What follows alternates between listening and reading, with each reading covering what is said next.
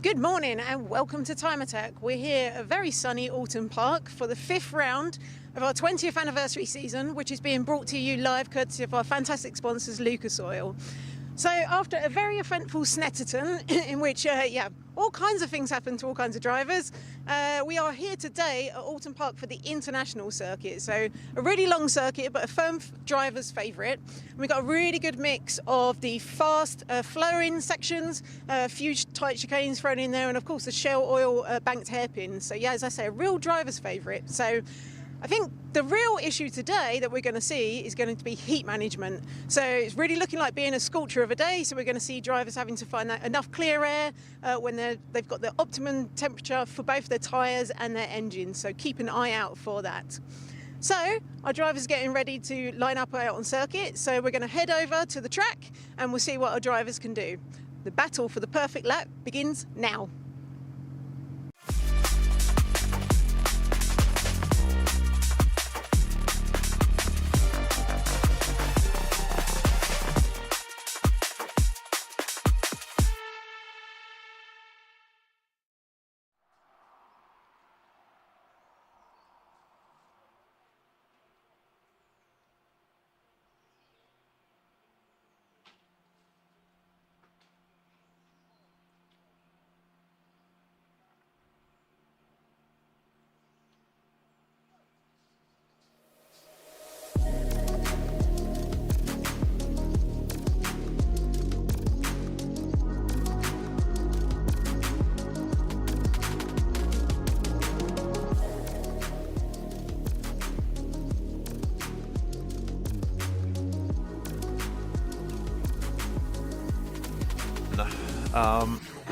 Oh, what's going on here?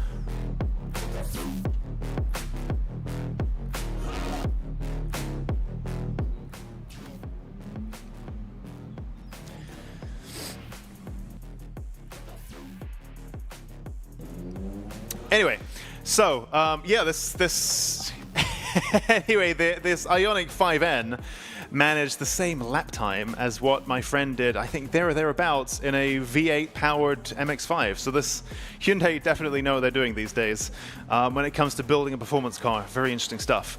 So let's cast our eye over to what's happening on track here at Alton Park. You can see that's Martin Henry's Mark V Astra VXR on track now. We've changed the order a little bit so that our Pro class cars go first. And then we'll move through that sliding scale of spec, so to speak. Time Attack is a very broad church. It's very accommodating. The whole idea behind Time Attack is, as you may know, is to develop and build and upgrade and modify your car. And what that means is there are some cars that are more or less modified than others. And so we try to group them together based on their spec. Most things are allowed. You know, whatever it is that you've built will be allowed into Time Attack. The question is, what class is it going to fit into? The Pro classes at the top, we have Club Pro, Pro, and Pro Extreme, which are on track now. And then we'll move through to, you know, fast road cars and track day cars and things like that. So, Martin Henry's Astra H VXR here. Quite a well-known Time Attack name. He's been around for many a season, although he took a little break for a few years, I think perhaps in 2019, around when I stepped out as well. But he's back for this year, and in fact, I managed to catch up with him properly for the first time this morning, Martin Henry in that Astra VXR. And he's been putting in the work over the past 6 years. That is a incredibly high spec car. Perhaps even the fastest front-wheel drive car that we have in Time Attack, and also probably the fastest car with an H pattern gearbox.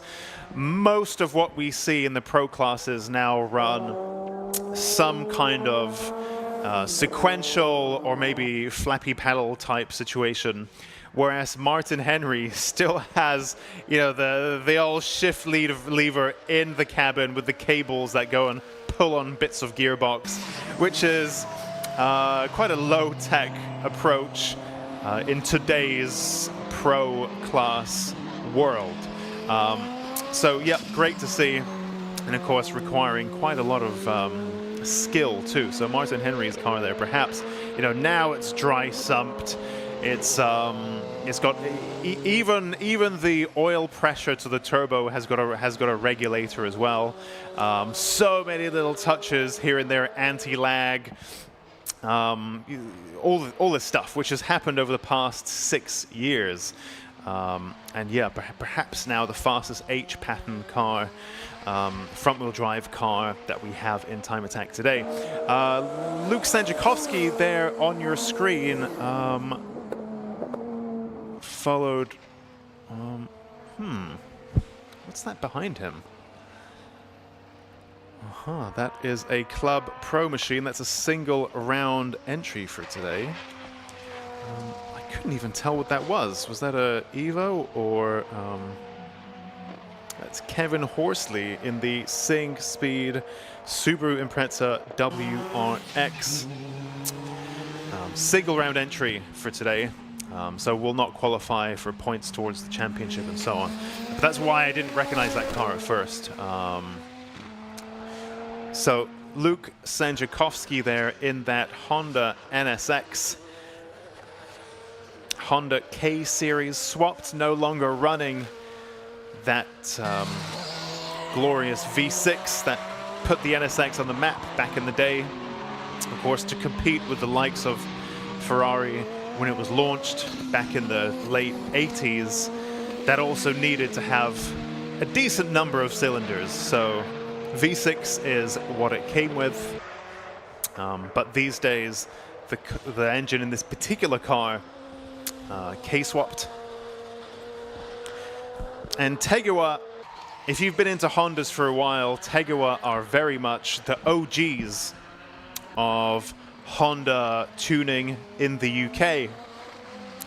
And whatever cool Honda related stuff is going on, you can probably see Tegawa's fingerprints on it somewhere. And in fact, I think Luke Sanjukovski might be driving in a later class as well. Maybe if I just cast my eye down the entry list, I suspect we might also see him driving a very interesting Honda S2000, a new, fresh build. But perhaps more on that later. But very interesting stuff coming, I think, for the world of UK Honda circuit action.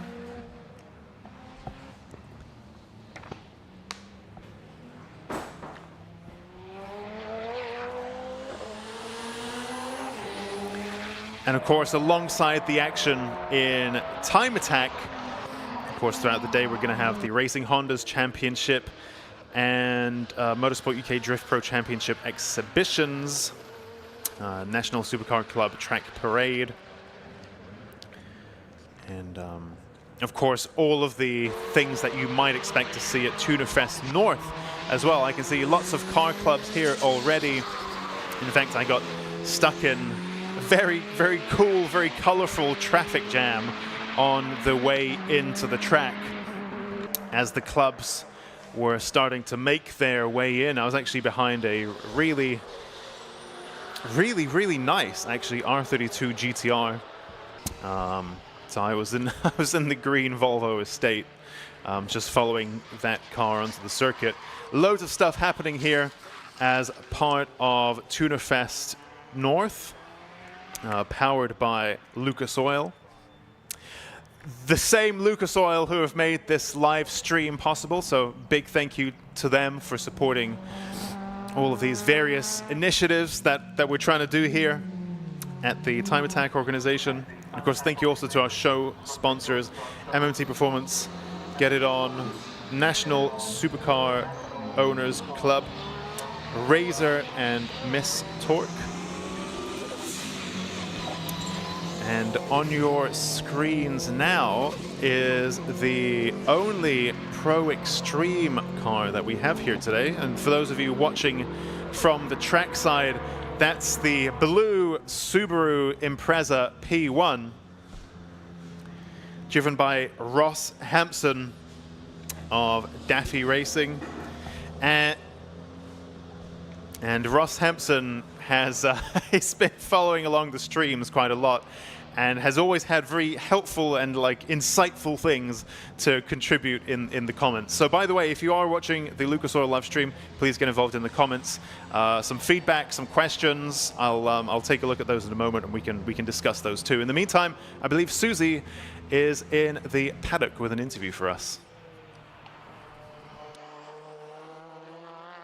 So I'm grabbing an early morning catch-up with Martin Henry. So good morning. Good morning. You all right? Yeah, I'm all right. How are you? We had a very eventful last round at Snetterton. Oh, eventful's an understatement. I think every single session of the day there was a problem of some sort. The main one was the car kept cutting out. Could not get to the bottom of it. Didn't know why it was cutting out. Frustrating. Looking at the data logs, couldn't see anything obvious. Tried checking things, loose wires, anything we could get a clue. Tried changing something, and then you'd go out the next session, and then the drive shaft broke heading out the pit lane. That barely got onto the track, and the drive shaft broke. So then it was lunchtime. We're like, we still don't know if it's fixed, cut it out. And then the session after, so attack 2, after lunch, still cutting it. I'm like, no. So you can imagine the frustration there. It's just, I was ready for home. Every time I saw you, you had the laptop out, and pretty stressful morning. Oh, it was. And then for the final, I just went into the laptop and I was like, go gun ho. Switched off all safety things in there. Don't need any of that. Nah, I don't need any of that. I'm sick of this. So we switched off everything, and then we even changed the crank sensor. We're like, is it a crank sensor issue? And we've seen a little mark on a crank sensor, had a spare one. Let's put a crank sensor in it. Even changed that. Didn't make any difference. So we switched everything off. Right in the final, halfway round the warm-up lap, the battery light come on, and I was like, alternator belt's broke or something. I was like, oh well, hammer down. Let's see how many laps we can get in before the battery goes flat. So we got one lap, and that one lap luckily was enough to get a third place trophy. So that's amazing. So you had all that drama and still walked away with a trophy. Yeah, exactly. So you just need to keep in there and just keep going, because you never know what problems other people's having and everything like that. You just have to stay in your game and try your best to try and fight through it. Basically, keep your foot in, flat out. Yeah. Don't turn all the safeties off. The normal Colin McRae things, just if in doubt, just flat out. But it also really shows the difference, I think, with the point scoring system this year, that actually you've got to go out for each round, right, and get the points. Exactly, yeah. Even like warm-up, you know, I was out in warm-up and I was like, this is pointless, right? Let's do 2 or 3 laps, try and get a bit of data together, get that points or whatever, and come back in. So you just need to keep persevering. Like so, I was surprised when I seen the point score, and I think I'm joint 5th with Andrew Barber. Andrew Barber's having a mare of a time as well, so he's missed a couple of rounds. So again, just keep plugging away at the points. You just never know where you're going to end up. So hopefully a little bit of a less eventful day today. Hopefully, I went through the car and can't find anything wrong. I found out what the problem was. The cutting out was actually a slightly low oil pressure, and just the parameters were set too high. So that's all it was. I changed the oil filter to a different brand, and there was more flow in that oil filter, so it wasn't backing up the oil the same. That's as simple as it was. I see you got your cable ties ready though. You need the cable ties. The duct tape's in the pickup and the tech screws, so we're all good. That's it. That's your whole kit. Every event, we can sort it. Oh, well, fantastic. It's going to be a warm day today as well, so just managing temperatures. Sweaty, definitely. But I've got 2 oil coolers in the car. I've got a big Pro Alloy radiator, so hopefully everything will be fine. And especially with time attack, you're not out there for 20 minutes flat out, so you can manage your coolant and everything like that. It'll be good. It'll be a good day. Well, fantastic. Good luck today. Hopefully, like I say, a little bit less drama today. Very much. I think I'll need it. Right, thanks. Thank you. Great stuff, and I say it every single round this year so far, but that's one of my favorite things about the Lucas Oil live stream, is being able to bring to your screens the experience and the vibe in each of our pit garages Of course, if you're here in person, one of the great things about the Time Attack Paddock, and by extension the Racing Hondas Paddock and the Motorsport UK Drift Pro Paddock, is that it is open to the public. So as long as you have a bit of common sense with you and you read the room, and perhaps if a team looks particularly stressed and are trying to fix stuff and rushing and throwing tools around, then perhaps don't really poke your nose in too much and get in the way. But provided that things are calm and friendly, then you can absolutely have a look and get a feel for the vibe in the paddock. It's one of the friendliest I know loads of motorsports say this, that they've got the best paddock, but the Time Attack Paddock really is the best paddock, both as a competitor, but also as someone who's just visiting one of the shows. Especially, as we move through the classes, we'll see a lot of chassis that people, even here at the show, have, or perhaps you might have in your driveway, whether that's a Civic or an Evo or a Fiesta. These driver builders are exploring what can be done with these particular platforms. So it's always interesting to go and have a look and get some inspiration for your own build. In the meantime, it looks like Ross Hampson has stopped on track in that Daffy Racing Impreza P1. Well, I was going to say that's not what he's going to want to see, but actually maybe it's not that big of a deal, because it's the first session, it's warm-up, it's not going to score any points. As Susie and Martin just alluded to, we do have a new format for this year where, warm-up aside, all the subsequent sessions do score points for our drivers. And Martin there in the Astra, even when his alternator belt snapped, still sent it and got one hot lap in before the battery died, which was good enough for third. And so these are the calculations that drivers are going to be making later on in the day. But if you stop in warm-up and didn't get too many laps in, that's not a massive deal. And these cars, that looks like we've had a red flag. I think Ross has stopped in a place that's potentially, going to cause issues, cars getting around and going around at speed and stuff. So a bit of an issue there. Let's red flag the session and get that car removed, as it's posing a bit of a risk where it's currently stopped. But as you will have heard there, so for example, in Martin Henry's car, these standalone ECUs that pretty much everyone is running in these classes, there are so many sensors and so many settings and so many details to get right, that actually when a car is not working and is stopped on track, then perhaps actually the solution isn't as complex as it might seem. So Martin was explaining to me this morning how it was actually where he was running a slightly different oil filter, which bumped down his oil pressure just like by 1%. It was just like a slightly different filter with maybe not even 1%, like just such a tiny little difference in oil pressure. That was enough to be below the oil pressure safeguard on the ECU. So when it detected that, it kept on cutting power. When in fact, that different oil filter just put it below the threshold. These aren't problems that drivers in the lower classes with perhaps even factory ECUs are necessarily going to have, but these pro class cars are so complex that hopefully it'll just be some annoying little fiddly thing.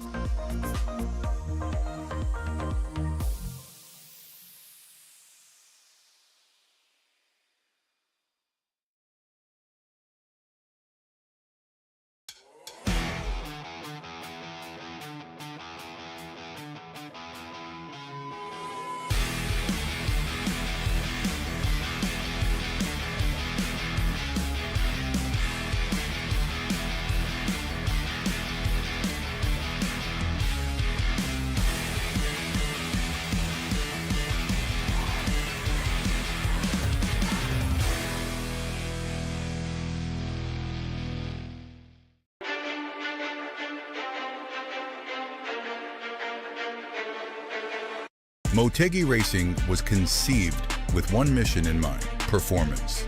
Each wheel is over-engineered to ensure industry-leading strength, lightweight design, and seamless connection to your unique style. From our storied past in motorsports to our stylistic contributions to the aftermarket culture, one thing remains: Motegi Racing is built for enthusiasts.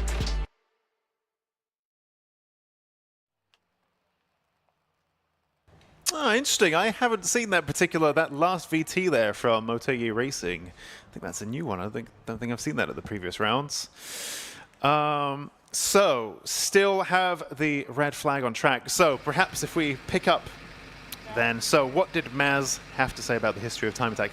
So, basically, as you may know, Time Attack historically was all about who can build the fastest car, and also who's the fastest driver, which I guess isn't that crazy of a concept, but the aftermarket was beginning to go in new directions, turbocharging, boost controllers, all this kind of stuff.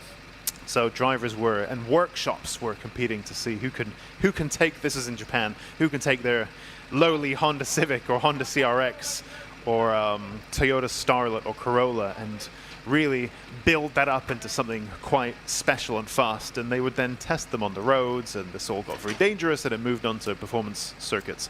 But ultimately, it was all about lap time, or course time, if it was a point-to-point. So why is that? Surely the way to test the fastest car and the fastest driver is to put them all out onto the circuit at the same time and let them race wheel-to-wheel, which Time Attack has never done. Nowhere in the world, from what I understand. And why is that? And the answer is so simple. And this is what I was getting at with the recovery of Ross Hempson's car there, is that there is so much one-off custom stuff on each of these cars. You know, whether these are very specific aero bits or suspension bits that have been handcrafted by, well, either people at home or in the workshop, especially in the case of these pro cars. You look at the aero on cars in these classes, the aero rules are quite accommodating in these classes. You know, there's so much one-off stuff that you really don't want to necessarily be on a track with loads of traffic around you, racing wheel to wheel, smashing into each other, and so on. You know, ultimately, if it's a spec series and everything's largely the same, and there's a bit of a ding, and your steel panel is bent, or you go to a breaker's yard and you get a different steel panel and you put it on and life continues. Whereas in the case of a lot of these cars, Time Attack cars, you know, historically, since the beginning, is, you know, you have a little ding, and actually perhaps you've been, you know, putting vents in your fenders and welding stuff on, and aero and splitters and little canards and all of this stuff, and now that work has all gone in the bin and you've got to do it all over again, and maybe, you know, it gets to a point where the expense and the time, you just give up. And so that's why Time Attack cars, with all of that custom one-off work that goes into them, don't really ever race wheel to wheel. And that's also why when these cars are getting recovered, you're like, but luckily in Time Attack now we've got a great, I think, pretty good track record and very experienced recovery people who treat these cars with a lot of care. So, but you're always going to worry about your baby that you've built yourself, aren't you, when it's in someone else's hands. So that recovery then still ongoing. What an incredible track Oulton is, actually. There's a few drivers here who are perhaps new to the fold, who've never driven Oulton before. So interesting to see how they get on. But it's actually quite an intimidating track in terms of how fast and narrow it is. Very, you know, fast and flowing, and elevation changes and so on. It's really quite demanding. It's amazing when you put a good lap in. But that is also a bit tricky here in Time Attack because of the traffic, because of how many cars we have on track. Especially you'll see in some of the classes, when you have a narrow track, even so, our drivers are meant to yield track position to those who are on a hot lap. That's the sporting thing to do.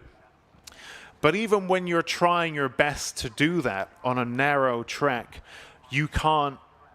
You know, there are situations where sometimes even if you do try to yield and get off the line, it's still a little bit too narrow and tight for the driver on a hot lap to really send it past you.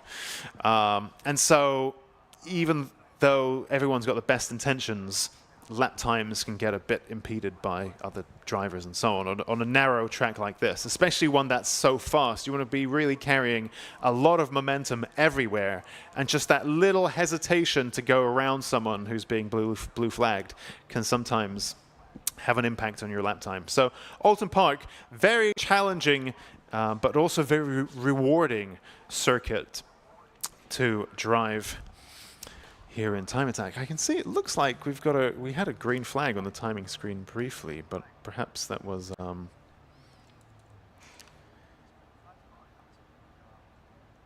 okay. No, it is green flagged, but and I guess going back to what we were discussing earlier about these pro class cars, there's so much bespoke, complex stuff in these cars, and no points up for grabs in warm-up, that even though the session is green flagged, perhaps a lot of drivers there are making the choice not to run just because of the risks of break.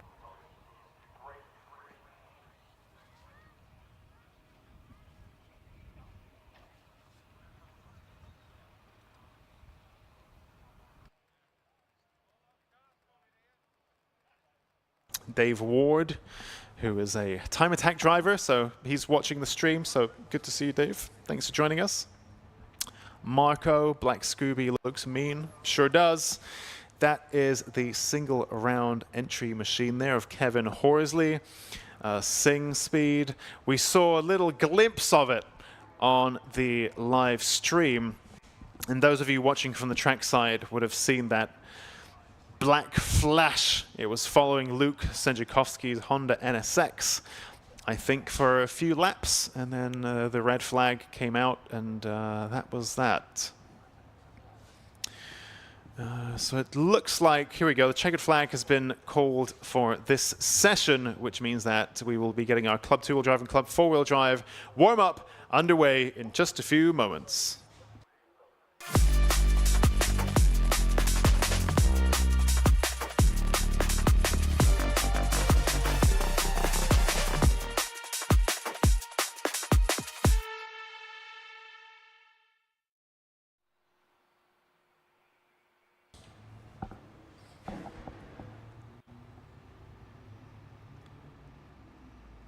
So while we can actually see some of the cars heading onto the track. You'll see that they're being gathered in the assembly area now. We're not queuing in the pit lane here at Alton Park today.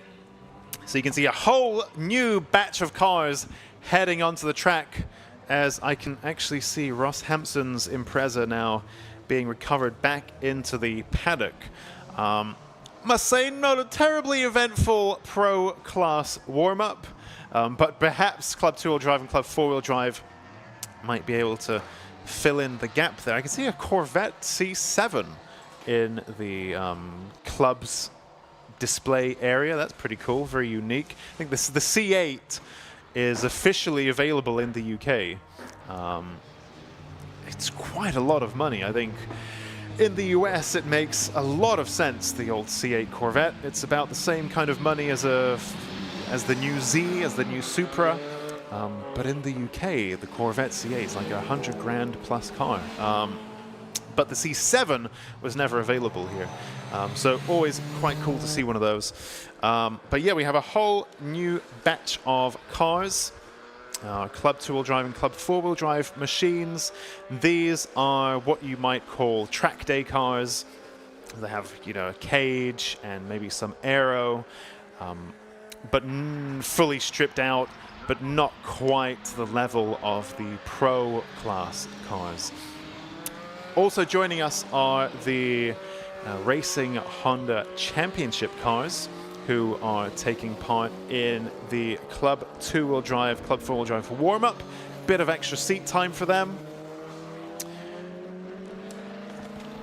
In fact, I wonder, is this also their warm-up?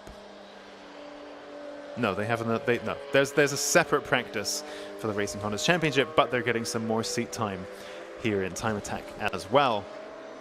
So we'll give our drivers a couple of laps to get themselves up to speed. And in fact, we already have one car stopped on track.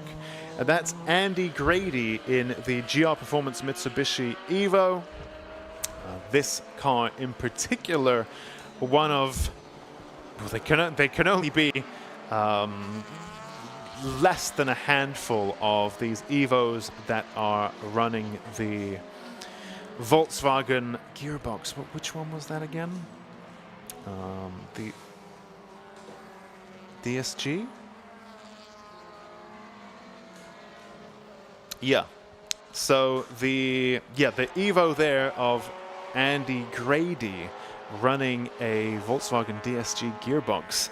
Believe it or not, not many in the world. In fact, this is apparently the only one that works. Whoa. These okay.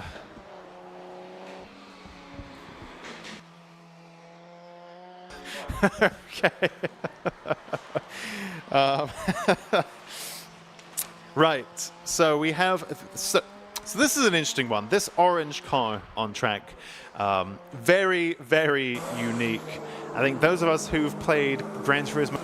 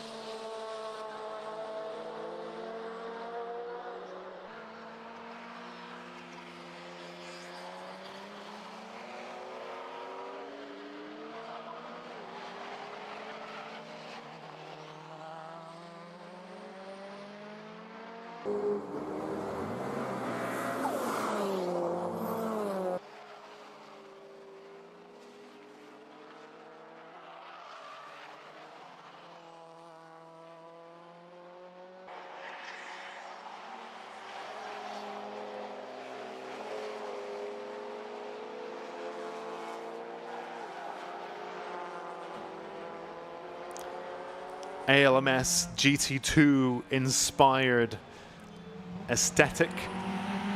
Well, that's how I've always thought of it. I think that car has been around since 2016. It's the first time I remember seeing that in Time Attack. So Mike Butler is quite a veteran, you could say.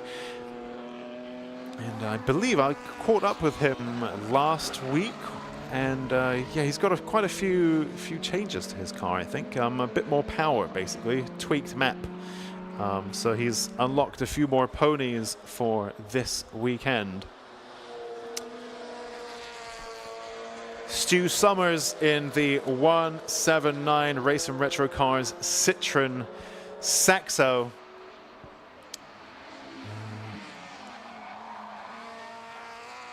Currently 8th in Club 2-wheel drive with a 155.9. So it's quite a long lap here at Alton Park International.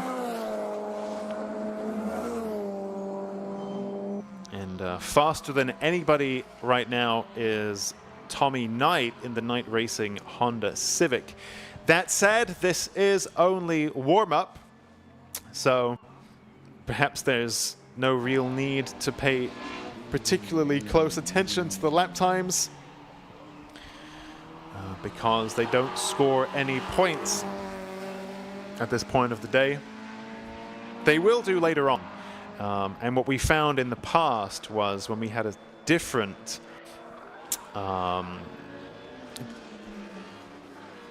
timetable, different structure, is none of the morning sessions scored points to the drivers, so they didn't really push very hard and did lots of very valuable R&D, go out, set some laps, come into the pits, make some tweaks, go out, set some laps, come into the pits, try different things out, which is extremely valuable actually. And as a driver, that never bothered me.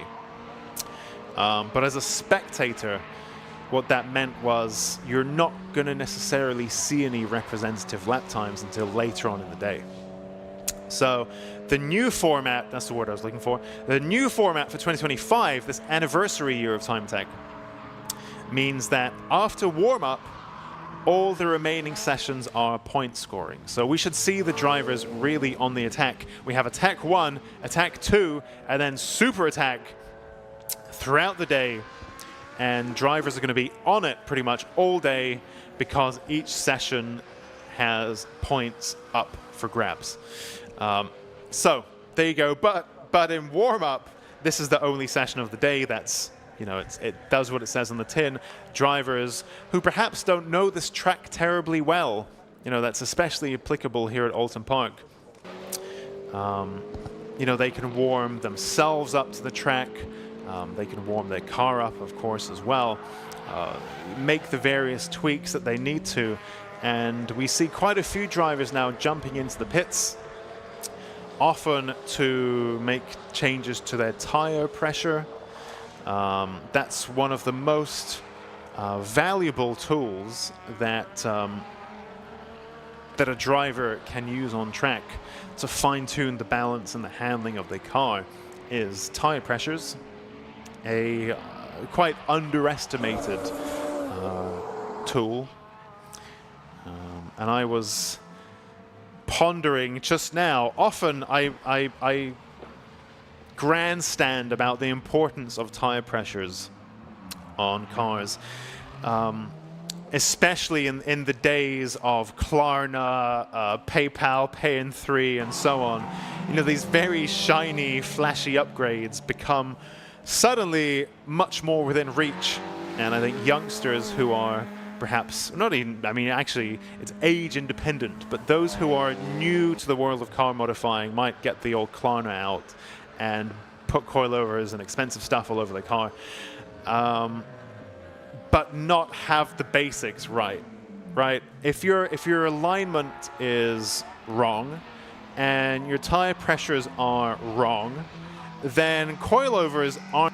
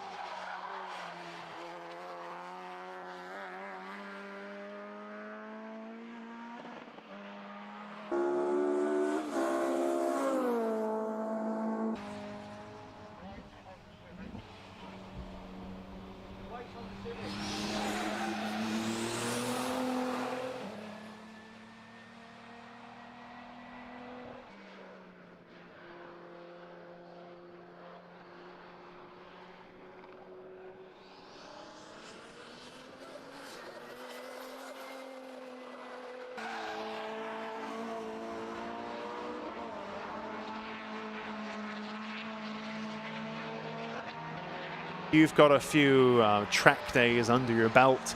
You start to learn just from, you know, even on the fly, what tire pressure tweaks you might want.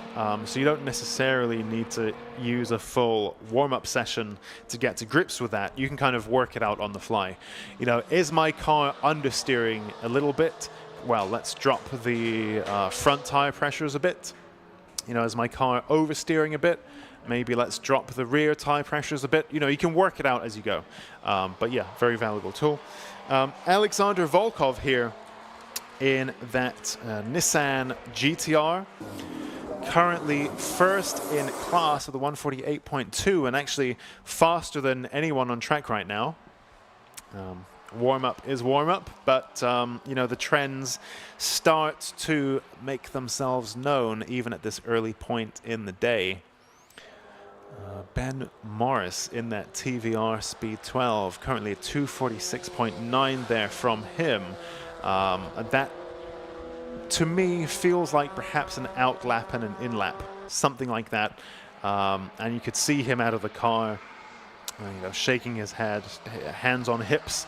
And I think perhaps this is a bit of a shakedown day for that team with the Speed 12. Not sure they're going to go for any club two-wheel drive records. Don't think that's what today is about. Today is about getting some seat time and a bit of shaking down for this exceptionally rare and special chassis. Dean Taylor there in that Evo, and you can see that camera shot there especially effective at showing how not uneven. I don't want to use the term undulating, but you know, it springs to mind. It's a clanger, but it's correct. You know, this Alton Park is really a bit like a roller coaster, similarly to Cadwell Park, in terms of there's lots of ups and downs here that unsettle the car throughout the course of the lap, which is what makes Alton Park so thrilling to drive, because there are the long, straight, flowing sections that go over all of these bumps and dips. And you're kind of holding on for dear life. The car is being thrown around on its suspension. It's very thrilling to manage to hold that together and put a fast lap in. And in fact, you could see from those shots there of Dean Taylor, that car bouncing around quite a lot as it made its way round the international layout. So yep, very thrilling circuit indeed. And of course a great, very picturesque setting as well, with the Oulton Park Lodge in the background, you know, the red brick building, the tree cover and so on.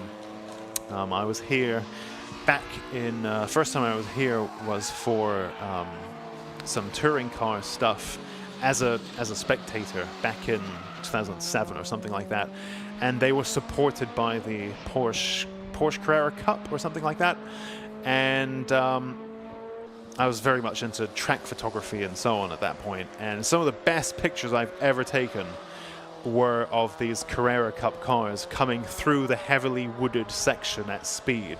You know, with the beams of the rays of light coming through the leaves and so on. It's a visually really, really impressive track to be at. Yeah, it's always a real pleasure to be visiting Oulton Park year on year as part of Time Attack. I think we've been here pretty regularly. Dean Taylor sets a faster Sector 3 than anyone, and this is towards the end of the session as well. So, you know, everyone else has kind of had a stab at it by now. Dean Taylor managing to put in a faster Sector 3 than anybody else. So, great stuff there. Both of the four-wheel drive cars now faster than all of the two-wheel drive cars. Sometimes we see a little bit of a mixture. You know, it isn't a given that four-wheel drive is going to be faster. So we see a bit of a mixture there. But in this case, today specifically in warm-up, both four-wheel drive cars of Alexander Volkov and Dean Taylor are pretty clear of... those are my, I think, eyes playing tricks on me. Dean Taylor 49.6. And actually the fastest Club 2-wheel drive car at the moment, Luke Caporn with a 49.2. So actually they're a bit mingled up, a bit muddled up. Anyway, checkered flag has now been thrown. That's Mike Butler's E92 then is able to finish its hot lap. And then we'll see our drivers heading back into...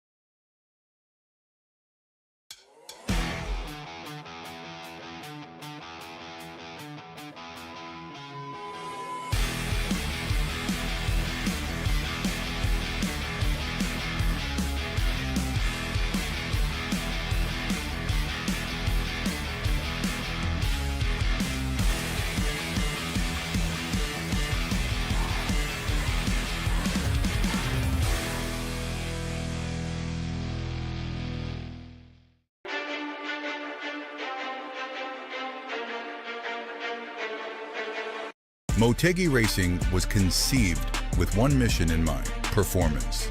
Each wheel is over-engineered to ensure industry-leading strength, lightweight design, and seamless connection to your unique style. From our storied past in motorsports to our stylistic contributions to the aftermarket culture, one thing remains: Motegi Racing is built for enthusiasts.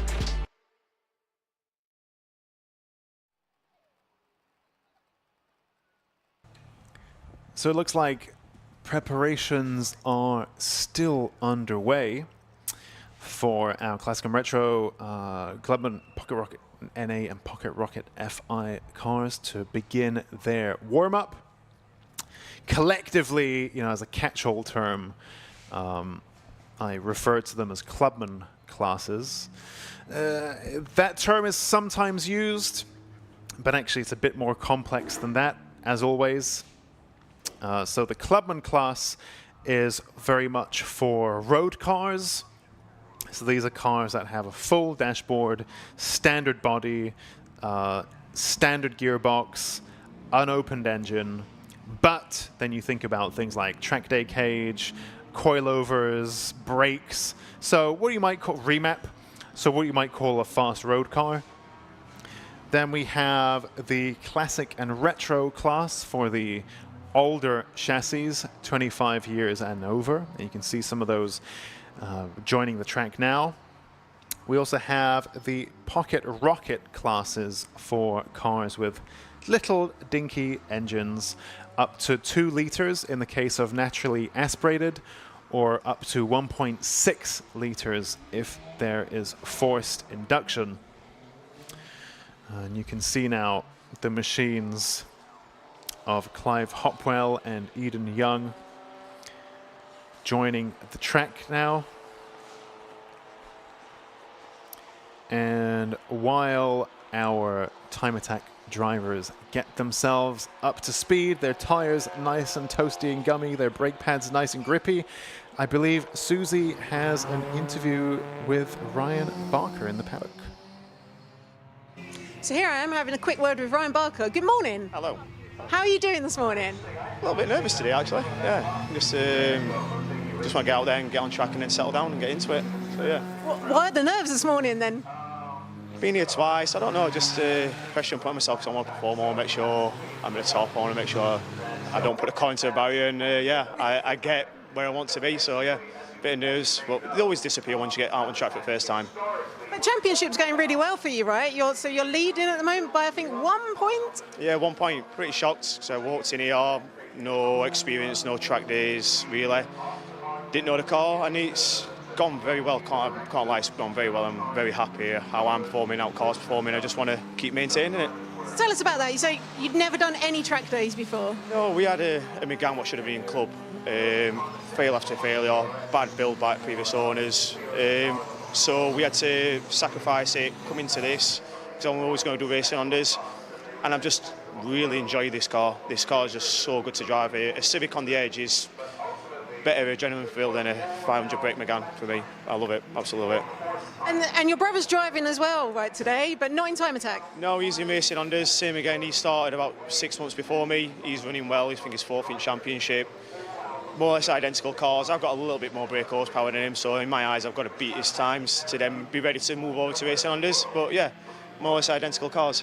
So is there a bit of competition between the two of you? Never. Me and him are like twins, right arm, left arm. If he's quicker than me, we did it at another event, I'll let him pass. Because he's quicker than me, I'm not going to battle him and slow him up. So it'd be tricky if we do get to the top end of racing on this, how that's going to pan out. But no, we're not competitive. We support each other massively. Yeah. Well, that's really cool. And so you were saying you've got the same spec car, but then in different championships at the moment. Yeah, same spec, same everything. It's literally I think it's 20 brake horsepower more than Lewis. He's got to run power to weight. I can run whatever power I want, so I think I've got 20 brake horsepower more. So yeah. My battle between him is beating his times.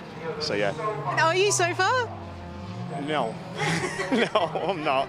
He's running quick. He's got a very loose back end compared to mine. I've got mine very neutral, very safe, just to build my confidence. But yeah, he's quicker than me. I can't lie. I've got more brake horsepower, so he's got that one over me. And you made changes for this round today? Yes, coming here on Tuesday, I was suffering quite a lot with brakes. Bled brakes back up, but they weren't what I expected them to be, so I've ended up putting big brake kit on. The yellow speeds, practice, going to bed them in, see how it goes, and yeah, then start pushing on. How are you feeling about the weather today? It's going to be pretty warm out there. Pretty warm, so I don't think there's going to be the ultimate lap timing. But yeah, it should be good anyway. We're going to obviously lose a stone or two in car, sweating away, but it should be fun. Don't have any problems with calling then? No, because it's pretty fine with these Civics we're calling. I've not really come across anything. I've not heard anything in Honda lads, so we're pretty fine with on that side of it all. So yeah. Okay, well, fantastic. It's good to catch up with you at last, and yeah, we look forward to seeing the little battle game between you and Mark then. Yeah, so hopefully we have a good battle today, and no mechanical failures, and it's just a straight out battle. And maybe a little bit lighter at the end of the day from the heat. I think I will be, definitely, that's for sure. Well, good luck out there today. Thank you very much. Great stuff.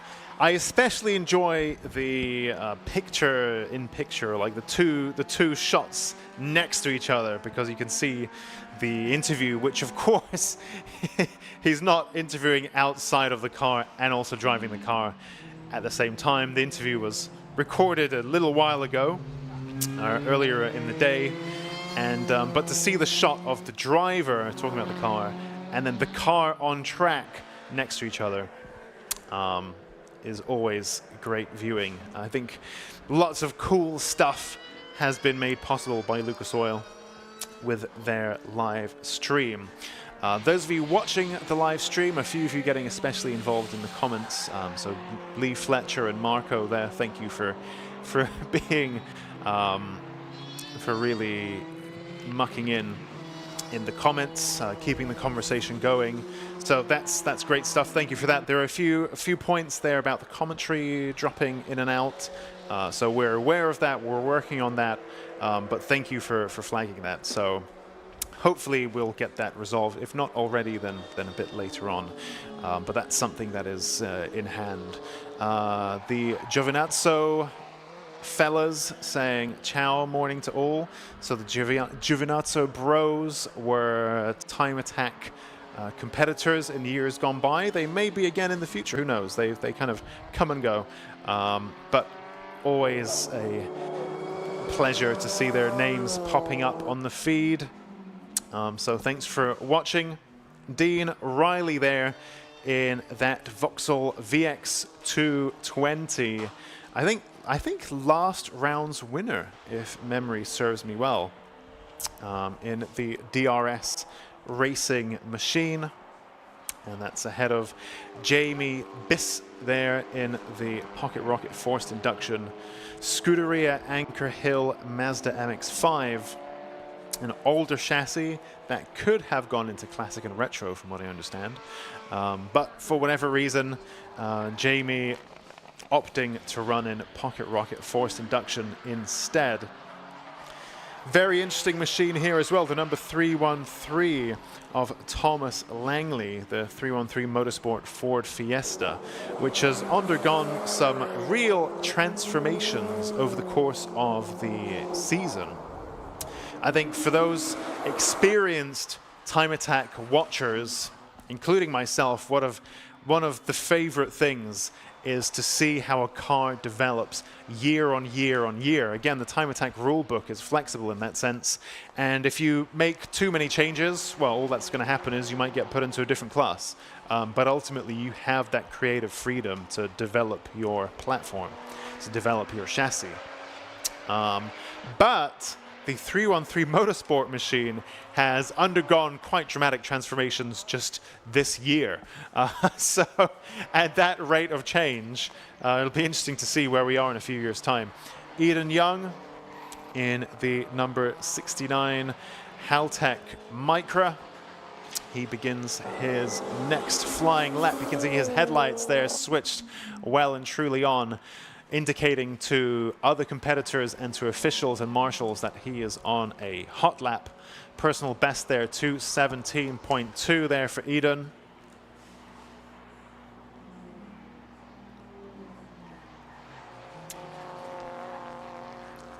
It was, I think, 420 horsepower at the start of the year for the memes. But I think now it's actually closer to 460 from what I understand. He sets a faster Sector 1 than anybody else. So you can see that purple bar at the just under his sector time there. So that means that's better than what anyone else could manage in this session. Bit of a lockup there. Flashing his lights, I think, at drivers to get out of the way. Yep, so I think quite aggro, even though it's only warm-up. I think Eden Young is on a mission from the get-go. So made his way around Phil Ackerley there in the Zero Motorsport E36, both in classic and retro class. Eden Young sets a personal best Sector 2, but not an overall best.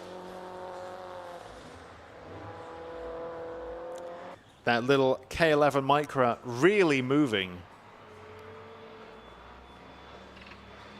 I think this year in particular, we've seen Eden really step up his game. Incredible stuff. Look at that. Eden Young now leapfrogs a whole bunch of cars to take second in class with a 154.8. And we have a red flag. Red flags being waved. And that looks like the machine of, let me just double check. Yep, that is Marcin Bachkovic in the Mars B Racing Honda Civic, stopped out on track. From a distance, doesn't look like anything too serious. Perhaps some kind of mechanical issue and he just pulled off the track. Don't think there's any contact or anything like that.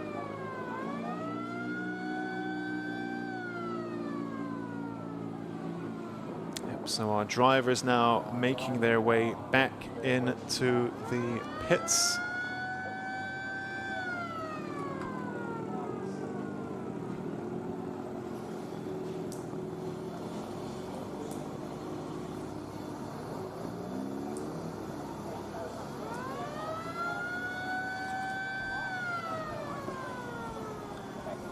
I think what you might be able to hear there is the little air horn that goes off when a car enters the pit lane. It's a audible signal to mechanics and crews and such who might be milling around in the pit lane. Just to bear in mind that something's coming up behind them. And I think while we wait for this incident to get cleared up, I can see some cars still making their way back into the pit lane. Might take a little while, might take a few minutes. We're going to take a little short break.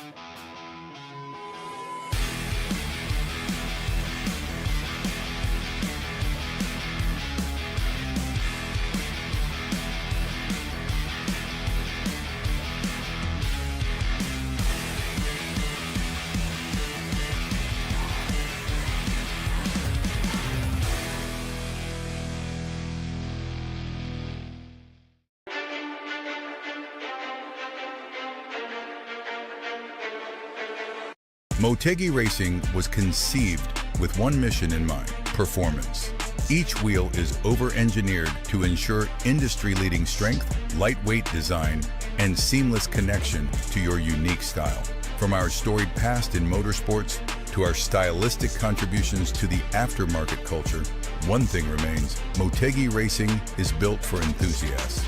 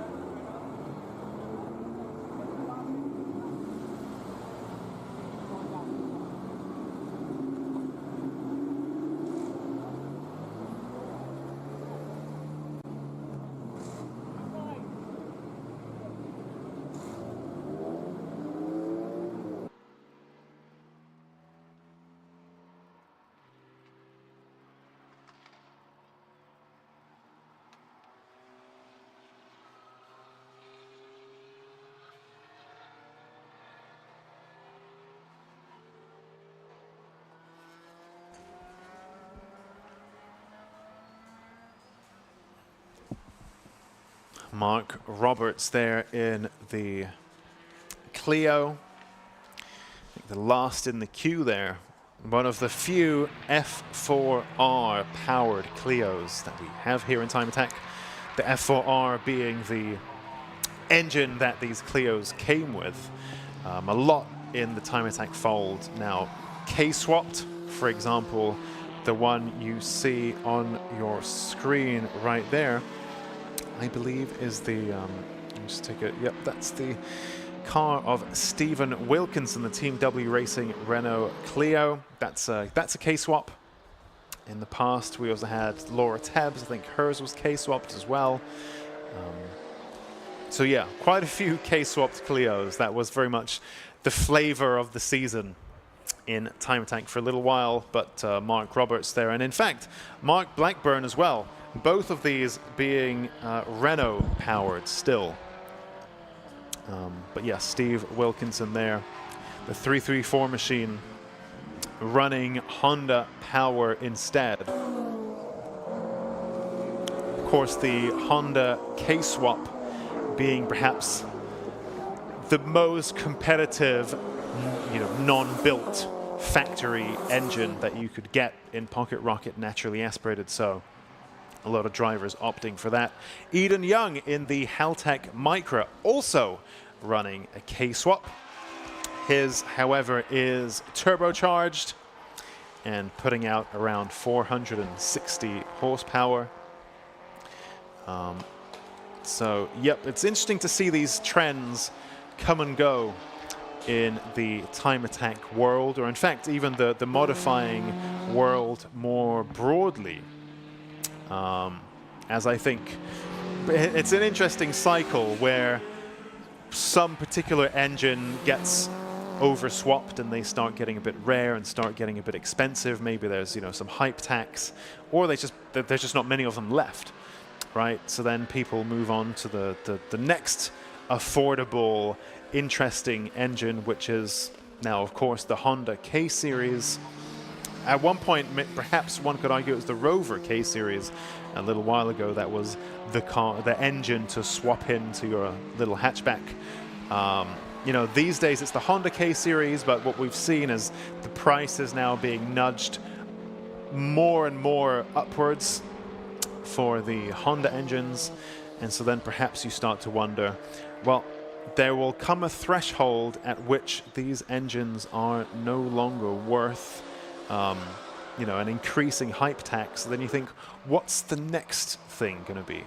Of course, at one point, it was the Toyota 2JZ was a very commonly swapped engine. But of course, they became crazy expensive, so people started looking elsewhere. Some people say the BMW B58 might be one of the engine swaps of the future to look out for. I can definitely vouch for that. Incredible, incredible engines. And of course, they're in a lot of cars, quite a lot of cars. So, you know, there's a lot of them. Probably not going to be too expensive at the moment. But of course, once everyone jumps on them, then the value for money equation starts to look quite different. Lewis Hyam here in the GM Automotive Ford Transit Courier. And again, going back to the question of variety, yeah, absolutely incredible stuff here in Time Attack.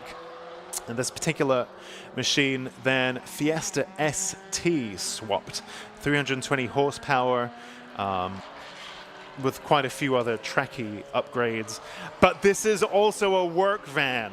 So you can see, this isn't just, because we have actually had other vans in the past, you know, estate panel van kind of things and so on.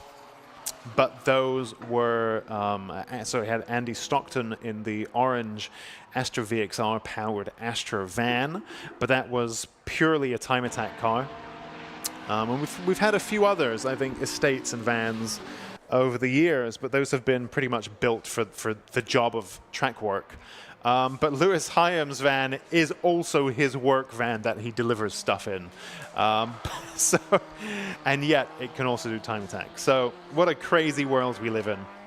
Jamie Biss, personal sectors 1 and personal best in sector 2 and personal best in sector 3, giving him a new personal best lap time of 1:57.2 in that pocket rocket forced induction Mazda MX-5. Flippy lights and all. Great stuff. And in fact, some of my family members are moving just down the road from Jamie Biss.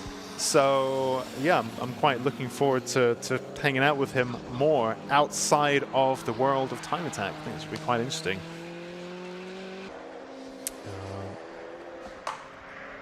Number 714, that's Ryan Barker in the Europa Racing Civic, who you saw Susie interviewing earlier on. As always, very insightful stuff. I really enjoy the interviews here that are part of the Lucas Oil live stream. I think that's one of my favorite parts. But of course, if you're here at the trackside, then you can also come and have a wander around the Time Attack paddock as well. But again, you know, an important disclaimer, an important caveat is to just read the room and keep a distance from the work that's going on, and you know, not cut yourself in any tools or anything like that. So just use your common sense when you're in the paddock, because you know it is a circuit. There's work going on. Some of it quite rushed and stressful, as motor sport tends to be. So yeah, just have your wits about you. But you know, by all means, come and enjoy the vibes in the paddock, because I can see some of our show goers already doing so. Great stuff. And for those of you who are watching the Lucas Oil live stream, the interviews with Susie in the paddock are a chance to get a bit of a taste of what the crowd here is like at Time Attack. Mark Donnelly, we haven't really looked at Mark Donnelly a great deal today. Well, I mean, we've only had this one session so far, the Classic and Retro warm-up. But, you know, we're already 20 minutes in. Let's perhaps look at Mark Donnelly, because from what I gather, he is the championship leader in that class. And in fact, Mark Donnelly in the 1983 Escort is often, depending on track, also the fastest car, fastest driver out of everything on your screen. So definitely one to watch there. Mark Donnelly not doing anything particularly crazy with his car, like, you know, Eden Young with a turbocharged K-swap, you know, nothing like that. It's a relatively tame Focus ST170 swap, turbocharged, but again, you know, that'll probably be nowhere near the kind of power that Eden Young's Micra is pushing, for example, thanks to its Haltech electricery and goodies and so on. You know, Mark Donnelly's pace can perhaps be explained by how well he knows this car. He's driven it for a very long time. He knows it incredibly well.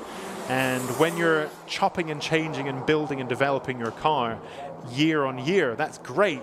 And, you know, that's a really creative thing to be doing, and something that we all enjoy. But of course, the downside is you need to keep relearning your car. Whereas when you have one formula and you stick to that formula year on year on year on year, you get to know it very well, and you know how to drive it very, very well indeed. So one to watch there. Checkered flag then is now thrown for this session, which concludes our time attack warm-up. So a reminder on the format is we will then have attack 1, attack 2, and super attack later on in the day. But as our Clubman Classic and Retro Pocket Rocket NA and Pocket Rocket FI cars head back into the pits, next up we will have the Racing Honda's Championship practice, and that will be coming shortly.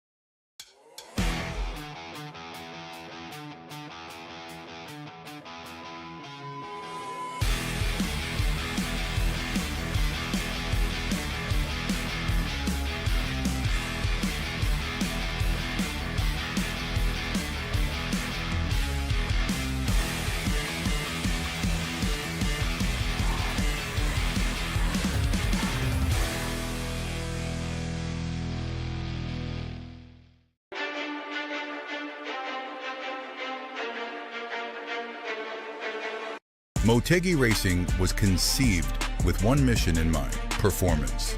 Each wheel is over-engineered to ensure industry-leading strength, lightweight design, and seamless connection to your unique style.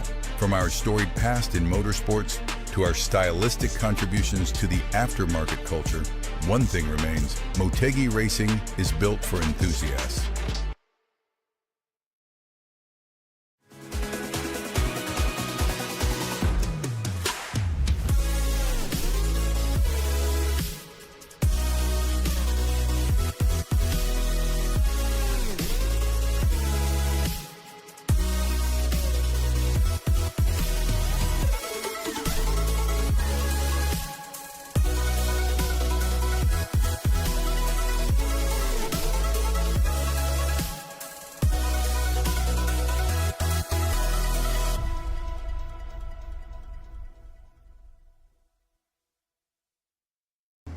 Hello everyone and welcome back to the Racing Hondas Championship here today at a very sunny Oulton Park. Now we've got our 5th round here and races 9 and 10 with our drivers taking on the full international circuit. Now we have got a new leader in the Class A Championship with Will South off of the back of a clean sweep at Snetterton. We've of course got Unbeatable Dan still leading the Class B Championship and of course Matt still leading Class C.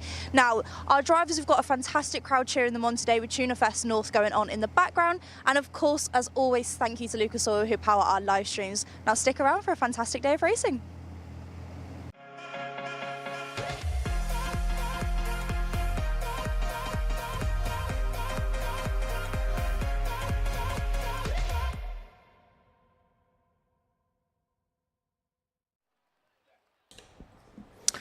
Do you know what? I couldn't have said it better myself. Thank you, Charlie. Welcome to Alton Park, who's watching around the circuit. Tuna Fest North, if you're watching trackside.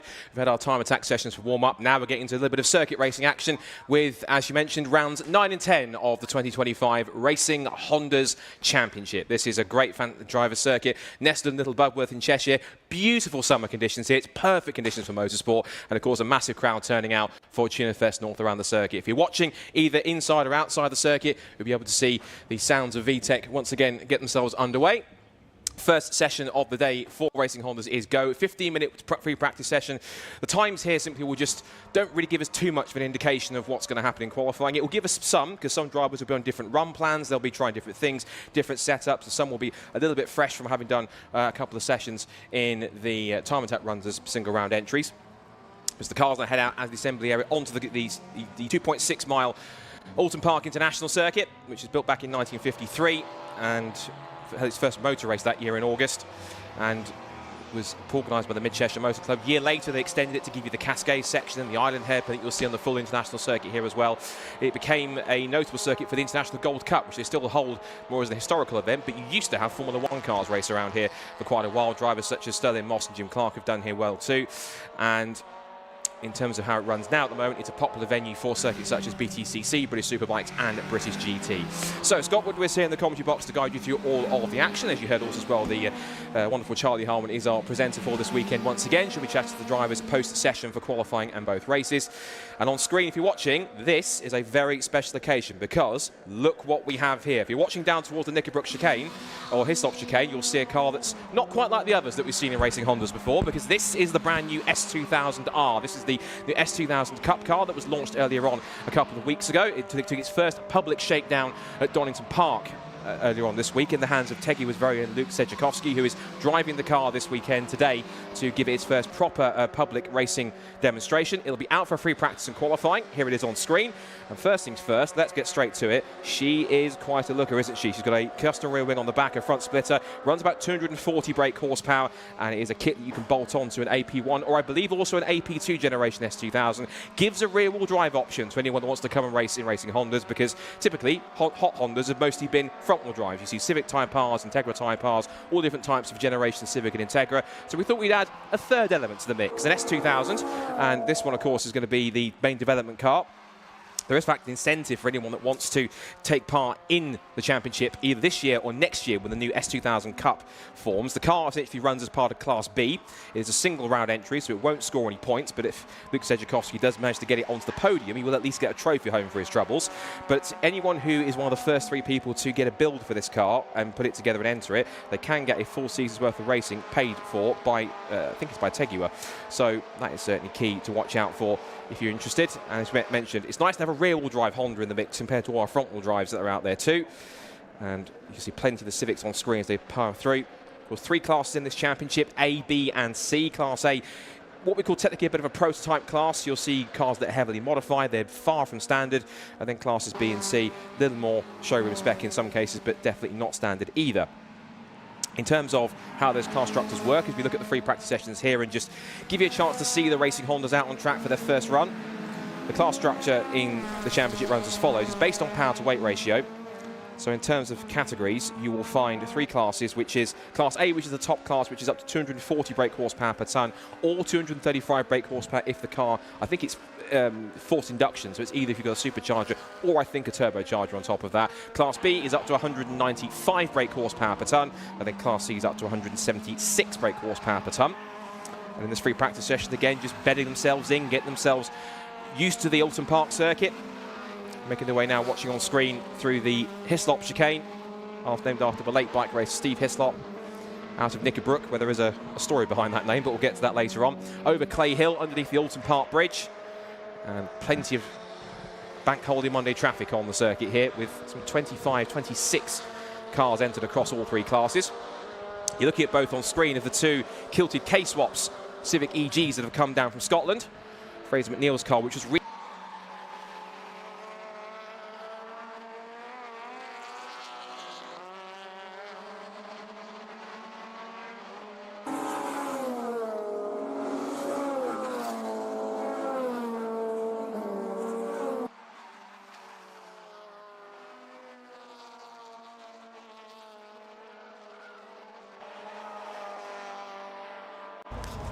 Right, I'm in the pits here with Bob Barron, one of our Class A drivers. Now, Bob, first podium last round at Snetterton. How was that? Yeah, it was brilliant. Yeah, I was not expecting it at all. But yeah, it was really good.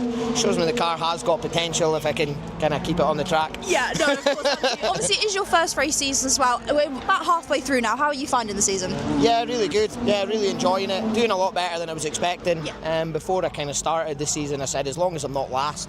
So to get a podium is really, really good. I'm chuffed with it. Yeah, up in the top 10 as well, 6th in the championship. Yeah, 6th in the championship. Yeah, so no, really happy with it. No, fantastic. Yeah. Obviously, car behind us here. I'm right to say we've had a couple of changes since Snetterton. Well, there was meant to be big changes happening for this round. There was meant to have new suspension and everything here, but there was big delays in Japan, and it got held up in customs. And literally an hour before I left to head here, the suspension arrived at my door, and it was too late. It was too late. So I think the safe decision was just to run it how I know it and make changes for next time. Of course. So. Obviously, you can see we've got a bit of a wing going on in the background as well. Yeah, that is the change. I've put some vents in the bonnet just to let a bit of heat out and a big wing on the back. And I took it to Knock Hill and set my personal best. So it's definitely doing something. So amazing, good stuff. Hoping for a positive day today. Yeah. Good. Fingers crossed. Fingers crossed. Thank you so much. Good luck. Thank you.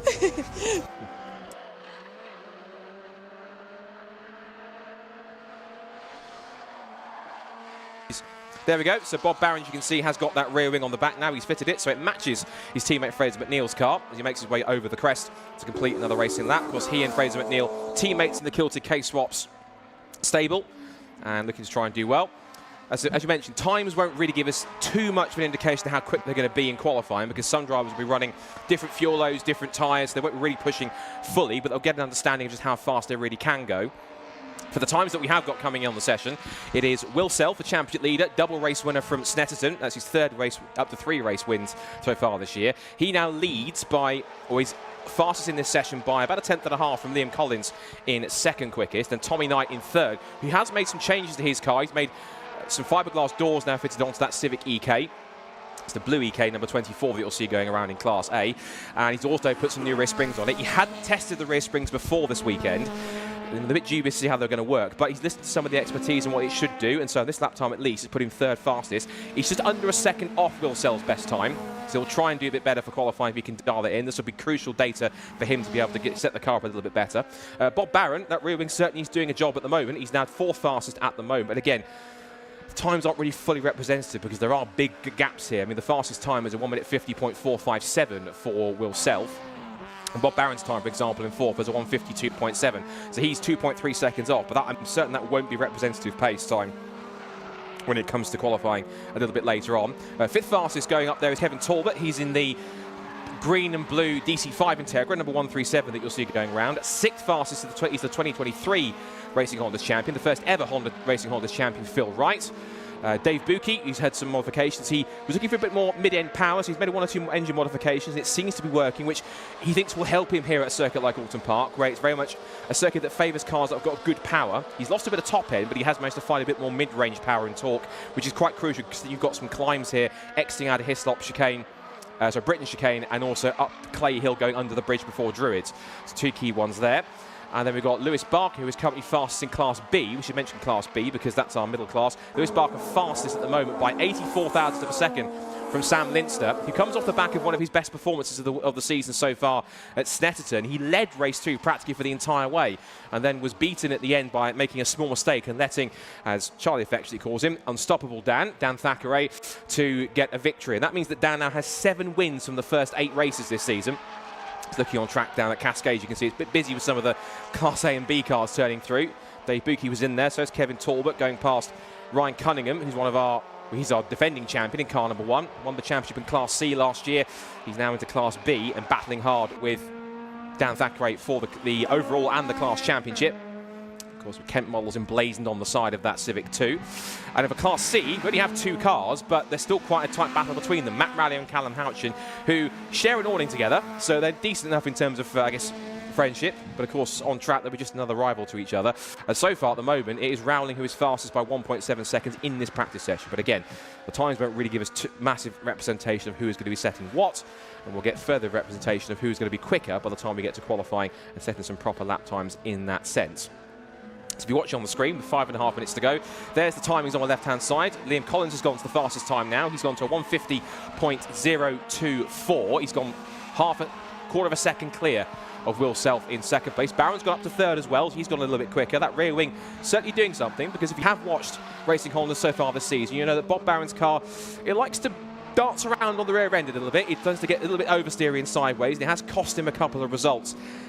As a result of that, Cadwell Park, he was leading in his 2nd ever car race for half the way, then lost the back end at the top of the circuit and dropped back down the all run off the podium. He was then in a good position at Brands Hatch and then lost the back end and locked up and went into Paddock Hill Bend. Very kind of John Cleland 1995 BTCC style, if you know that reference. And he finally got his first podium. He was helped a little bit by the fact, I think, that Kevin Talbot retired from the race, and so he ended up being a battle for 3rd place. He held off, I think it was Liam Collins towards the end, and finally got that first top through, which he was very ecstatic about. And now he's hoping with some of the developments he's made, as we heard there briefly from Charlie talking to Bob about that this morning, he's hoping he can get a little bit closer towards the front. He is 3rd fastest. He's currently pitted at the end of this session, so it looks as though he's going to be okay at this point. Should give you a rundown of who's where in the championship. So in terms of the championship, it runs with an overall standing, but also so you score points within your class. So there will be class champions or class winners, but also an overall champion on top of that. And in terms of points scoring, you score 15 points for a win. Scroll back to my information here so I can actually get that accurate for you. 15 points for a win, 12 for 2nd, 10 for 3rd, 8 for 4th, 6 for 5th. Then it's 5, 4, 3, 2, 1. But you also get points for scoring well in qualifying per class. If you take pole position in your class, you get 5 points. You get 4 for 2nd place, 3 for 3rd, 2 for 4th, and 1 for 5th position. And you also get a point for the fastest lapping class as well on top of that. So plenty of points up for grabs to decide things, which means that depending how the championship plays out, not just here, but the next few rounds, we've got a double September meetings with in a couple of weeks Brands Hatch, and then at the end of that month you've got Knock Hill, and then the season finale will be going back to Snetterton, this time on the 200 circuit, whereas last time out we were on the full 300.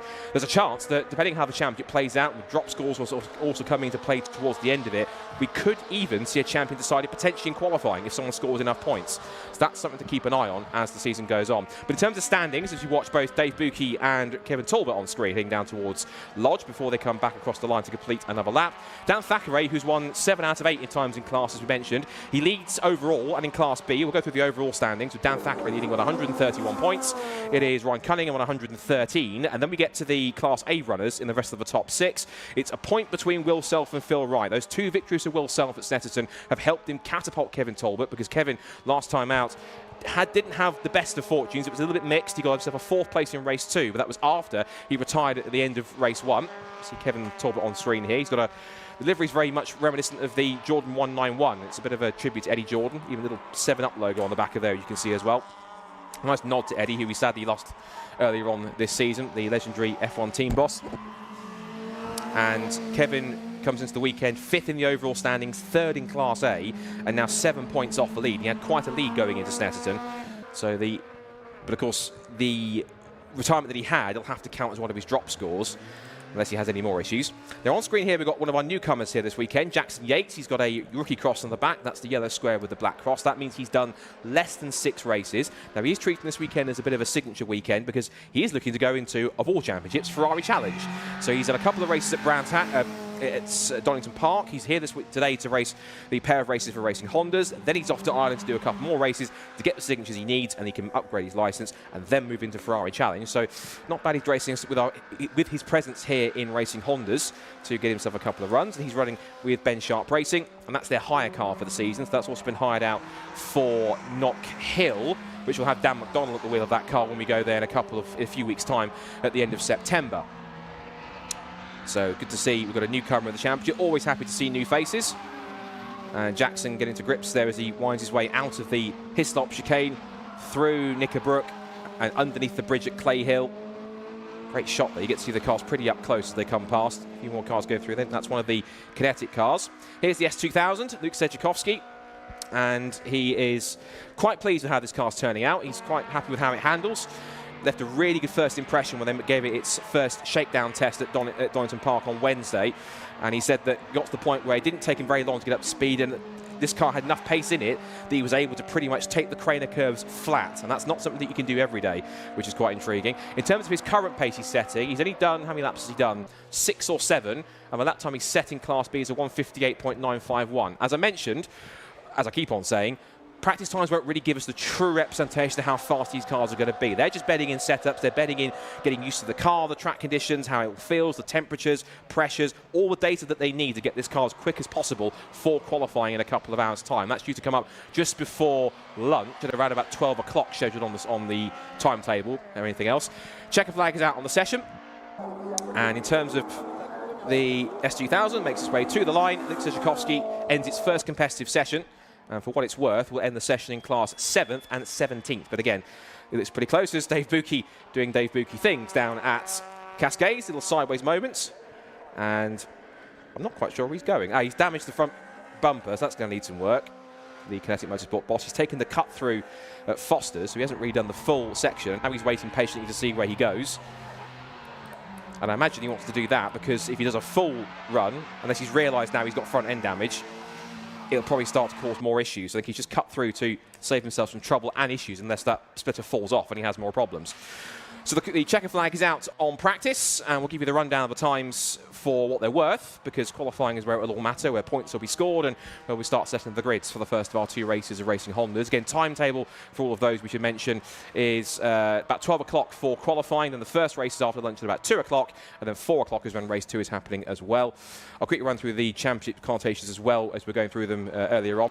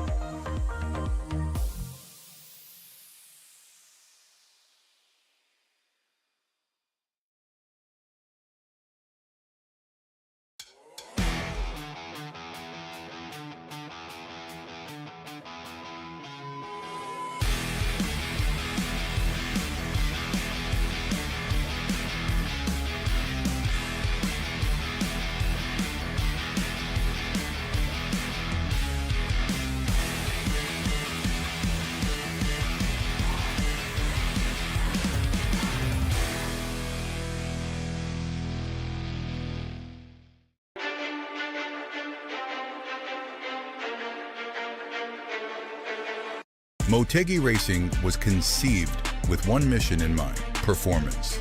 Each wheel is over-engineered to ensure industry-leading strength, lightweight design, and seamless connection to your unique style. From our storied past in motorsports to our stylistic contributions to the aftermarket culture, one thing remains: Motegi Racing is built for enthusiasts.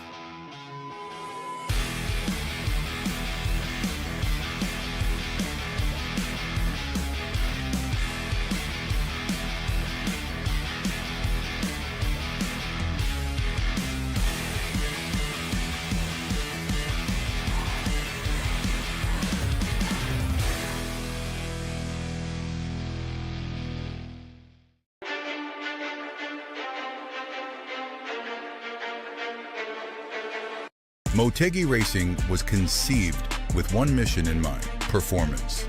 Each wheel is over-engineered to ensure industry-leading strength, lightweight design, and seamless connection to your unique style. From our storied past in motorsports to our stylistic contributions to the aftermarket culture, one thing remains: Motegi Racing is built for enthusiasts.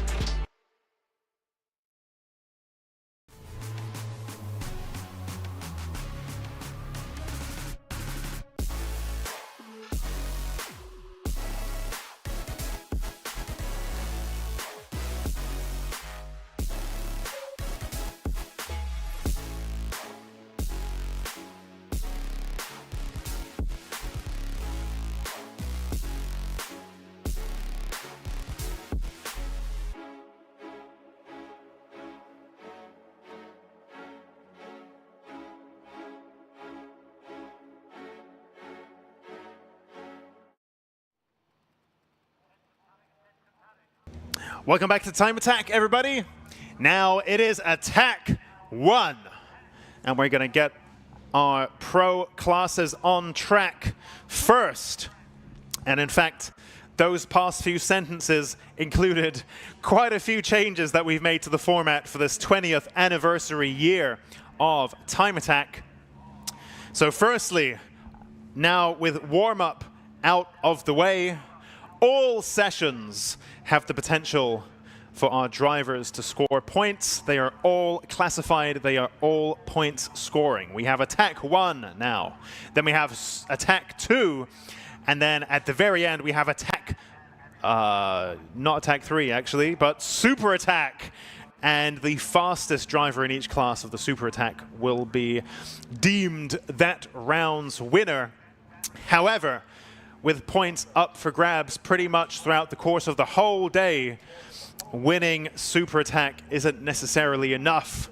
Our drivers are going to want to be fast all day across Attack 1, Attack 2, and Super Attack to score the maximum points towards their championship. In addition, we now run the classes in a reverse order. So in fact, we get our pro classes on track first. Then we have our club classes, and then we have our clubman classes. So, Time Attack, a very broad church. Is Ilya flashing his lights? He's ready to go on track. Ilya Krylov in the Haltech Clio. And Time Attack, as I said, very accommodating. Whatever you've built, provided it's built to a good standard and it's got the safety gear and so on, will probably be allowed into Time Attack. The question is, how much have you modified? What have you done? Have you done an engine swap? Have you got crazy aero? Is it just your daily driver on coilovers and remap? Based on these questions, the Time Attack officials will put you into a certain class so that cars of a similar spec are all together, and you can see the Time Attack technical regulations for details on what kind of build would be put into what kind of class. And we have too many cars and too many classes, and they're all just too different, all run at the same time. So we run the fastest, highest spec classes first this year, from this year, something that we're trying. And then we'll run our, so these are very much, you know, in this group of classes, we've had factory-built GT cars, we've had open-top prototypes, and we have cars that are comparable to some single-seaters in terms of pace, so the really, really high-spec, crazy stuff. Then we have the club classes for what you might call track day cars, stripped out, caged, and actually quite a lot is allowed into Club 2-wheel drive and Club 4-wheel drive, quite a lot of stuff. But you know, what you might call your really high-spec track day cars. And then we have the entry-level classes, although I use that term very loosely because there's some very high-spec stuff there as well. We have Clubman for the road cars, Classic and Retro for the older chassis, and Pocket Rocket for the cars with small engines. But don't judge a book by its cover, especially not in Time Attack, you'll see that even in the so-called entry-level clubman classes, we have some pretty exciting stuff. Anyway, as our pro cars head onto the track, I believe Susie has been catching up with our drivers in the paddock. So I'm just having a quick catch-up with Mike Osborne. Good morning. Good morning. So, you've had a little bit of drama in the last couple of rounds, haven't you? So can we just have a quick recap? Yeah, so we had Brands, we lifted the head, but still managed to get a good lap in the final. Just kind of risked doing one lap. Didn't cause any more issues than probably what it did, so it was fine. And then Snetterton was good all day, and then clutch let go again in the final. So came here hopefully with a clear run. So we'll see how the rest of the day goes. So you've had a bit of fixing to do from Snetterton then? Yeah, so got the new clutch in between the 2 rounds. The car was ready just earlier this week, and yeah, good to go for Alton hopefully. And how's it been this morning? We've had an issue in warm up. Hopefully it's just maybe an issue with the cam sensor, so the guys are working on it now. And then hopefully good to go after that. Fingers. It's a common issue with the Evos, right? Yeah, we have this issue quite a lot. We've already changed it back in Donington. So yeah, it's just a kind of common issue you get with Evos. And how do you think today's going to be in terms of temperatures? It's going to be pretty warm out there. Hot, yeah. I think the morning's probably the best time to try and set the quickest laps, and then I think as the day goes on, it's going to get hotter. So it's just trying to kind of manage the temperatures in the car as well. And the championship's going really well for you, right? You're leading at the moment. Yeah, so we've had a good few rounds before the issues we had with the round, so that's kind of set us up quite good for the championship. So although we had the issues at Brands, we still managed to come away with good points. Same way at Snetterton, the others in the group had kind of issues as well, so we've probably kind of benefited a bit for that. So yeah, hopefully the rest of the championship we can get the foot down and. So yeah, because with the way the points have changed, you've really got to get out there for each round, haven't you? Yeah, and you definitely do notice it, getting out there and setting decent laps, and the way that the points are as well. There's a big difference for what it was previously. So yeah, I think it's good. It kind of shows that you do, going out the sessions, you do need to be kind of on it for the kind of full day, minus obviously warm up, but yeah, your car needs to be reliable. So yeah, it's good. Evo's are always reliable, right? Never. We had a good year. Last year was really good. We had like next to no issues. This year slightly different, but just making up for it. Yeah. So just hopefully kind of work our way through it, and we can get going. And you're the only car in Club Pro that's not running sequential box. Yeah. So we done Club 4-wheel drive last year. We've not really changed anything spec-wise on the car apart from changing to the Motorsport ABS, and then just thought we'd give Club Pro a go. So yeah, lap times and that seem to be coming down, and yeah, just getting car feels good, so we'll keep pushing it. How are you finding the Motorsport ABS? Big difference, it's really good. Really like it, totally different for your standard ABS or not running ABS, just with how late you can brake, but also how balanced the car is, kind of going into corners as well. It's not just a case you can late brake. It does stabilise the car, I think, a lot more as well. And then when you come to the wet as well, it's a big difference. But obviously, other reason I was wanting to do Club Pro is to run the racing wets. So I'm hoping for a day that's absolute chucking it to see. I don't think you're going to get it today. We didn't even bring the tyres down because we knew it was going to be absolute roasting. But hopefully as the year goes on, we're going to get some wet days as well, because it'd be good to get out and see what it's like with that. Yeah, well, it's the UK, so I'm pretty sure you'll get... 100% I'll be absolutely chucking it, so... Well, fantastic. Well, good luck out there today. Yeah, cheers, Susie, thanks. Thanks. Very interesting stuff there. So I was just thinking about what Mike said there about not having a sequential box.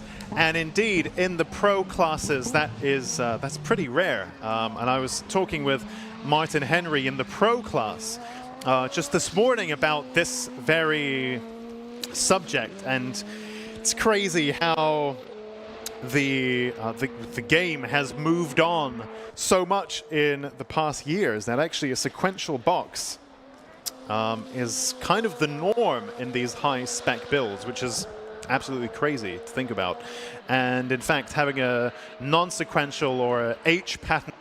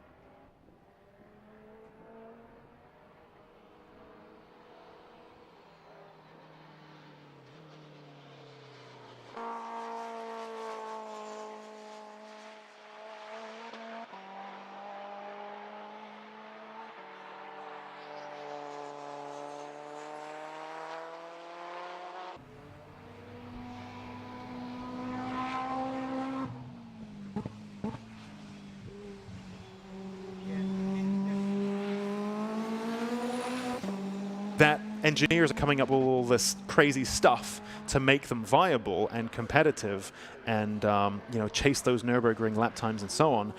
And these are workarounds to the inherent drawbacks of these big, massive, long, wide, heavy cars. And so what you can do now is get those innovations, pluck them out, like the Bosch Motorsport ABS, and put them into an older, lighter car, and then you got the best of both worlds. Incredible. And again, Time Attack makes this possible. I wonder whether that's allowed in some other series that are more strictly controlled. I'm not so sure on that, actually.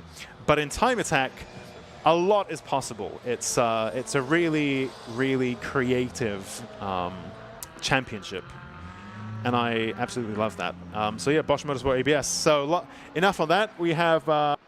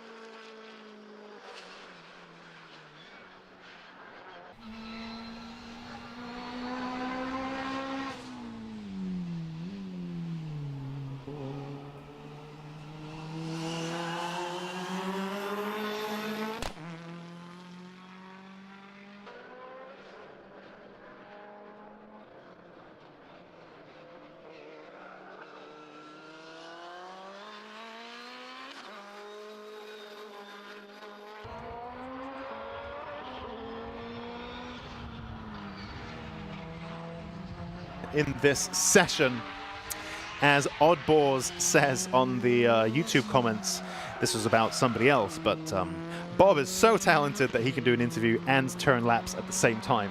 This, of course, in reference to the drivers in the car on one half of the screen and the drivers being interviewed by Susie on the other half of the screen. But of course, the TV magic there. I mean, a magician never reveals their secrets, but I'll let you into a little one there. That interview was recorded before the session went green flag. So there you go, a little bit of insight into TV magic. But thank you. Good to see Oddballs back on the comments, actually. I think we're quite blessed here in the Time Attack community, especially for me commentating, to have so many very knowledgeable, very insightful people watching the stream. And when I need a little bit of knowledge and a little bit of experience about some niche particular little thingy that I might not know about, usually there's someone in the comments to help me out with that one, such as Oddballs. So thank you. Welcome back to the stream. Good to see everyone.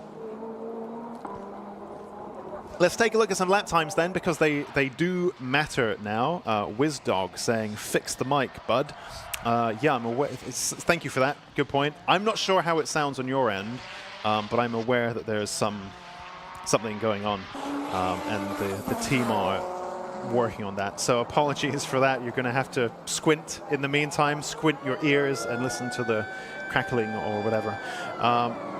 But let's take a look at some lap times as we have 6 minutes left. This is attack 1, so these times do score points for our drivers. Fastest in Club Pro is Mike Osborne with a 146.0. Then we have Ilya Krylov, 147.8. Then we have the 142 machine of Kevin Horsley, 148.5. Eric Holmes, 148.8. And Darren Spooner with a 150.4.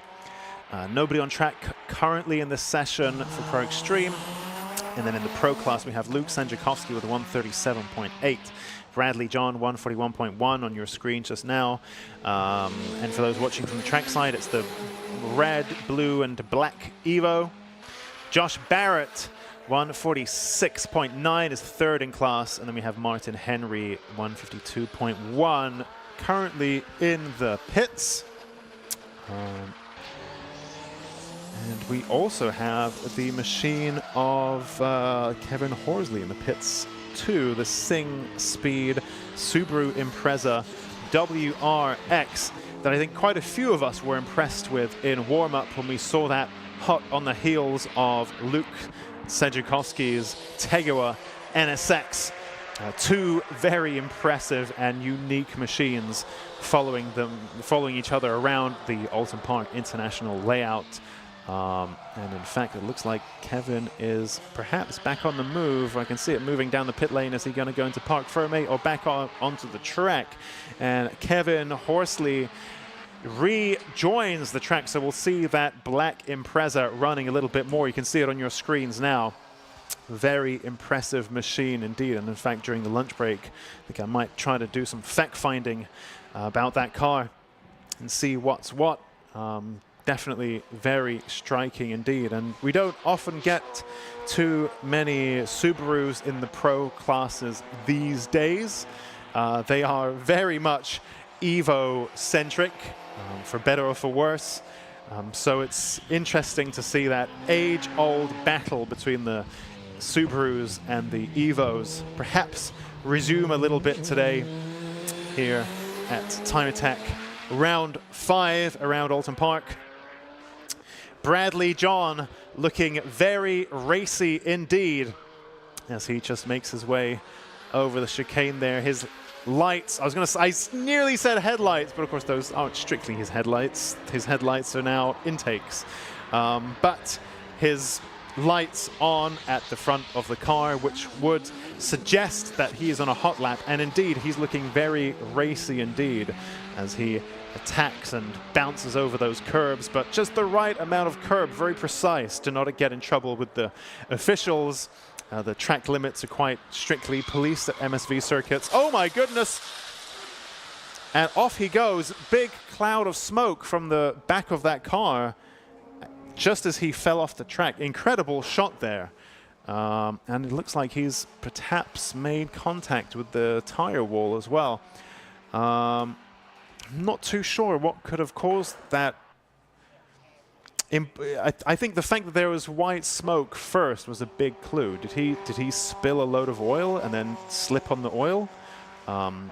Did his brakes fail and lock on? I mean, I only got half of a second of a glimpse of that before he fell off the track and got covered in dust. You can see he's out of the car and moving around, so that's good.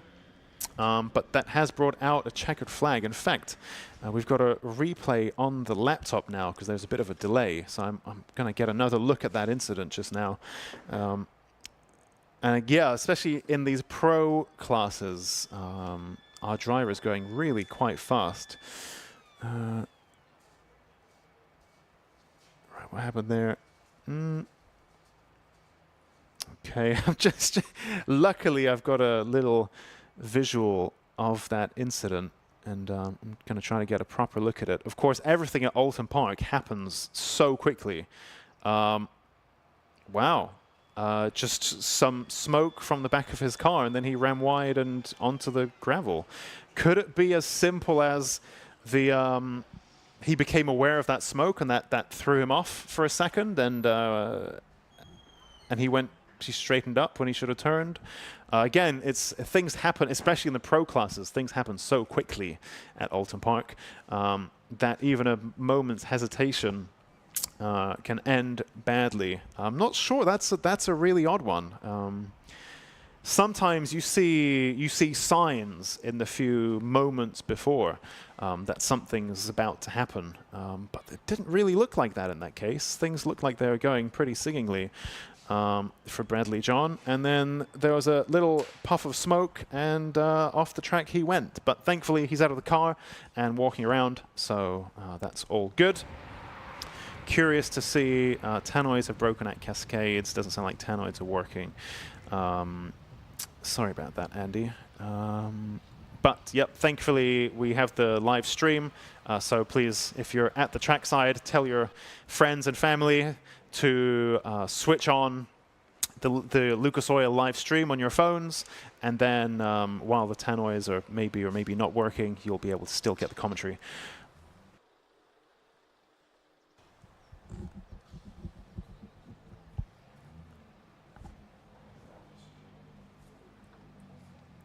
So we can see, let's take a closer look. So that car is now, yep, we can see it beached. And of course, the gravel trap doing its job.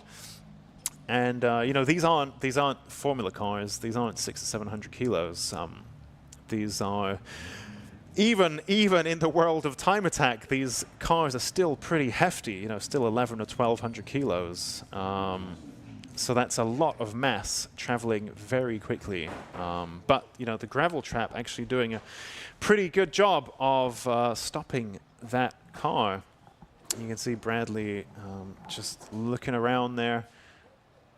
I mean, it doesn't even look like it impacted that hard. I think the difficulty here is how do you recover this?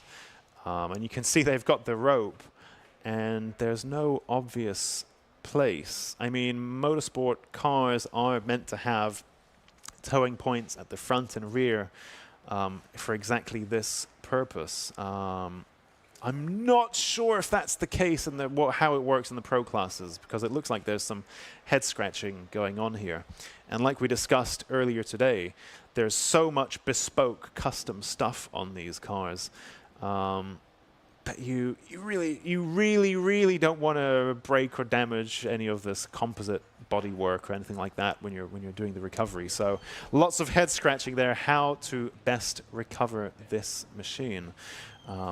Hopefully it shouldn't take too long. It'll depend on the impact of that tire wall. They are laid out in such a way as to absorb one impact, and then they've kind of done their job and they need to be put back to how they were. You can't depend on a tire wall to take a second impact. That's not what they're designed to do. So once a tire wall has been touched, it then needs to be put back. So this recovery might take a little while. Firstly, the car itself is in quite a tricky spot. You've got the gravel there. I think the towing points aren't terribly obvious by the looks of things. And then also perhaps we might need to take a look at that tire wall. In the meantime, as this may take a little while, I will leave you with some video messages from our sponsors.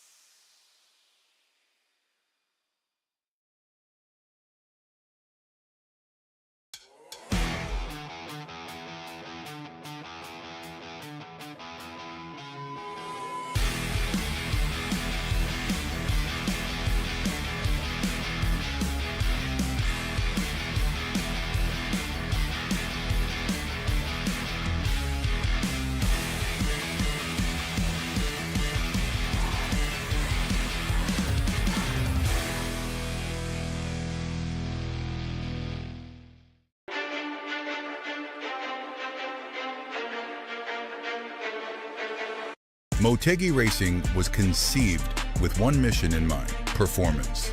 Each wheel is over-engineered to ensure industry-leading strength, lightweight design, and seamless connection to your unique style. From our storied past in motorsports to our stylistic contributions to the aftermarket culture, one thing remains: Motegi Racing is built for enthusiasts.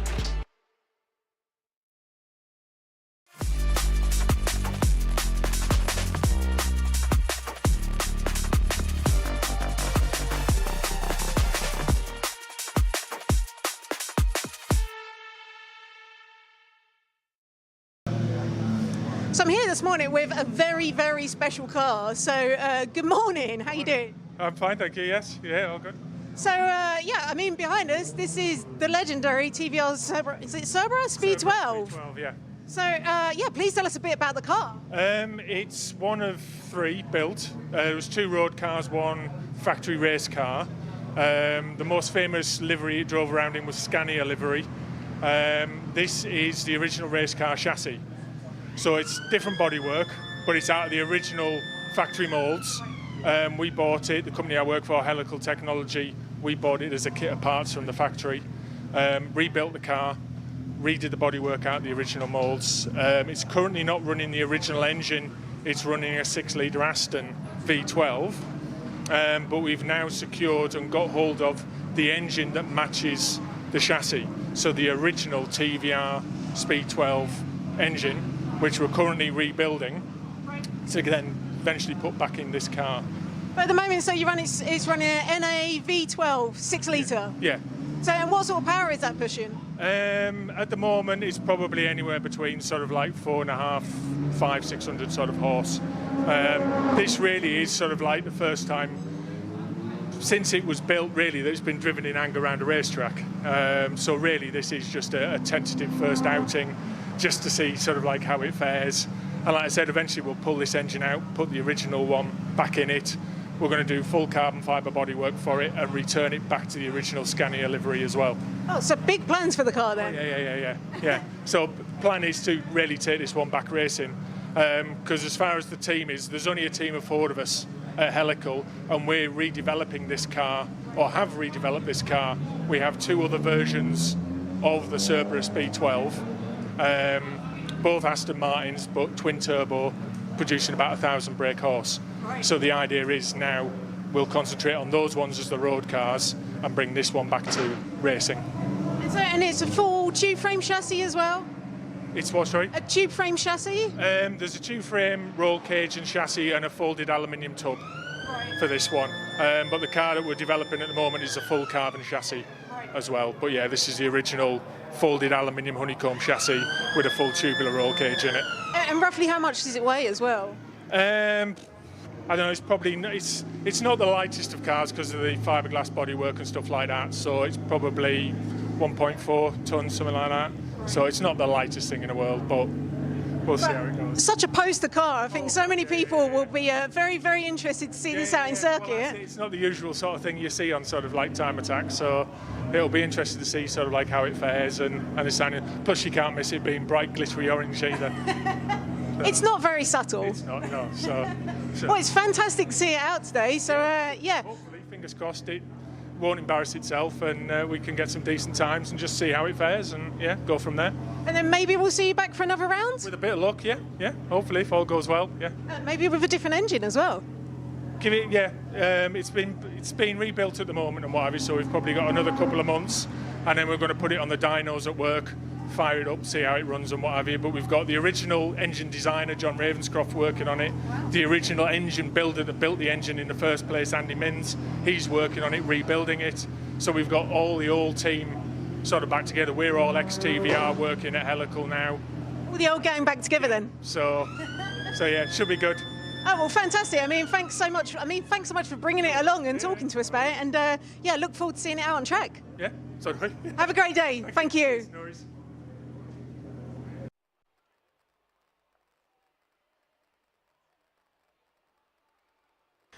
Absolutely fascinating stuff, and yeah, I couldn't believe my eyes or ears when I heard this was the Speed 12. interesting, the mention there of, I think it was Helical, which is the company that, well, apparently only 4 employees, but you know, very specialist boutique job there that they're doing of building a continuation of the Speed 12 cars.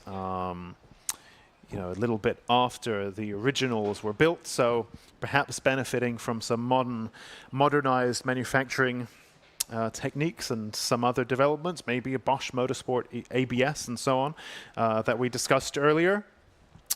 But perhaps we might come back to that once we see the car on track, hopefully as part of the Club 2-wheel drive, Club 4-wheel drive TAC 1. But in the meantime, I think we have another interview, and hopefully it'll be equally as interesting as the one we just saw. So I'm grabbing a quick catch-up with Dean Taylor from Club 4-wheel drive. So good morning, Dean. All right, yeah, not too bad. It's all good. At least it's sunny today. Yeah, it's going to be very sunny, isn't it? It's quite warm out there already. Yeah, definitely warmer. It's getting warmer, and I reckon later on today it's going to get even hotter, so we'll see.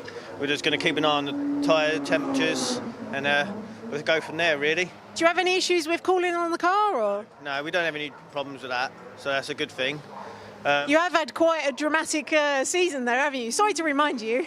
Yeah, I mean, it's all been stupid little things that have just literally taken out the whole car. So, like, first couple of rounds we was having gear shift issues, which turned out to be a clutch. Took us a while to find that out, but we found that, put a new clutch in, all works good. And then the bumper started to detach itself on the last round. Yeah, we saw it dragging along the floor on one side, right? Yeah, so we've done a lot of suspension setup through the winter, new nitrons, basically just revamped all the underside, which brought the caster forward, and we was hitting the bumper, which broke the bumper, and then we just couldn't repair it. It's just the downforce of the car, how much downforce we get on the front bumper, it just was impossible. So, yeah. And then you also had alternator issues, I think, earlier as well? We had an alternator issue, yeah, which blew the battery, so new battery. Alternator got sent off, that's all good now. Just nice, reliable Evos again. Yeah, it's just been little things, but yeah, it's literally taken the whole car out. It's just, yeah, but hopefully we're coming through it now. So all good in this morning's session? Yeah, all good in this morning's session. Over winter, we did a new ECU, so we're on the Cyvex GR Performance, mapped the car. Car is just insanely fast. I just haven't really got to use all of it as yet. So, but hopefully today, how much horsepower are you running? Is that the secret? Yeah, it's fast. It's faster than last year. It's just the whole car's totally different. Every time I've got out, which has only been a few laps, I've got a few laps here and there, and I'm smashing my PBs. I've already beat my PB from last year already. Oh, amazing. And the car's been quite an evolution for you as well, right? It's changed quite a lot. You made it wider, it's like with the kit, and like you say, the suspension, the ECU. Yeah, it doesn't stop. I mean, yeah, as you say, over the years, it just keeps revolving. I don't know what we're going to do next for next year, but I've already got things in my head, so we'll see what happens. But, so not the last year for you then? Yeah, probably not. I think you've just talked yourself into it now. Yeah, it's like 50-50. 1 minute I'm saying no, next minute I'm like, I love it here. It's a great feeling. The paddock's good, and I just love driving the car. And how do you feel about Alton here today? Alton's not my favourite track. It is my least favourite track, but I'm getting better at it. The car feels really light. It moves around a lot, which obviously is a little bit of a worry for me. But other than that, yeah, it is a nice track, but not my favourite. Going to be pretty toasty out there today. Yeah, yes. We just got to get faster and faster, and hopefully we can beat this GTR that's on in our class. So we'll see. Yeah, I mean, big horsepower in that, right? No, that's right. Hopefully we can. Well, we'll see. We'll see what happens today. Yeah, well, fingers crossed you have an event-free day today. And yeah, good luck out there. And then we can turn it up if we have an eventful day. So that'd be good. Right. Brilliant. Good luck out there. Cheers. Cheers.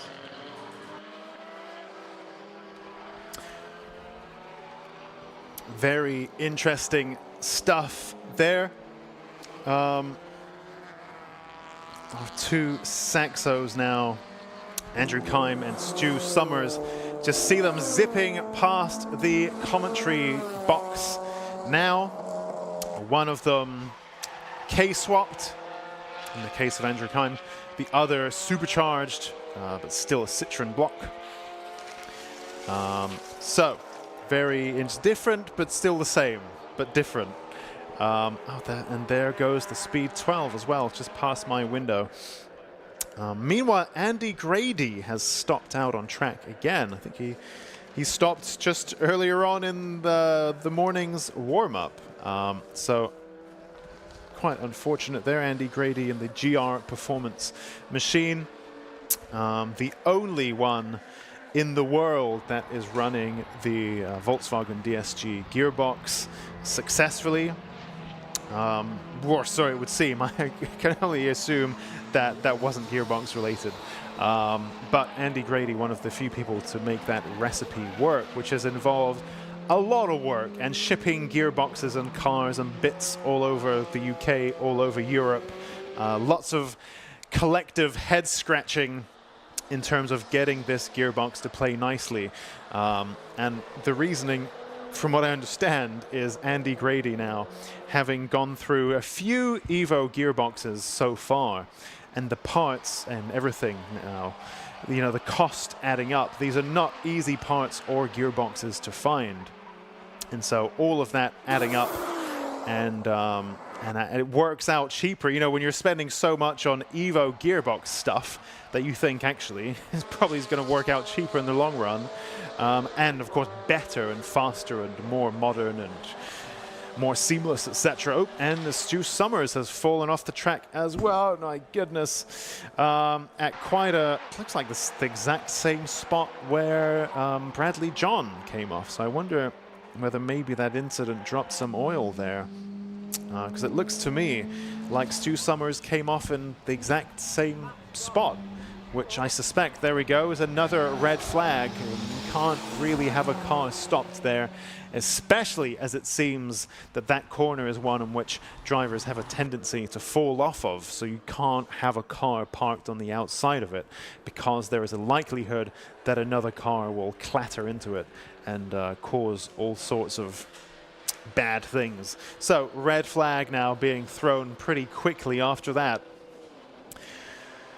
Whew, it's pretty eventful, and I wonder whether Bradley John's incident earlier on, maybe we saw that little puff of smoke. I'm still not sure what that was, but perhaps that was oil being dropped on the outside of a fast corner. And now, coincidentally or not, Stu Summers, I think, coming unstuck in the exact same location. Interesting stuff. We didn't actually see a hot lap set by the number 777 machine of Ben Morris, that TVR Speed 12. The actual unicorn legendary car that many of us aged 30 and above, I guess, will, or maybe younger if you're a fan of retro car games. But of course, at one point they were brand new and exciting, and I think if you were younger, then you probably played it specifically for the retro appeal. But you know, to us, this was cutting edge, and in the Gran Turismo 3, Forza Motorsport had the Cerberus Speed 12, and that was new and crazy and exciting. And in fact, so crazy that the TVR boss at the time said, there's no way we're gonna let the general public get their hands on this car. It's too fast and too leery and too dangerous. And that was it. And so it disappeared. And it became the stuff of urban legend. And so this is one of those cars, which is absolutely incredible, my friends. Wow. And it just reinforces my point that Time Attack is just a Forza Motorsport online lobby. At least in terms of the wild and wacky creations that we see here. It's TVR Speed 12, an actual car, not one of the, what's the term? I used the term earlier, didn't I? Not a replica, because it's a bit different. You know, replica implies that it's exact. A continuation, that's the term. A continuation. This isn't a continuation. This is the actual original chassis of as it left the TVR assembly line. Of course, modernized, and like you heard in the interview there, this one actually runs a different engine, a naturally aspirated 6-liter Aston Martin V12. Sounds amazing, as it's been. I mean, the commentary box is actually quite well insulated sound-wise, but I heard it in the paddock, pottering about into Parc Fermé and in and out of the garages and so on. And perhaps if you were in the paddock at the time, you might have been lucky enough to hear it for yourself.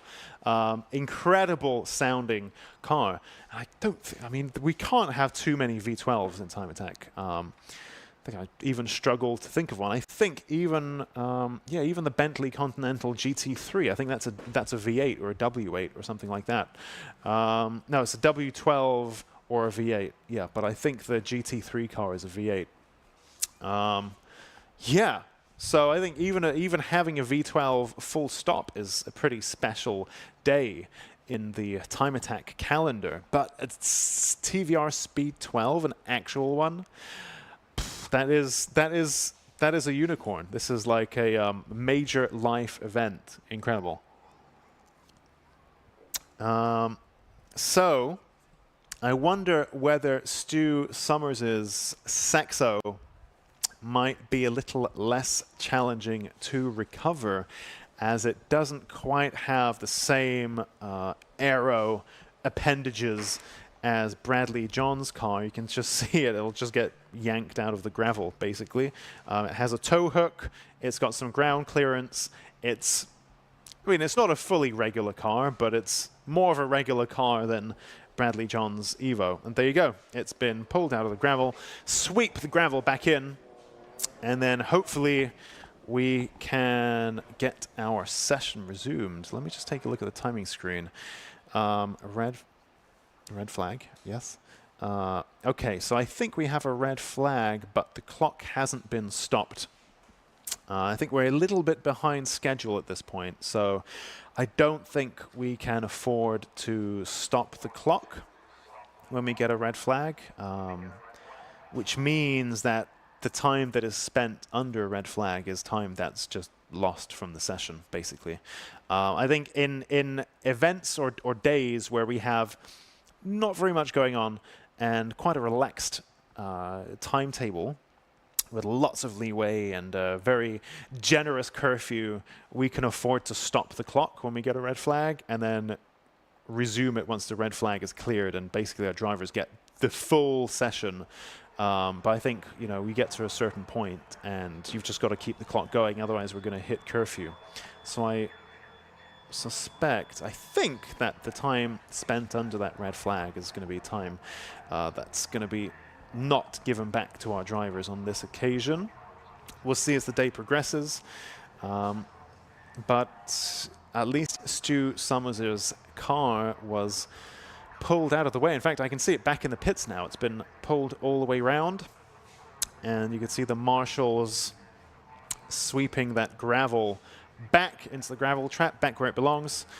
Unlike a tire wall, gravel trap is a much simpler beast, and you just sweep the gravel back and you can keep going. Unlike a tire wall, where you've got to stop everything and put the tire wall back to how it was, and that takes a bit of time. It's quite heavy, so you have to get the forklift and, hump it around on the forklift. This is quite different. You just sweep, sweep, sweep, and then hopefully that's it. And in fact, that is exactly right. And the green flag has now been thrown for this session, which means that our Club 2-wheel drive and Club 4-wheel drive cars head back onto the track. And you can actually see our Racing Honda's Championship cars in the mix there as well. So getting some extra seat time.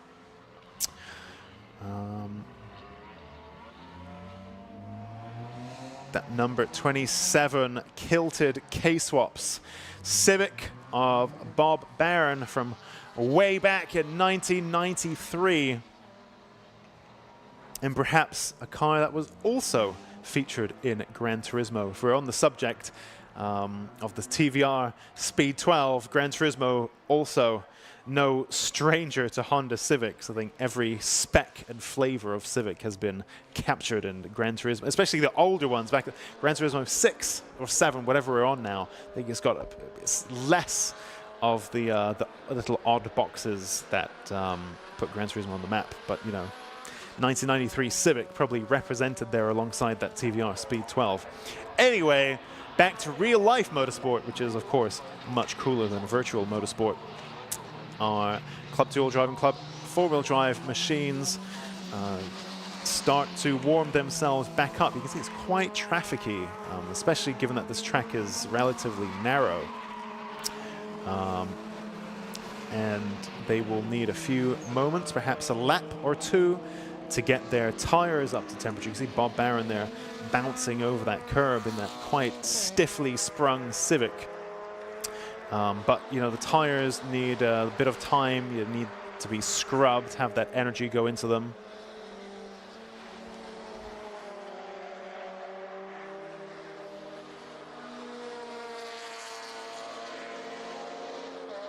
And that energy goes through the tires, that heat. They get nice and warm and gummy and sticky and compress into the unevennesses of the track, and that's how you get grip, right? Of course, there's a certain point where the tires get too hot and they start breaking down and chunking off, and that's when your tires are too hot. You know, there's a window in which your tires have to be, and I think that performance window is pretty well known to motorsport doers, motorsport watchers. But yeah, so you've got to get your tires in that optimal window, and the same goes for your brake pads and your brakes. So if you look at a lot of so-called upgraded pads, they have a friction coefficient against temperature chart, and you'll also see that they have the most friction, the most grip, the most mu. It's the Greek mu symbol at a certain range of temperatures. And road car pads are designed to work at lower temperatures that you'll encounter driving on the road. And actually, the reason why I keep saying so cold is because these so-called upgraded pads for you know, race or track applications, often if you look at that temperature chart, at road car temperatures, at normal temperatures, they are worse than, you know, the regular pattern generic brake pad that you might get. So it's actually a downgrade when you're driving them at regular speeds on the road. And you'll see quite a few brake pads from the high-end track manufacturers say that these are not street legal. And that's not like a badge of pride. You know, sometimes when it says not street legal, that means it's extra cool. But in this case, it just means, no, they're not street legal because they don't work at regular speeds. It's just like rubbing a fish on your slippery fish on your brake disc. It's not going to do anything because they have to be at that operating window of, you know, hundreds of degrees, which are temperatures you're not going to reach in your road car. Anyway, so there's that. So temperature, very important. Hopefully now everyone's various temperatures are now where they need to be, and we can see Owen Diver there in the number 14 machine, the Kinetic Motorsport Honda Civic, a single round entry, part of the, well, a full-time Racing Honda's championship entry perhaps, but a special addition to the Time Attack fold today to get that extra seat time. He sets a 2:11.2, which puts him on the leaderboard. Luke Caporn seems to be flying today in that Vauxhall Astra VXR, which I've seen at my friend Ash Gedney's workshop, Giz Motorsport in Skegness. I've seen that car there quite often being tweaked. So I've had a good look around Luke's car many an occasion. Very nicely put together car. And looks like it's finally paying dividends. Luke Caporn flying all day. Currently fastest of the Club 2-wheel drives with 150.4 in that Midnight Motorsport machine. Dean Taylor now sets a 148.6, 147.9 in fact. He improves further still. Dean Taylor then taking the top spot in Club 4-wheel drive and also fastest in this whole session. Meanwhile, Alexander Volkov in the 186 GTR, his personal best. Whoa! A bit of moving around there from from Dean Taylor. I do wonder if that put him outside of the track limits just then. That's going to be one for our officials to ponder. The outside curbs, or inside curbs, like the curbs generally have pressure pads on them, which is quite an easy and effective automated way to detect if a tire falls. The pressure pads are put in the band area, and so if a tire falls onto that pressure pad and sets it off, then that's how you know that a tire has been where it shouldn't be. So simple but effective, and that's how MSV can police their track limits. I believe some circuits also have cameras that look at the curb, and they have AI that can tell them if a wheel has gone too far or not. You know, the wheel's gone too far to the right or not. So that's a pretty simple thing for a machine to work out. There's a few ways of doing it, but MSV very on the ball when it comes to track limits. So interesting to see whether our officials, what their view is on that. Number 218 here, that is Neil Robson, who on the entry list is just 18. But I knew who that was, but the numbers didn't quite match. Neil Robson in the BIB Performance BMW 135i. Very tidy little machine with genuine BMW 1M panels. Some of you might remember that was the, you know, you see BMW M2s on a daily basis now. I think they're really selling like hotcakes. Quite a popular format. And the BMW 1M walked so the BMW M2 could run. So very special car. Of course, this isn't a 1M, but it has genuine 1M fenders and bumpers and so on. So it's got a little bit of that 1M pedigree. Otherwise, it's a 135i with various goodies, turbo, straight six, I think manual as well. So pretty tasty spec.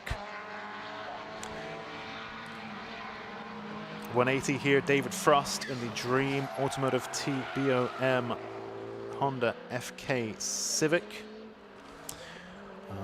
Currently, well, not actually having set a hot lap. I thought that was the first time I've seen David Frost out in this session. Neil Robson, you can see that car squirming and moving around through that tricky final sector here at Alton Park as he grabs the checkered flag. That concludes our club tour. Just Mike Butler came across the line very quickly indeed. That actually really grabbed my eye just then. Wow. Let's take a look at these lap times then while they're up on the screen. David Dyson then came out of nowhere to end Club 2-wheel drive on top. We didn't even see, I don't think, a single shot of him. He really kept a low profile that session just now, but David Dyson pulled it out of the bag at the very, very end. 149.3 ahead of Luke Caporn, Andrew Kime, Neil Wren, Kevin Talbot, Mike Butler, Bob Barron, Neil Robson, Dan Thackeray, Nicholas Good, Sammy Milam, Spencer Fortag, Owen Diver. And then Club 4-wheel drive, Alexander Volkov also got the job done in the final seconds of that session ahead of Dean Taylor. You see Andrew Kime coming through there on 3 wheels. And of course, the beauty of these light, short wheelbase Sexos is they rotate and pivot around so beautifully. I know the cliche is overused about being like a go-kart and so on. But of course, in the case of the Sexo, that analogy works because the Sexo's so square. You know, it's almost got the same, if you viewed from above, same kind of shape as a go-kart. It's very square. It's like as wide as it is long. And what that means is it can rotate very, very well. And there comes Luke Caporn, by the way. Is he able? I don't think, no, he's not on a hot lap, I don't think. Yeah, so David Dyson there snatching it from the jaws of defeat in the final moments there. And of course, this is a TAC 1, which means that this does count towards the championship. Great stuff. So now our Club 2-wheel drive and Club 4-wheel drive machines will head back into, well, actually they'll head into Parc Fermé because this is now a classified point scoring session. And then we will be getting our clubman classes TAC 1 underway in just a few moments.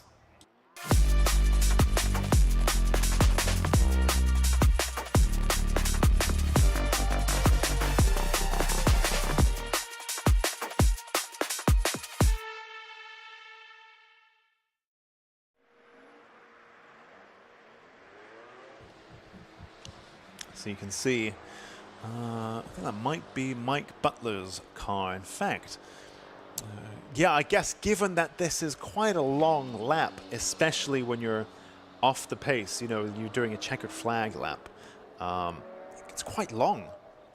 So let's consider that if you begin a hot lap just before the checkered flag, so you cross the line for your next hot lap, the checkered flag comes out.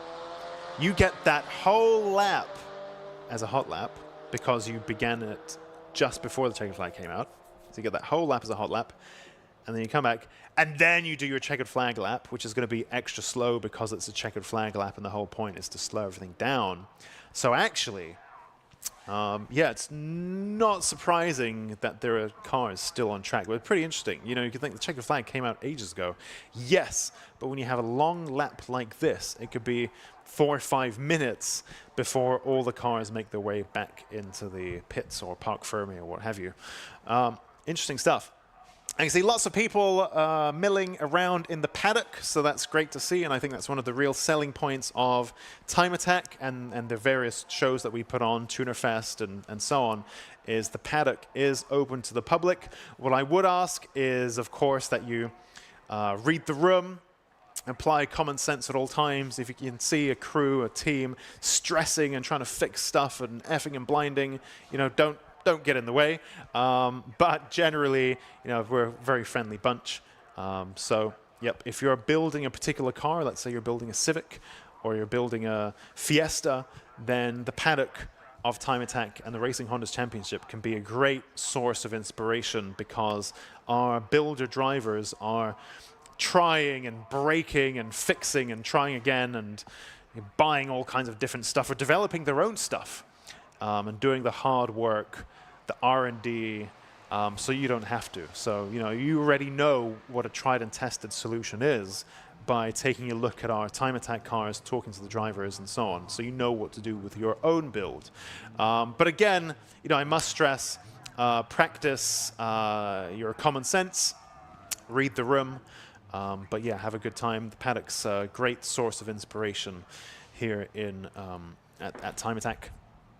I believe the course car has now come into the pits. I believe that may have been a quick little whiz around the track just to make sure everything is good for our clubman class cars. Well, you know, I use the catch-all term.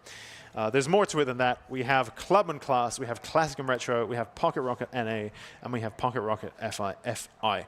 NA stands for naturally aspirated, and FI stands for forced induction. So Pocket Rocket is for cars with little engines, and we can split them out into naturally aspirated and forced induction, because that's kind of fair. Right. Let's take a look at what are the comments saying. Anything? Let's go. Both tannoys are working again. Not street legal. It's more of a guideline than a code. So Oddballs has been a regular on the stream comments so far. And not street, see, I kind of don't pay attention to what it's like, all throwaway stuff. So I'm not actually sure what, not street legal could be, I mean, it must be a thing that I said. But I'm not sure what I was talking about. More of a guideline than a code. Yes, okay. You're probably right there, but I actually can't remember what my original thing was. It's very off the cuff. It's like blah, blah, blah, blah, blah, filler. But it looks like actually we might have something on track that needs clearing up or something, some kind of. So actually we're going to take a little break. We're going to show you some ads. You know, go and buy their stuff. It's good stuff. But yeah, we will be back after a little break. Not too long though, just a short one. Having a quick catch up with Mark Donnelly. So good morning, Mark. How you doing? Morning. Yeah, we're okay, thanks. It's not quite okay, but just a quick intro for anyone who doesn't know just about. Can you just intro us to your car and what class you're in?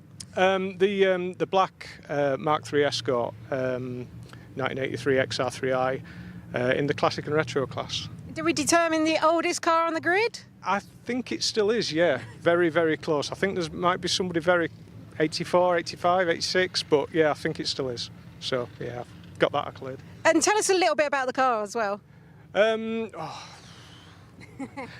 I've had it 20 years this year. I worked out. It was also coinciding with Time Attack's 20-year anniversary. I've actually had it 20 years. And I basically set out to build my ultimate Escort track car, front-wheel drive Escort track car, and that's where it came from, really.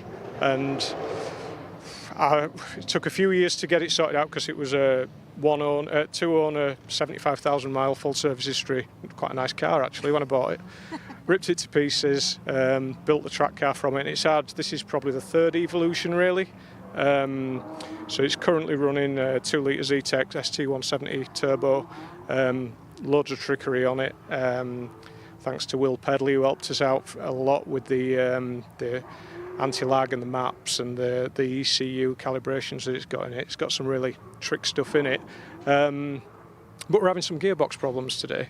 So same problems as you were having at Snetterton? Yeah, following Snetterton, we stripped the thing down. Obviously, I was having trouble at Snetterton, basically jumping out of fourth and then not being able to engage fifth. So it causes you a lot of problems when you think you're in gear, you need the power to pull you through, and all of a sudden you find you're in neutral and it's popped out. So you're having to drive one-handed, really, with no power steering. So we've had a lot of work, so much work, and so many people to thank for everything that we've had to do since Snetterton in 4 weeks. Engine out, gearbox fix, which lasted about 3 laps, I think. Clutch needed refurbishing, turbo, loads of things. We've put some uprated oil cooling on it, which is working brilliant. That's a success story. But yeah, the gearbox it's time for a new gearbox completely, I think. So we're just going to hopefully struggle away for the rest of the day and see what we can get out of it. And the championship, I know you're leading in the championship at the moment, but I think there's a really good battle heating up between yourself, Dean Riley in the VX220, and Eden Young in the Micra, isn't there? Yeah, that's right. Yeah. We've been really close lap times all year, and the events that, I win the first 3 events, but the lap times were so close. It could have gone, we were going out into the final session and it could have ended up anyway between the 3 of us. So I was. And how close was it at Snetterton? 0.063, 63 thousandths of a second, or 6.3 hundredths, whichever way you look at it. But so literally couldn't be closer. Yeah. It was very, very tight, and it was my very last lap as well. I just didn't quite manage to get Dean, and Dean snuck it that day. To the but yeah, comments, it was a good day. I think it really helps, good competition. I couldn't have asked for any closer competition than we're getting from Dean and Eden. It's been brilliant. Yeah, and such different cars as well. Yeah, that's what always amazes me. I mean, like Dean's in a what are the aluminium tub chassis, 20 years sort of down the road from mine, and his was probably done on a computer, whereas mine was a quill drawn on the drawing board, and and he's like mid-engine rear-wheel drive, and to end up with lap times so close, it's always amazing. So how do you think you're going to go today? Are you still going to be able to get out there? Yeah, we're just going to run it as best we can. I'm just going to have to get my head around driving one-handed, basically, and just try to just know that it's always going to pop out of 4th gear. It literally will not stay in 4th gear unless I'm holding it in, and 99% of the lap is 4th and 5th gear. So if you're not in 5th, you're in 4th, and vice versa. So yeah, I'm going to have to just recalibrate a bit and just see how we go on. But yeah, I suppose it's damage limitation really, but we'll hopefully get a reasonable lap time out of it. Yeah, well, fingers crossed. And you've not got long until the next round either. 2 weeks yesterday, Brands Hatch again. Yeah. So yeah, I'm not sure if it'll be Brands Hatch to limp it round again, or whether we'll try and find another gearbox in time or what. But yeah, we'll see. Well, fingers crossed. You keep it. I was going to say keep it in one piece, but keep it in gear at least for this round. Yeah, hopefully. Yeah, hopefully. Yeah, we'll do the best we can with it today, I think. Yeah, brilliant. Nice weather, anyway. Yeah, it is very, very nice. Maybe a little bit too nice, though. It's going to be keeping the cars cool is going to be a bit of a challenge today. Well, I've actually the cooling upgrades that I've done to it. They're actually working really, really well. The temperatures that I was seeing in that session were better than I've had for ever. So, yeah, that part's working. Yeah. Yeah. Focus on the good stuff, and then hopefully you can just keep it in gear then. Yeah, absolutely. Yeah. Fantastic. Well, good luck out there. Right. Thanks, Susie. Cheers. Thank you. Flush headlights for those two. Anyway, it's a long way till that ever becomes a reality. So in the meantime, we'll just keep enjoying Jamie Biss flying the pop-up headlights flag for us and live vicariously through him. Nice lick of flame there from Dean Riley's machine as he downshifts into Old Hall Corner. And you can see Mark Donnelly in that Escort. You saw him just now being interviewed by Susie, the plucky little Escort that could. Dean Riley currently at the top of our leaderboard, 154.1, so he leads his class and he also leads overall in that VX220. It's a trend that we saw develop the last round, round 4. I think previously rounds 1, 2, and 3, it was Mark Donnelly at the top of the leaderboard, you know, class-wise or otherwise, which is of course very impressive indeed in that Escort. But I think from round 4 and now today in round 5, we're seeing a new trend where actually Dean Riley perhaps getting his feet under the desk, getting comfortable in his role in Time Attack as a Time Attack driver, as a Time Attack builder driver, and he's now at the top of the leaderboard. But the Classic and Retro fight has been very interesting to watch. We've had Dean Riley in the DRS Racing Vauxhall VX220. We've had Mark Donnelly in the Donnelly Racing Ford Escort, and we've had Eden Young in the Haltech Micra K11. And that's been a really interesting battle to see. Of course, very different machines indeed, but a great battle at the sharp end of Classic and Retro. On your screens is now the Ford Transit Courier of Lewis Hyam of GM Automotive. A single round entry for today, but we've seen him previously in the year as well. A Fiesta ST swapped Transit Courier van. Those of you watching from the trackside can't miss it. It's a van. And those of you watching the Lucas Oil live stream, well, that's on track for you right now. And of course, this isn't a track-only van. This is also the van in which Lewis Hyam does his work and does deliveries and so on. So incredible stuff. Michael Greenhue in Classic and Retro here, the Tom Lahr Motorsport Vauxhall Corsa. Your eyes do not deceive you. That is what it is. And you might be wondering, what's the black smoke coming out of the back of that Corsa B? Well, in fact, that is, from my understanding, all working as intended because that car is running the legendary Volkswagen PD130 engine, the 1.9 TDI that pulls like a train. This is what Michael Greenhue has swapped into that Corsa, which of course gives him a torque per weight of a 911 turbo or something, you know, obscene like that. I think this car weighs around 900 kilos, there or thereabouts, and of course it's got the massively, obscenely torquey PD130 as well. So that thing definitely shifts, and the story of how it came about is, well, that's the car that Michael had, and that's the engine that he had, so he put the 2 and 2 together, which is actually a story that we see quite often in Time Attack. And I think we're all the richer for it. Andy York in the Yorkie Racing Peugeot 205, another single round entry, a Classic and Retro veteran. He's been around for, I'd say this class hasn't been around for that long, actually. What is it? Maybe it's it comes and goes. I think I think we've seen Andy York in other classes as well. But he is overall a Time Attack veteran, but also a classic and retro regular over the past few years. I think we've had classic and retro maybe for 5 years. I can't quite remember. Maybe longer. In fact, don't quote me on any of that. Listening, Paul Davenport in the comments, listening to Mark there. He's absolutely flying. Oh, I guess maybe you can hear Mark from the track side. That's Mark Roberts in the JPR Racing Renault Clio, still Renault powered. Many of our Clios are K-swapped, but Mark's is still F4R powered. Oh, we've got a car in the tire barrier. Oh dear, that's going to be another stoppage. That was one of the Racing Honda's championship machines. I'm not too familiar with them, so I couldn't identify it at a glance.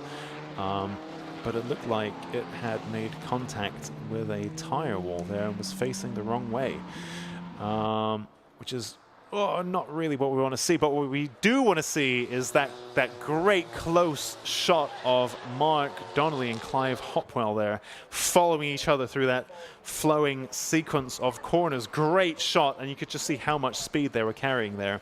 But alas, the red flag has now been thrown, which brings that thrilling little chase to an end. Quite an interesting dogfight there between the Golf R and the Escort, although of course they're in different classes, they're scored separately, but it's always interesting to see these cars on track together because it's quite a fascinating visual comparison of them. But we do have another red flag. 10 minutes remain in this session. I've got to say, it's been a pretty stop-start day, but, you know, we've said it time and time again, this is quite a challenging circuit. So who is that? Oh, I had another brief little shot. It was the pink and black Civic. I believe it's one of our guests. Well, actually, I think we only have a few Racing Honda's championship cars in these classes, and I believe that might be Christian Vieira in the RPK Honda Civic, perhaps. I think that's who that might be. We can see the medical car going out on track as well.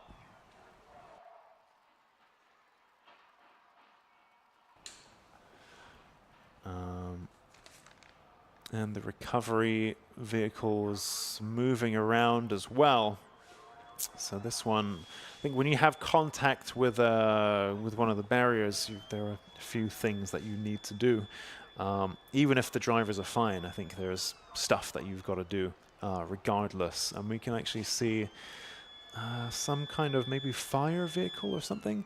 Not because there's a fire, but just because, you know, oil spillages and cleanups and so on.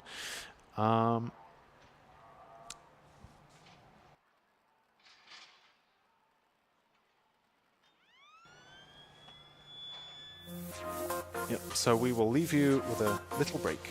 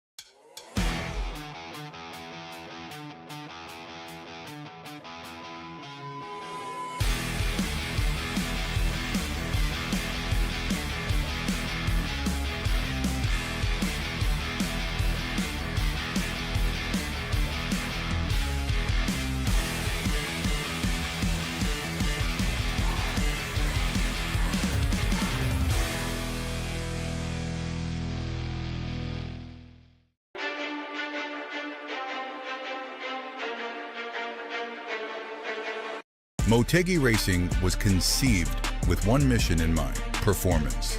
Each wheel is over-engineered to ensure industry-leading strength, lightweight design, and seamless connection to your unique style. From our storied past in motorsports to our stylistic contributions to the aftermarket culture, one thing remains: Motegi Racing is built for enthusiasts.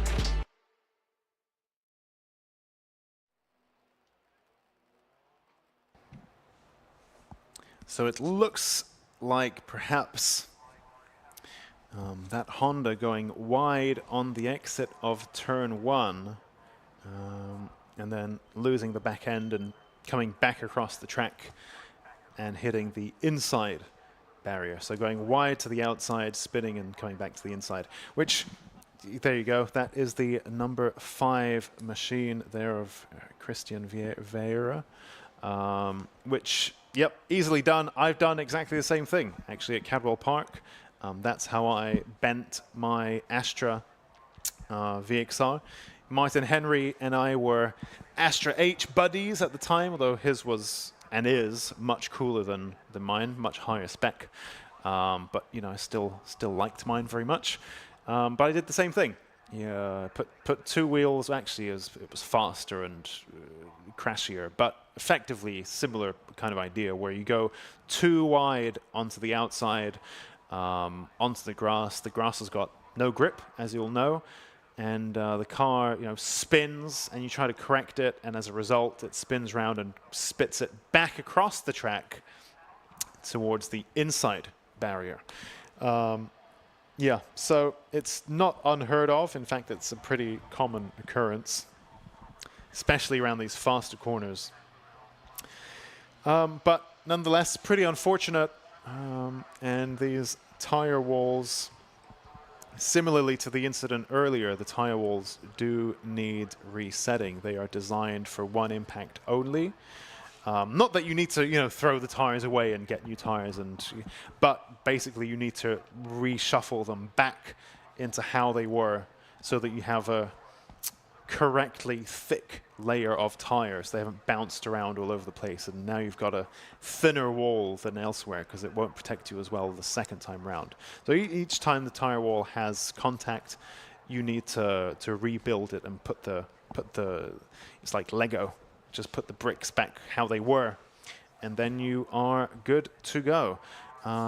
Zach Wynn on the comments, writing from Alton. So Zach is actually joining us from Alton Park trackside, also watching the stream as well. So thank you, Zach, for your comment.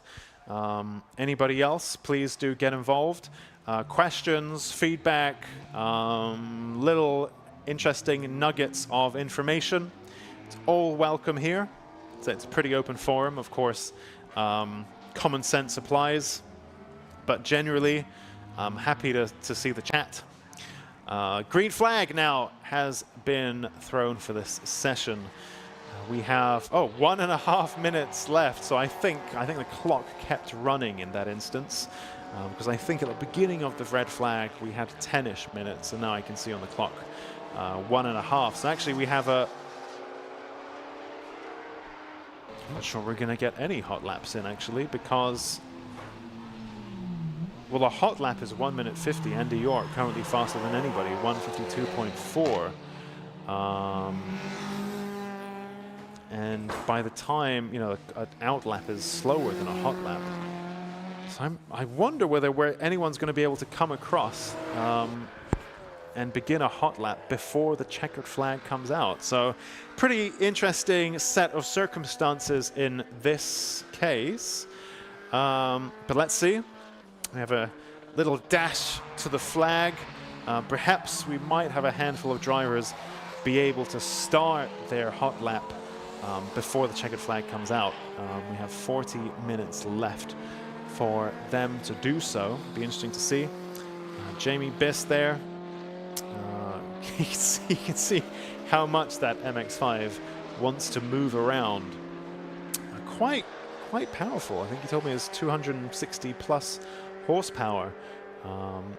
So, you know, on the limits of what these stock internals will take, if I recall correctly, I think that is a standard block, just with lots of extra air and fuel thrown in and squished. Clive Hopwell then manages to begin a flying lap, as does Ryan Barker, I think. There you go. Now the checkered flag comes out. So actually 2 drivers then will be able to have an attempt at a hot lap, as they began theirs moments before the checkered flag came out. Of course, they will be coming across lots of cars who are on cool-down laps and in laps and so on. So I think pretty challenging from a traffic standpoint. But let's see what they can manage. So let's take a look at Clive Hopwell then in the MMT Performance Golf R. In fact, my car that I drove here today is currently with MMT Performance. I thought they could remap at the trackside. And then, by the way, guys, take heed. If you have driven here in your daily, you could take it to MMT Performance and perhaps get it remapped right now at the show. Just something that I'm thinking about doing, so they're looking at my car as we speak.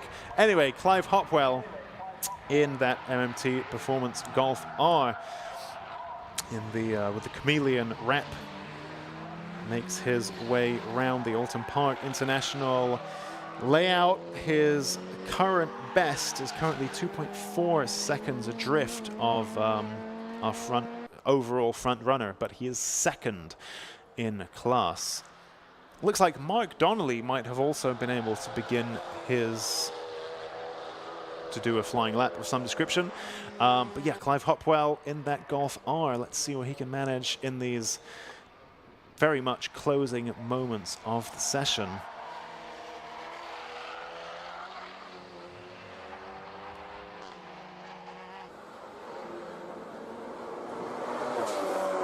Can we get the class times displayed on the stream, asks Dave Ward. They do sometimes, Dave. The display kind of rotates, so sometimes we get the overall leaderboard and sometimes they're broken out by class. Of course, the overall one is color-coded, but it rotates. So sometimes we see the whole overall standings and then sometimes they're broken out by class. So we do that.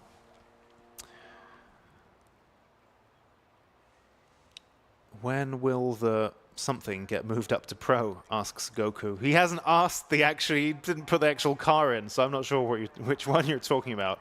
It's faster than they are already. Pretty sure it has been all year. Maybe, but I'm not sure what car you're talking about. You didn't write that bit. Flag is out, no one getting a lap, says Leaflet. Well, actually, yeah, some of the cars that managed to get across before the checkered flag did get a lap, I think. But yeah, interesting set of circumstances there. But there you go. So that concludes our Attack 1. So now our cars, drivers, Clubman, Classic and Retro, Pocket Rocket will head into Parc Fermé. This is a classified session. They will score points based on where they finish, based on where they place within their class. So, yeah, that is that. The provisional results did jump off the screen, but it looks like Andy York in the Classic and Retro Proto 205 ended that session on top, ahead of Eden Young. So, yep, there you go. Ahead of Dean Riley, Dan Buckingham, Clive Hopwell, Mark Donnelly, Tommy Langley, Ryan Barker, Rafael Sartsaris, Lewis Hyam, Mark Roberts, Annie Thompson, Stephen Wilkinson, Christian Vieira, Martin Bajkovic, Michael Greenhue, Mark Blackburn, Joe Bullen, Phil Ackley, Jamie Biss, and Peter Rushforth. 21 cars in that session. You can see the breakdown by class on the TSL Timing website, as well as the confirmed results once everybody goes through Parc Fermé. But for now, that concludes the Time Attack Attack 1 session, but don't go anywhere yet, because now we have the Racing Hondas Championship qualifying, followed by the Motorsport UK Drift Pro Championship Exhibition and then National Supercar Parade. So loads of cars, loads of stuff happening, and we will be getting the Racing Hondas Championship qualifying underway in just a few moments.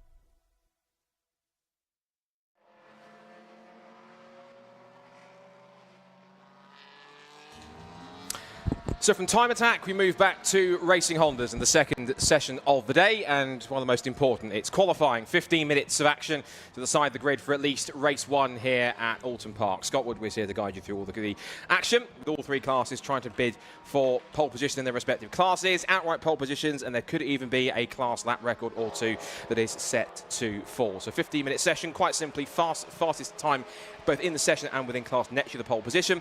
And I should mention as well that there are points available for qualifying positions as well. If you qualify any of the top 5 positions, you will get points. If you get pole in class, it's 5 points. It's 4 if it's second, 3 if it's third, 2 if it's fourth, and 1 if it's fifth. So the car's already making their way out of the assembly area onto their first sighting laps. They've had free practice this morning to get a feel for the circuit, get a feel for the track and the conditions and the setup. Of course, had a couple of dropped in 1 or 2 time attack sessions as well, so they should be pretty well versed.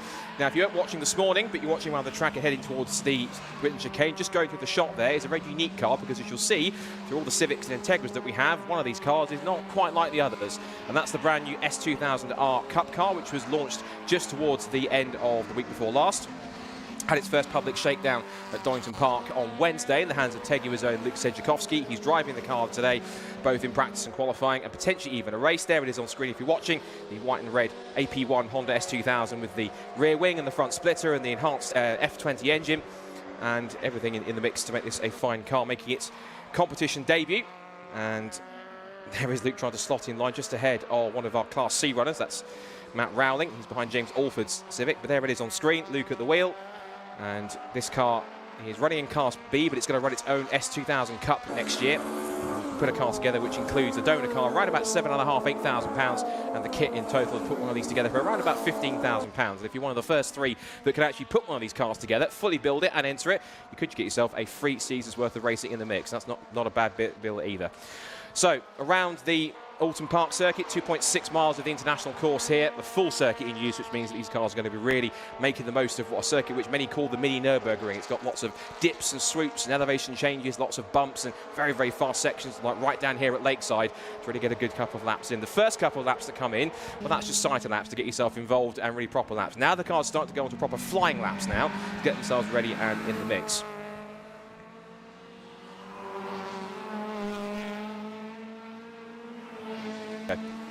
So as the qualifying session goes on, of course, plenty of drivers in the mix as well. One class we'll be watching out for is the double battle between Callum Houchin and Matt Rowling in the mix. We spoke to Matt back at Stetterton, and in the paddock earlier on to take the other side of the Class C battle, Charlie spoke to Callum Houchin earlier on. Let's see what his thoughts were, and he's feeling confident that he could potentially beat Matt here with his car having a bit more of an advantage here at Oulton Park. So let's see what Charlie thought and what she found out when she spoke to him earlier on this morning.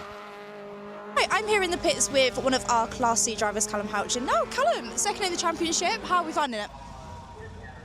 Difficult. Yeah. Matt's quick. He is quick. But the Snet was good. It was. I feel like you held him off really well at Snetterton. Yeah. Yeah, it was driver error by me in one of the races, missed a gear, but no, whatever we did with the car worked. Yeah. I don't know if Snet suited the car. We got a bit more power than Matt, so the straights helped a lot. So. Obviously, here at Oulton Stage, do you think the FN2 is going to favour over the EP3? There's a lot of fast bits here. He's going to be fast through the tight stuff. But as soon as it can stretch its legs, we'll be there. I think it's a case of we'll see where he's fast, see where I'm fast, and whoever's in front is going to have that advantage. Yeah. So. Be elbows out when it's not. As soon as one of us gets in front, it's going to be elbows out, but we'll be clean, like we always are. So. Obviously, car-wise behind us, running all okay? Any changes since snap? No, we've banged on some new tyres. Yeah. So it's new tyres and see what it does. So it's nothing budget-wise in everything like that. So nothing's changed on the car. So we'll just set up changes. Just go for it. Yeah, pretty much. Amazing. Well, thank you. Good luck today. Thank you.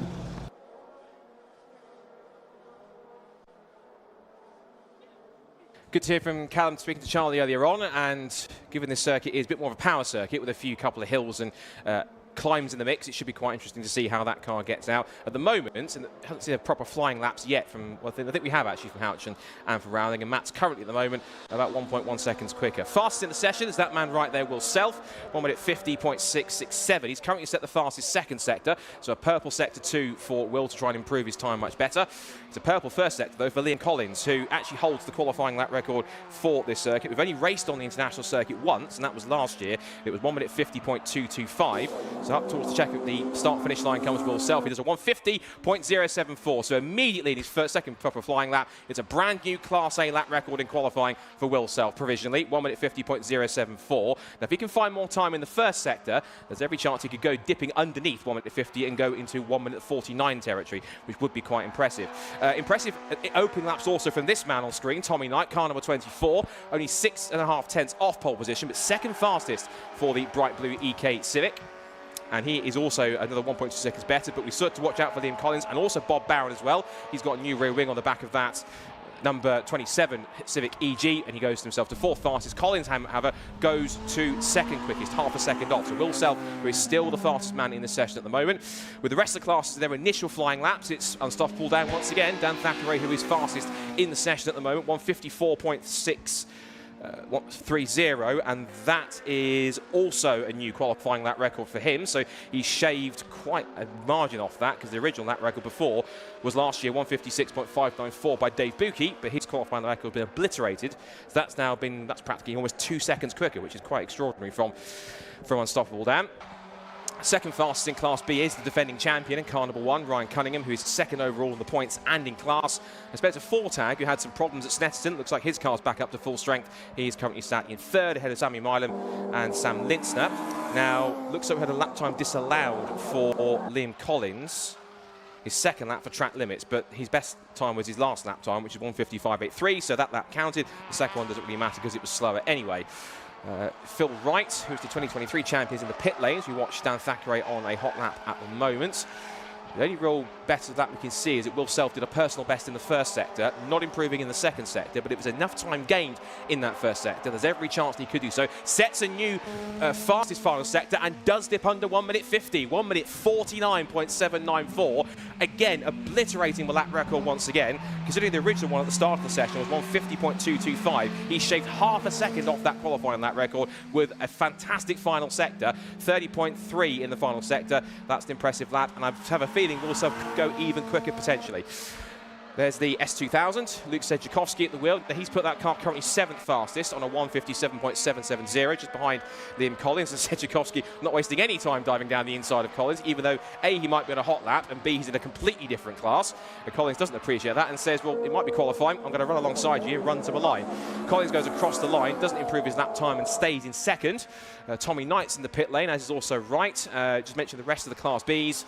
We've got Barker in 6th position, Sanjukovski 7th, and then Jackson Yates, who's making his debut this weekend, in 8th fastest, and then Matt Rowling is still on pole position in class by now 1.5 seconds from Callum Houchin in the mix as well.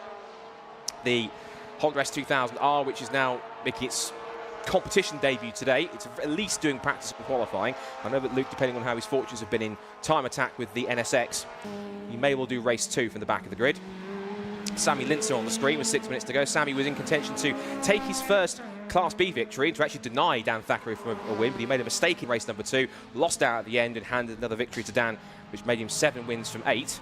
And just behind him there is Fraser McNeil. Now that car I mentioned in free practice has had a complete reshell after it hit the barrier in race 2 at Snetterton, and that car has, fortunately, was the same colour. It was a bright yellow EG chassis. Managed to get it fixed and sorted, and there it goes. Now Will Self is going to come to the line, not bettering sectors 1 and 2. If he can find any time in sector 3, he might want to improve. That last lap is a 155.154, so he would have backed off. That won't have been a push lap to make him any better. Off the road has gone Spencer Fortag, with all sorts of dust and dirt on his front splitter. He's still at the moment 3rd in Class B, 13th overall, with 5.5 minutes left to go.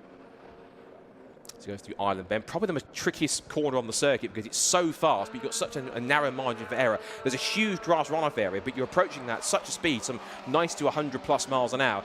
You turn in, and particularly these faster Class A cars that will have front splitters, front canals, they have rear aero, they're lowered, maybe diffusers on them as well. They can take the speed, but the Class B and C cars might be a little bit lighter or a little bit heavier in some cases, so they have to really make sure they can carry the speed through, because if you get offline and just get onto the dirty part of the circuit, that can really pull you through, and just putting one wheel onto the grass can certainly just pull you wide and off onto the grass, and if you go too far on that, well, there are tyre barriers waiting for you, which might not be a pleasant ending. Now, Will Self is going even faster in the first sector. He sets a new purple fastest first sector of the session. Liam Collins is second at the moment. He sets a purple second sector, so the fastest sector 2 of anyone. He goes still to second quickest, but improves his time. Does a 1 minute 50.098. So he's now 3/10 off the qualifying as Will Self three-wheels his way through the exit of Knickerbrook. You might come across a sort of cool down Dan Thackeray in front of him. Spencer Fortag's also there as well, just making his way through the shop. But Will Self appears into view underneath the canopy of the trees, pitches the car in, turns it through Druid's corner. Again, another tricky, fast double apex right-hander, which if you run wide, you can cause problems. There goes Fortag getting out of the way. Tommy Knight has set a personal best first sector. He's going quicker at the moment. Kevin Talbot's in there as well. Still with the Class Bs, it's now 1.2 second advantage in pole position for Thackeray from Cunningham.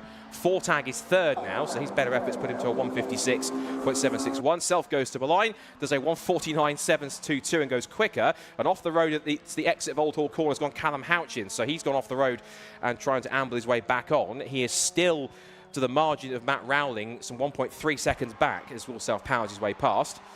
And that was fastest first and final sectors yet again for Will Self. And I spoke to him last night and he said that he seems like the car is in a good position. He just hopes his luck holds out. And I said, what, in general or at Alton Park? He went, in general. And I just thought, well, you've won both races at Snetterton, so you've got the advantage anyway. So it looks to be pretty good. And he's trying to fulfill that prophecy he made at the beginning of the season. He declared at the beginning of the season he was going to win the championship. He was going to go for it. Started well at Cowboy Park initially with victory in race 1. Had that start line tangle with Tommy Knight in race 2.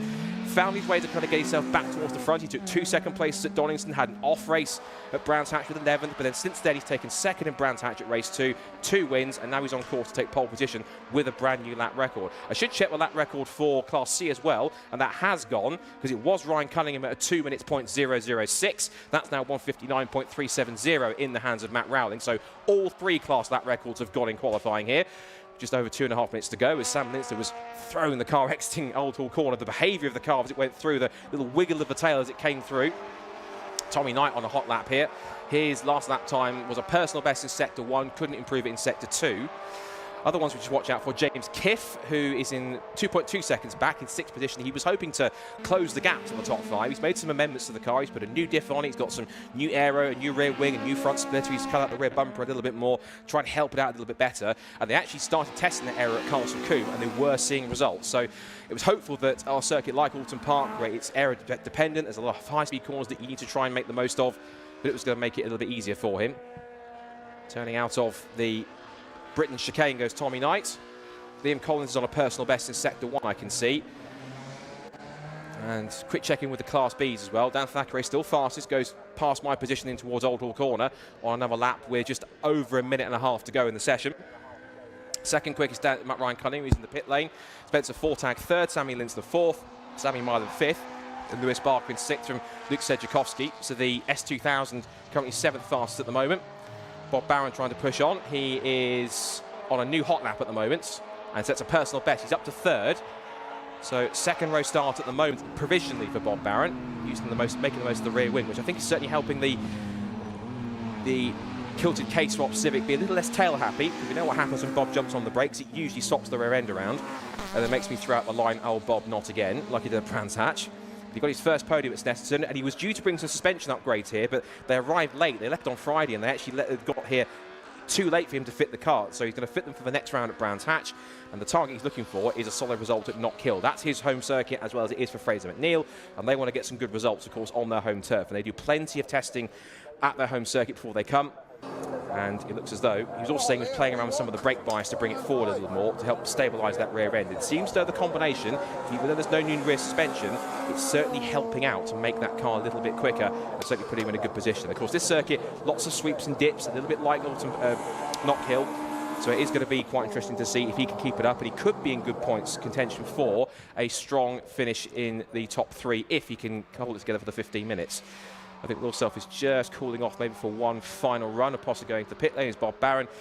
Couldn't get a better sector 2, so he might well get a bit more time back. If he can gain something in the final sector, that will certainly help him out.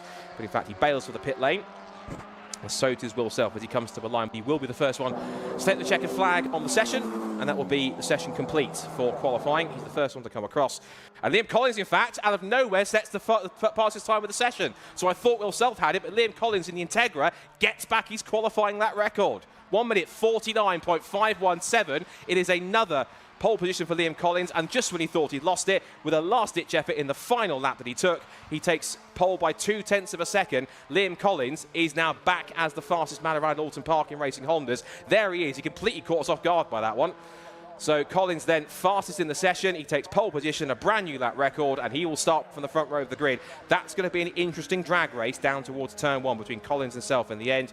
Bob Barron looks like he's about to take 3rd from Phil Knight in 4th position. Tommy Knight in 4th position. I got Knight and Wright mixed up. Then it's Talbot 5th, Kiff in 6th position. 7th place also is Phil Wright is off the road. He's gone Lewis Barker. He's parked the car, but it looks like on the exit, I think, of Druids by the look of it. He's parked it right towards the edge of the barrier, which means that he's off the road. And that might have to be a very quick recovery. As the camera zooms out, am I right? Is that Druids? It is Druids. My geography, even though I didn't take geography GCSE, turns out not too bad. When it comes to the rest of the order, Fraser McNeil 9th, so the new chassis doing okay in the top 10. And then we have 10th position for James Alford. Class B sees Dan Thackeray from Ryan Cunningham and Sammy Linster, Spencer Fortag and Sammy Milam. And Luke Sanjukovski's car, the S2000, taking 7th quickest, so we'll see if that turns out for race 2 in that sense.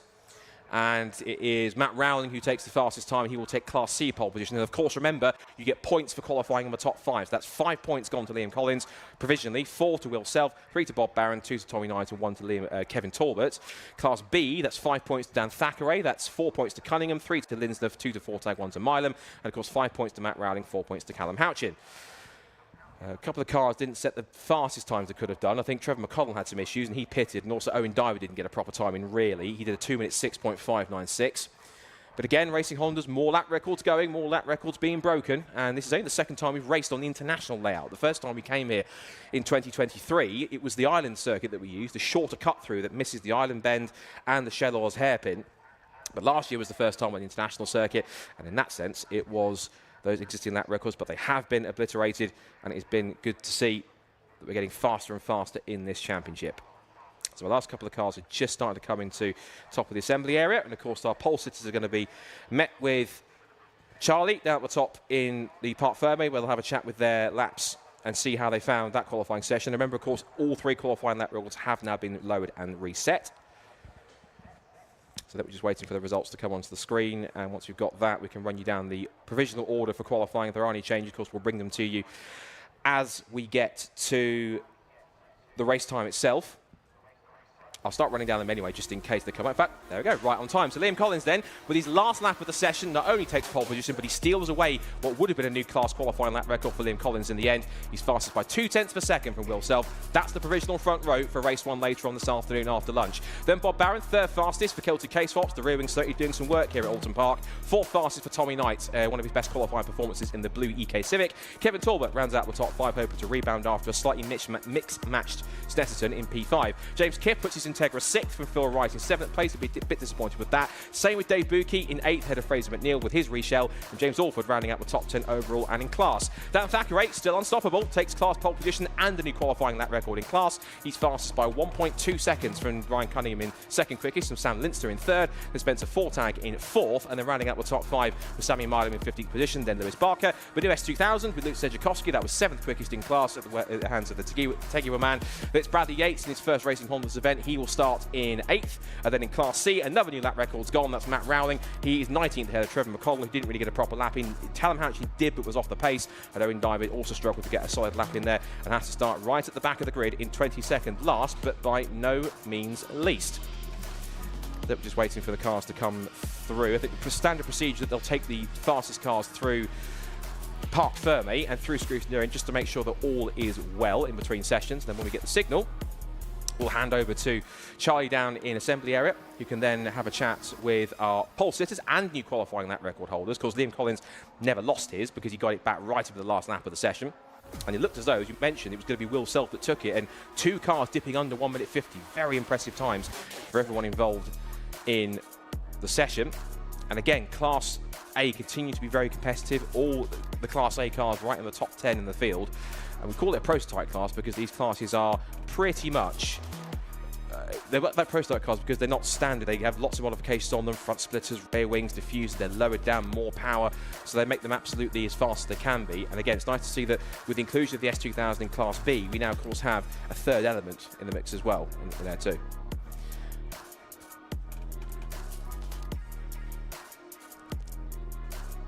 Yeah. So some storylines to go into race 1 whilst we wait for our drivers to be ready to have a chat with Charlie.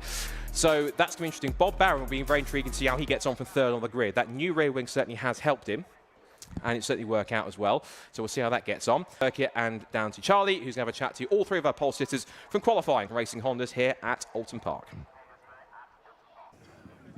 Right, we are here down in Park Ferme, fresh off of qualifying. Now we're going to grab Liam over. So Liam did qualify in pole position for the Class A. That was a proper last-ditch go for it, but it paid off. It was, yeah. It was one of those qualifying sessions that I didn't think it was going to happen. I knew the car had it in it, but every time I went for one, either I would make a mistake or you'd just catch traffic. It was just one of those. But yeah, luckily right at the end, no more time to give. No.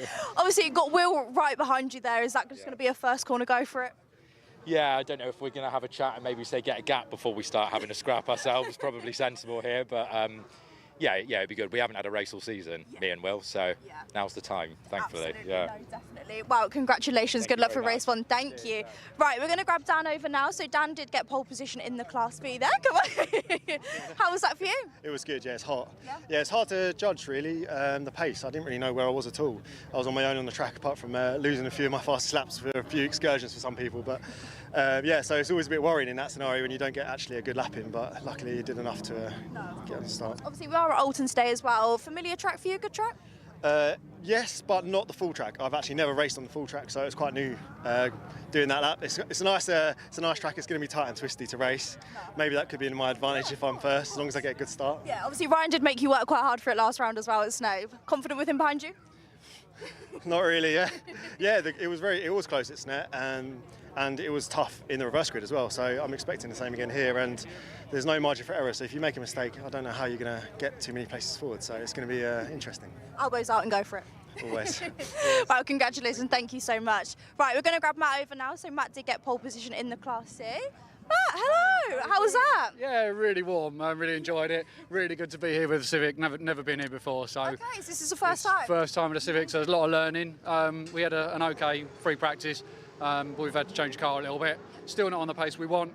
Clouted one of the sausage curbs in quali, and I think it's bent the track in a little bit. So got some few little touches before race 1. Yeah, absolutely. Yeah, but yeah, it's my silly fault. No, really. of course. Obviously, Callum did say heading into, he reckons the FN2 was going to have you over the EP3, but quali's completely different for a race. Putting a lap together with Callum hot on my heels. He will be chasing me down, so it's not going to be easy. It'll be a really fun, good race. Good, no, fantastic. Well, congratulations. Thank you so much. Cheers. Thank you. Right, well, that is qualifying now, so make sure you come back for race 1.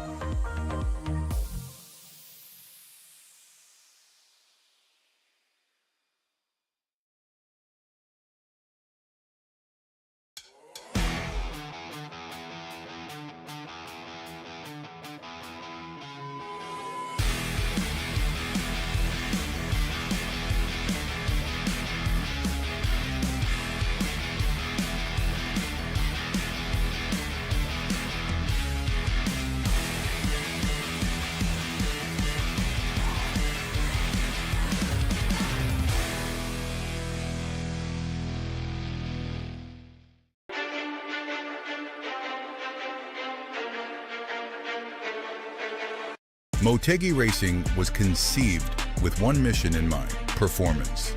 Each wheel is over-engineered to ensure industry-leading strength, lightweight design, and seamless connection to your unique style.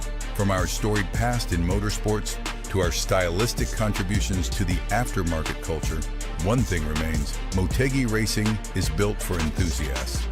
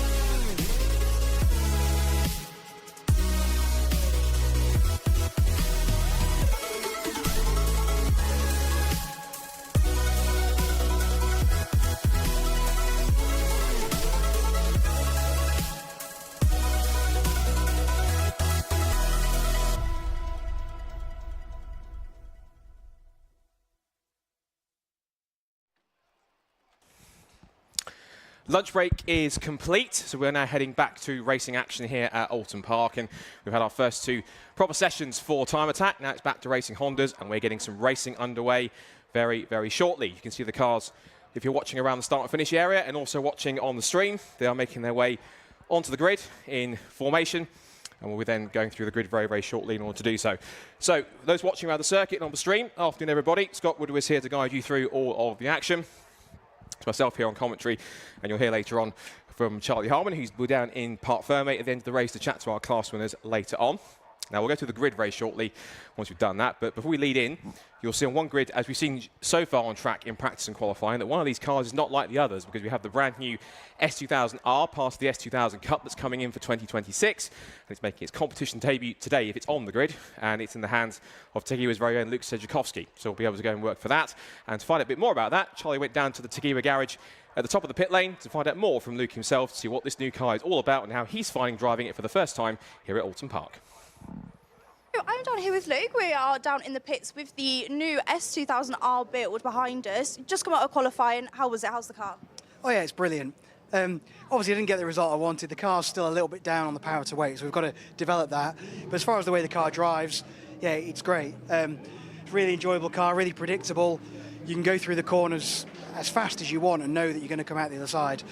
So yeah, it's all really good. It's balanced on the tyres, so during the session it doesn't overheat the rear or the front or anything. It just lasts well. Yeah, obviously this is a fresh build. This is sort of its first time out racing with everyone else. Talk us through the build. What have we done? Yeah, okay, so the whole idea of the championship, or the class, is that it's going to be a controlled build.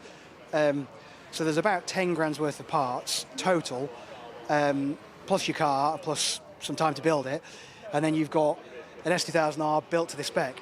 So with all the cars being built exactly the same dampers, same wheels, same tyres, exhaust, the job lot, it will then just be down to the drivers making the most of what they've got. So yeah, like I say, about 16, 17 grand gets you the car and all the bits, and then you can build it and get racing. Yeah, absolutely. Am I right? It says about the first 3 builds, do you get free entry as well? Yeah, that's right. Yeah, because it's a new thing, we thought we'd do that. So yeah, we're going to put a build package together on the website, and the first 3 people to click buy, like you say, get the free entry for next season. Amazing, fantastic. Wow, are we heading out into race 1 as well? Yeah, looking forward to it. It's going to be interesting, obviously being rear-wheel drive. Hopefully I'll get off the start quicker than everyone else, and then it'll be elbows out. Yeah, absolutely amazing. Wow, good luck for it. Thank you so much. Thank you. There we are, more information on the S2000. Want to find more info, you can head to the website racinghondas.uk for that progress. Cars already out on their formation laps, so we're getting away for 50 minutes of action, and here's how they line up. With a late lap in qualifying, a brand new lap record for Liam Collins in the DC2 Integra. He starts on pole position alongside Will Self. That will be a real battle down towards turn 1. Bob Barron with the new rear wing will start 3rd on the 2nd row of the grid alongside Tommy Knight with new rear springs. He's working to work with that from 4th. Kevin Talbot starts 5th alongside James Kiff and his aero improved Integra DC2, then 2023 champion Phil Wright and Dave Buki will start on the 4th row of the grid before we round off the top 10, followed by Fraser McNeil, who's had that car reshelled, and James Alford and his Civic EK starting in the top 10. Then it's Unstoppable Dan Thackeray, who leads the championship overall and in Class B, will start 11th, alongside his main championship rival both overall and in class, Ryan Cunningham. Then Sam Linster, who was close to a win at Snetterton, will start 3rd in class alongside Spencer Fortag, who went off the road in qualifying. Sammy Milam and Lewis Barker will come up next in P6. Lewis Barker's got pulled off at the end of qualifying. Hopefully that car's fixed. Then we have the car we've all been talking about, the S2000R with Luke Sanjukovski at the wheel. He's just on the track going through the shop now in 17th. He's alongside Bradley Yates, who's here getting signatures before he moves to Ferrari Challenge in a few weeks' time. And then Class C pole position, Matt Rowling goes to him alongside Trevor McConnell in Class B. Callum Houchin, his Class C rival, starts 21st. And right at the back of the field, not setting a proper time, will be Owen Diver, who is there, I can see going through the shot, to make it 22 racing Hondas, set for 15 minutes of action here at Oulton Park. So we had points in qualifying, considering that we had the top 5 score points in qualifying in each class, which means that a slight change to what we had the points coming to the weekend. So before that happened, we had Will Self and Phil Wright separated by a point, with Will taking 2 victories last time out at Snetterton, so he's now in pole position to try and make it a 4th win of the season. Phil Wright is a point behind in 2nd place, 2023 champion. Kevin Talbot 3rd on 90 points, ahead of Liam Collins and Tommy Knight in the top 5. In Class B, and also the overall leaders, it is Dan Thackeray on 131 points, 7 wins out of 8, with Ryan Cunningham just ahead of him by about 18 points. And then Sam Linster in 3rd, Lewis Barker 4th, and Sammy Milam completing the top 5. And in Class C, it's a battle between Matt Rowley and Callum Houchin, and there is the advantage of 16 points, 62 to 46 in that battle.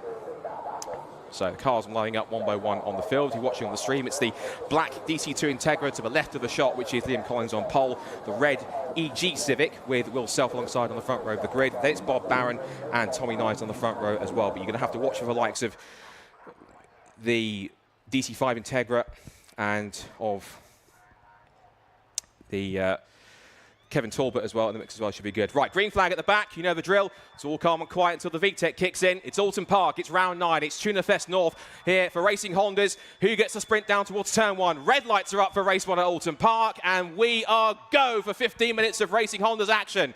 Strong start from the front row of the grid. It's initial getaway. It's level down towards turn 1, and Wilson might get the run down the outside towards Old Hall for the first time. It's Tommy Knight into third place ahead of Bob Barron as they sweep through the right-hander for the first time. Through the right-hander, Old Hall corner we go. I think there's one car that got a little slow off the line, but he's managed to get going. One car from the pits. That is Jackson.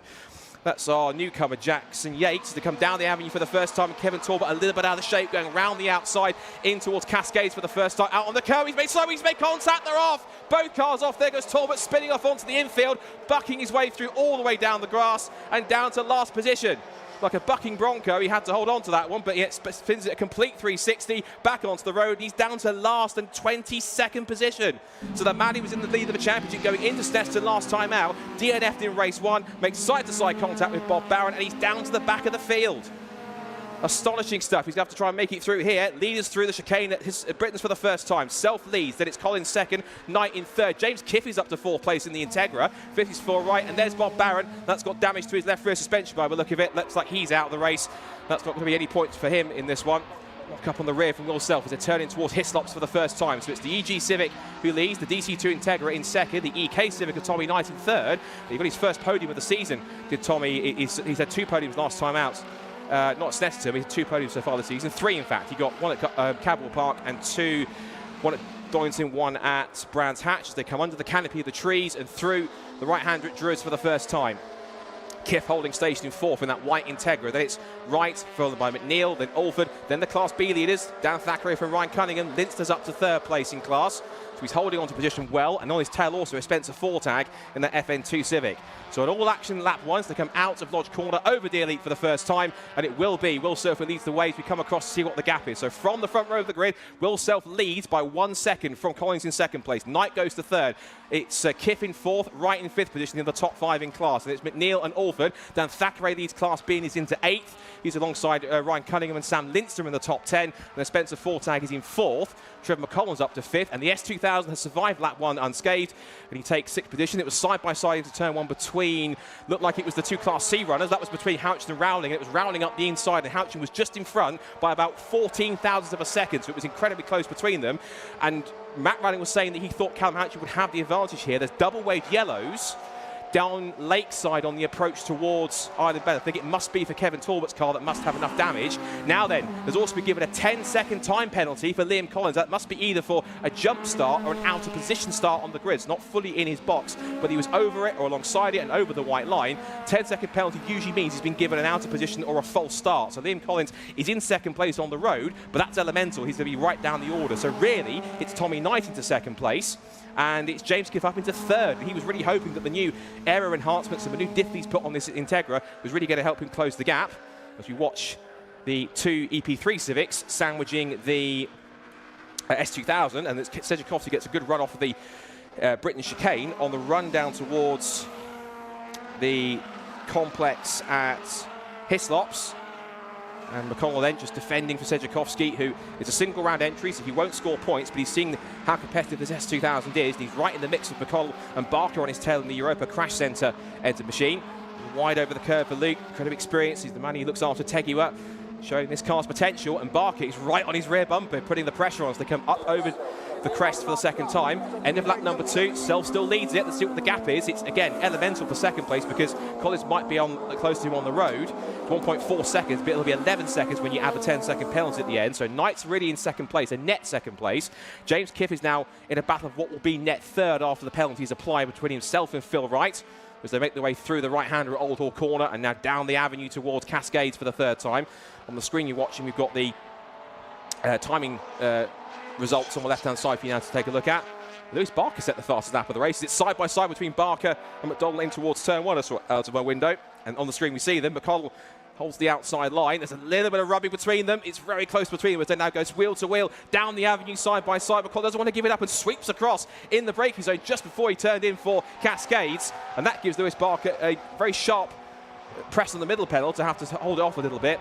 But I'll tell you what, it's been all action the first couple of laps, particularly we lost both Kevin Talbot and Bob Barron. He was so hoping that from third on the grid, it would have given him a really good result, chance to get another podium. He was on a high from getting his first podium at Snetterton. You can see Bob Barron's car parked in the island loop as Lewis Barker has a look up the inside into Shellaw's hairpin. McCollum gives him the space and repasses, but of course these two keep on fighting each other. It's easy to make a break and they make contact, and round goes Barker. There was a touch between Barker and McCollum. Round he goes, almost a 360, completely gets out of the way, and thankfully doesn't get tabbed by Rowling or by Milam or by Couchin. It's all action in these first few laps. We've still got 9 minutes and 45 seconds to go. So out through the chicane they go then, and Barker's going to do it all over again to get past both of the Class C cars. And that would have given Matt Rowling and Houchin and Sammy Milam a fright. Back to our battle for net third position. It is fourth on the road, remember. But this James Kiff is going to hope he can get himself his first podium and make sure all that aero work. They were testing it at Castle Combe recently, and it did certainly work as Barker gets his elbows out to try and get past Houchin. Looks round the outside, but Houchin stands his ground at Knickerbrook and basically parks the car right on the apex of the corner. Says, you might be in a different class than me, mate, but you're not getting past me that easy. Come round the long way. So Barker's making it a little more difficult for him here as they come out underneath the canopy of the trees, back towards Druids. Car wiggling around as looks like Rowling was trying to get the apex, and the car ran a little wide. It might have been the pressure from Milam behind him that sort of put him offline, and Milam might be drawing alongside here to make the move. He's close enough to get him under brakes. They're side by side, and I think realises he's in a different class altogether. Rowling just lets him go. Same now with Houchin. He's had his fun with Barker. He goes through. Back with the leaders. It's 1.6 seconds on the road between Self and Collins. And Tommy Knight, in reality, is 2.6 seconds off the lead, but he holds a nice, comfortable second place. He's got some nearly 7 seconds over Kiff in third place, who himself is only 8/10 ahead of Phil Wright. With the Class B runners, we should check in with them. Dan Thackeray leads that class by 1.5 seconds from Ryan Cunningham. And Sam Lintzner in third position. Spencer Fortag is in fourth. And then it is fifth position in Class B for Sanjukovski. So the S2000 up into the top 5. There's a little bit of trim hanging off the back of Lewis Barker's car. That must have been from the tag that he got from Trevor McDonald, Lexington Shellaw's hairpin. Through the chicane they go at Hislop's, watching the battle for what is going to become third place after the penalty is applied at the end. Phil Wright is pushing as hard as he dares. He is the 2023 champion. But James Kiff is giving as good as he gets. And he only started really car racing at the first round. He dropped the car into the series, which was at Brands Hatch. He picked up on that first weekend a 7th and a 5th, then a 6th and a DNF last time at Snetterton. So here's Lewis Barker watching on the screen, coming out of Britain's. Now he's on the tail of the Class C leader, which is Matt Rowling. And with better acceleration and power, through he goes. Now his next guy he's going to try and pick up is Sammy Milam. As outside of my commentary box position, you can see we've got the top 3, and in fact actually physically Tommy Knight has caught Liam Collins, so he's really got some pace underneath him now. We should also mention thank you to Lucas Oil for supporting the stream. Of course you can vote for your Lucas Oil top driver by using the QR code. If you're watching on the stream, scan the QR code, you can vote for them online. And here's that battle then on track for second place. Even if Knight gets through, if he doesn't get through I should say, not going to matter because the penalty is going to be applied and push Collins back anyway. But I'm certain that Knight wants the track position and he knows that Collins is going to make it difficult. Unless he hasn't seen it on a time screen or the display board that you have on the start gantry, I'm not quite sure that Liam Collins might just let him through here. The gap is less than a second as they come round another lap. 6 3/4 minutes to go. This is a battle on track between Milam, McConnell and Barker. So Milam I think has got past... Now Milam was already ahead of... Yeah, Milam has got past McConnell. And this is interesting. The two combatants that were getting a bit too close for each other earlier on now find themselves back together again. And Lewis Barker's blood is going to be a little bit up, I think. Has a look up the inside. He forces McConnell to go deep. I think McConnell realised this time, sorry, that might have been my fault, just lets him through pretty easy, unless there's that a problem for McConnell, because now he's lost pace to Matt Rowling. I think McConnell's got a problem. Whether it's a legacy of the contact between himself and Barker, I'm not 100%, but McConnell's car doesn't appear to be 100% at this point, because he's just let Matt Rowling through, and that's a Class C Civic. And black and white flag also going out as a warning for track limits of Phil Wright. It's not a penalty, but he's on the cusp now of getting a penalty if he carries on extending track limits. And they do have pressure sensors here in this MSV circuit, so if you go over one of the pressure pads, you get a nice photo sent up to race control, and it's inexcusable proof. You can't say, honest gov, it wasn't me. doesn't work like that. You say, well, we've got photographic proof that you did, so it's not going to work that way. 1.9 seconds is the on-track gap between Will Self and Liam Collins, and if Will Self continues on as he is with 5.5 minutes to go, he will be on course to pick up his 4th win of the season. In fact, apart from 11th place in the first race at Brands Hatch and DNF at Capital Park, that's the only race he hasn't finished. But apart from that first race at Brands Hatch, every other race that he's competed in outside of that has been either a win or a 2nd place. And again, it's fulfilling that prophecy that he made at the start of the season. He said that he was going to go forwards and win this championship, and he's going forward now in this EG Civic, like one of the older cars in the field, but still got plenty of pace and plenty of development underneath it. And Liam Collins is no stranger to this championship also. He still holds the qualifying lap record, but up until the very last lap of the session, it was going the way of Will Self. So a last bingo lap from him managed to get him that pole position time and also lower that lap record to 1:49.5. Just seeing the S2000 go past my shot. That is still in 5th position in Class B with Sanjukovski at the wheel. We'll check in with the Class Bs. You can see Dan Thackeray still. Well, that's interesting, actually. The gap is 2.5 seconds. I thought it was closer, but that's the relevant difference between the cars. So you've got 2.5 seconds in Class B between Dan Thackeray and Ryan Cunningham. And then Sam Lintzner in 3rd place. He's on course for another podium. Sam himself, as I mentioned, was very close to a win at Snetterton last time out and took his best result of the season with 2nd place, but he was in front of Dan for most of the race and right at the end made a mistake that lost him the victory. And that's why Dan now has 7 wins out of 8 rather than 6. So Sammy already has in class 2 podiums. 3 in fact, so I look at the wrong Sammy. That was 3rd place for Capital Park, a 3rd place at Donington, and now a 2nd place at Snetterton. If you look back here, that's Fraser McNeil being chased by James Alford, EG being chased by EK Civic. So they climb up over Clay Hill.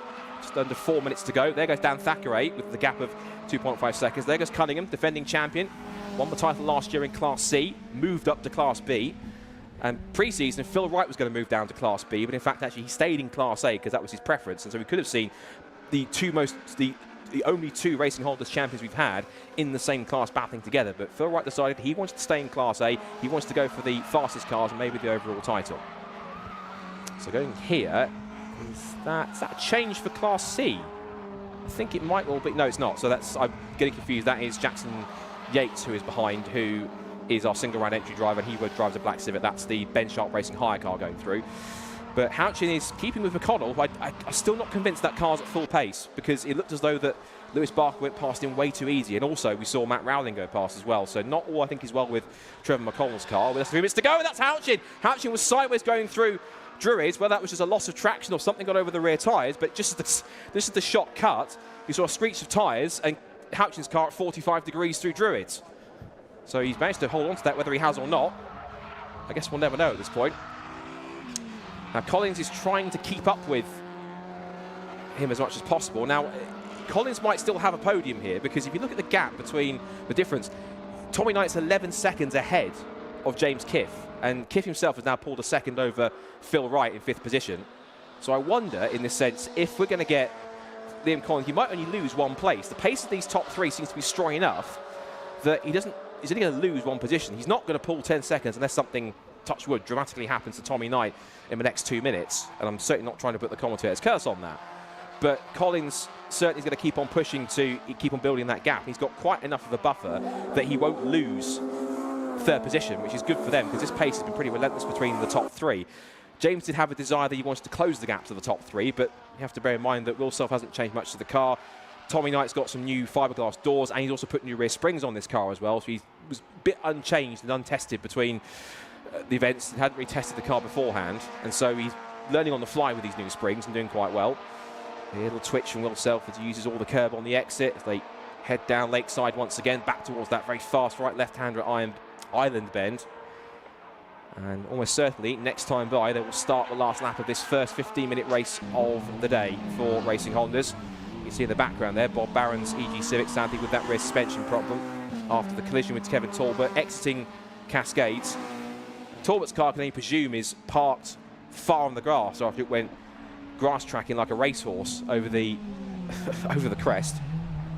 Back with our fight for what's now going to become 4th place because Liam Collins is that far ahead. It's not going to change the order of them moving up, at least as far as I can see. Gap has now gone to 12.5 seconds between Tommy Knight and James Kiff, and that in terms of on-track gap is more like 14.5 seconds really. So Collins looks safe in 3rd place.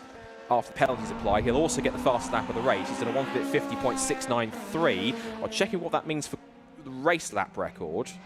I'll see if that's changed anything at all. I should keep an eye on that as well. There's Dan Thackeray, who leads the way in Class B still. Unstoppable Dan, as we've now affectionately termed him.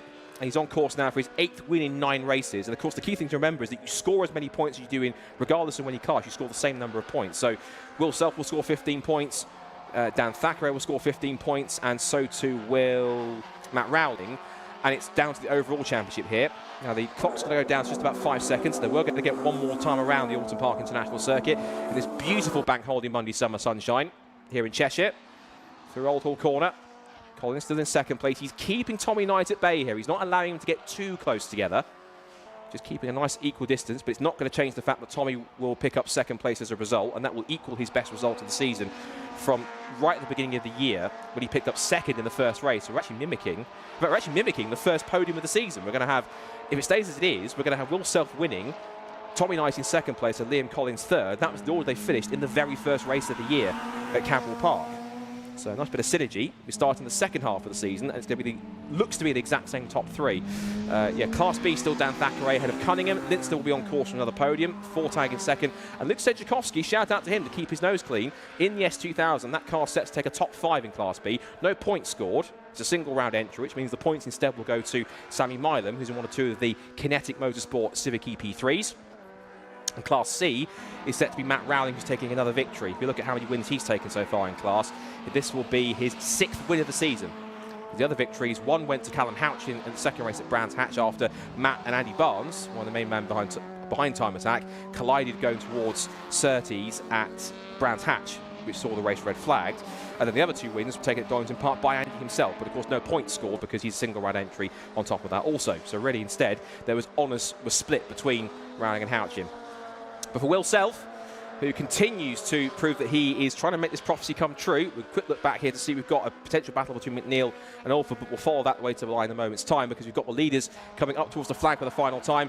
And Will Self is again trying to put himself in pole position for title in this championship. He heads over the crest, over the elite for the final time. It's his 3rd win in a row. It'll be his 4th win of the season. Cross the line goes Will Self. It is victory in race 1, round 9 of Racing Honda's 2025 at Alton Park, and a fine drive from the front row of the grid. Liam Collins takes 2nd place, but of course the penalty's been applied, so he comes across the line adjusted, 13 seconds behind. And Tommy Knight is struggling to the line. What's happened? Tommy Knight and James Kiff will be side by side to the line. Who got it on the flag? It's going to be now Tommy Knight by just under 0.2 of a second.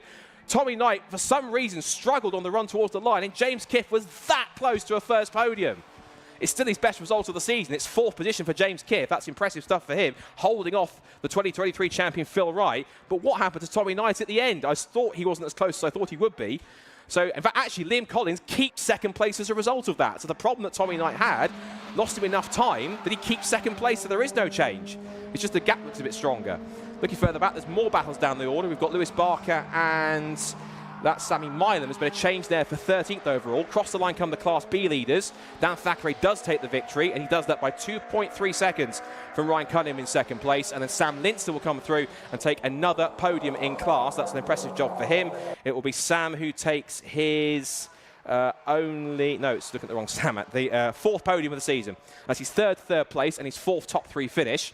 Across the line comes Spencer Fortag. He'll pick up 4th place in class. And a round of applause also for the S2000. It completes its first competitive outing. Flash of the headlights from Sanjukovski, and he picks up a top 5. That's pretty promising for the S2000. And of course, that's its first competition race completed with no problems, no dramas, kept his nose clean. That's a perfect advert for the car, I'm certain. Want to find out more? Head to the website at racinghondas.uk. There's all the information. And if you fancy one of these, you can get yourself a kit together for about £15,000 or so. For Class C, if they come towards the line, it's going to be a victory for Matt Rowling, who's come across the line already. Also seeing Jackson Yates has picked up his first race finish, means he'll get a signature for that. And Callum Houchin did survive that slide at Druids, which means that he does hold on to 2nd place in class anyway. Well, talk about drama and action. Certainly gave you plenty in that race, and there's still another race to go where we flip the grid a little bit and make it even more interesting with the faster cars behind some of the slower ones.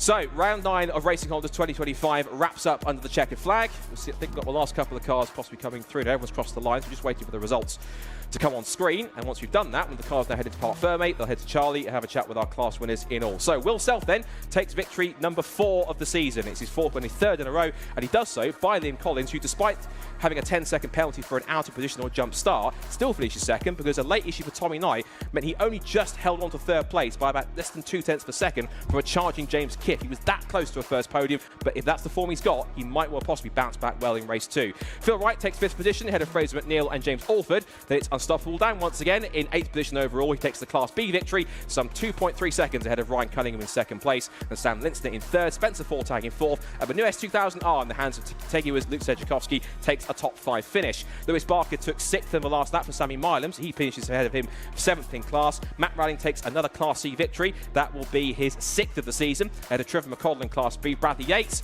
who is taking his first signature of the day ahead of his Ferrari Challenge aspirations. Then Callum Hatching, who survived a big slide at Druids, holds on to 18th place, and Owen Diver rounds out the finishers. And we lost, sadly, on the first lap of the race, both Bob Barron and Kevin Talbot after they made contact exiting Cascades. But Talbot's car went soaring off into the grass infield, and he was out of the race. And with suspension damage, Bob Barron had no choice but to pull off into the Island Bend loop with issues, and that'll have to be fixed for race number 2. So, take a breath after that. That was exciting stuff, as always, from Racing Honda's. Excellent stuff. I should quickly look at the, maybe not fully at the lap records, I might look at that for race 2, but in terms of the race lap record, which is 1 minute, which from last year, whilst we're waiting for our drivers to get into position to have a chat with Charlie in front of a Lucas Oil board. The race lap record from last year was held by Liam Collins, 1 minute 50.533. Didn't quite get to that, we were close, but Collins set the fastest lap of the race, 150.693. So we're getting there in these conditions. If we go even quicker, there's more rubber laid down for some of the Attack 2 and Super Attack runs. We might well get possibly close to that if the pace is a bit quicker. And Collins, of course, fastest lap of the race there. That gets him an extra bonus point on top of that as well. And I think the fastest lap in Class B went to Dan Thackeray, 155.964. How does that compare to the Class B lap record? Breaks that one, so that's 155.964 for Thackeray. That now gives him a new class lap record, half a second quicker than Dave Buki. And in Class C, it was a 2 minutes .006. And Matt Ryan did not break that, 2 minutes .397. So Class A and C lap records still outstanding. But the Class B lap record has been broken by Dan Thackeray. So impressive stuff from him to get his 8th win of the season from 9 races and a new class lap record. And he also broke the qualifying lap record earlier on as well. So the second race is coming up, due to be around about 4:05. There'll be a bit of a change around with the grid to get reverse draw. You'll see that also on screen when we hand to Charlie for the interviews. And some talking points there, of course. Will Self back with victory once again. It's crucial points lost for particularly Kevin Talbot. Not really how he wants to bounce back from a really rough Snetterton, where he only picked up a DNF, and then in race 2 could only manage a 4th place and not a podium. So Kevin Talbot's got some work to do. But he might well benefit from this slightly partial reverse grid because he might be further ahead. He could benefit from getting a better start and track position if the DC5 Integra is working well.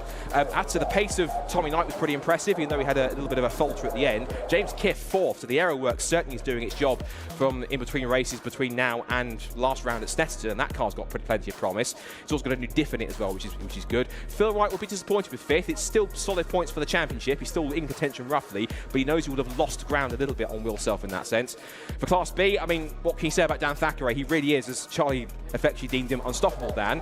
Again, 8th win in 9 races. He continues to lead the championship, and Ryan Cunningham, all he can do is keep on chasing after him. That's all he can do, and keep on banking points. And I've said it a few times before, it's the races that you don't win that can win you the championship. But even though Dan is running away with it at the moment, some 20 points ahead, you've still got drop scores to come into play with this, so keep an eye on that as we get towards the later part of the second half of the season.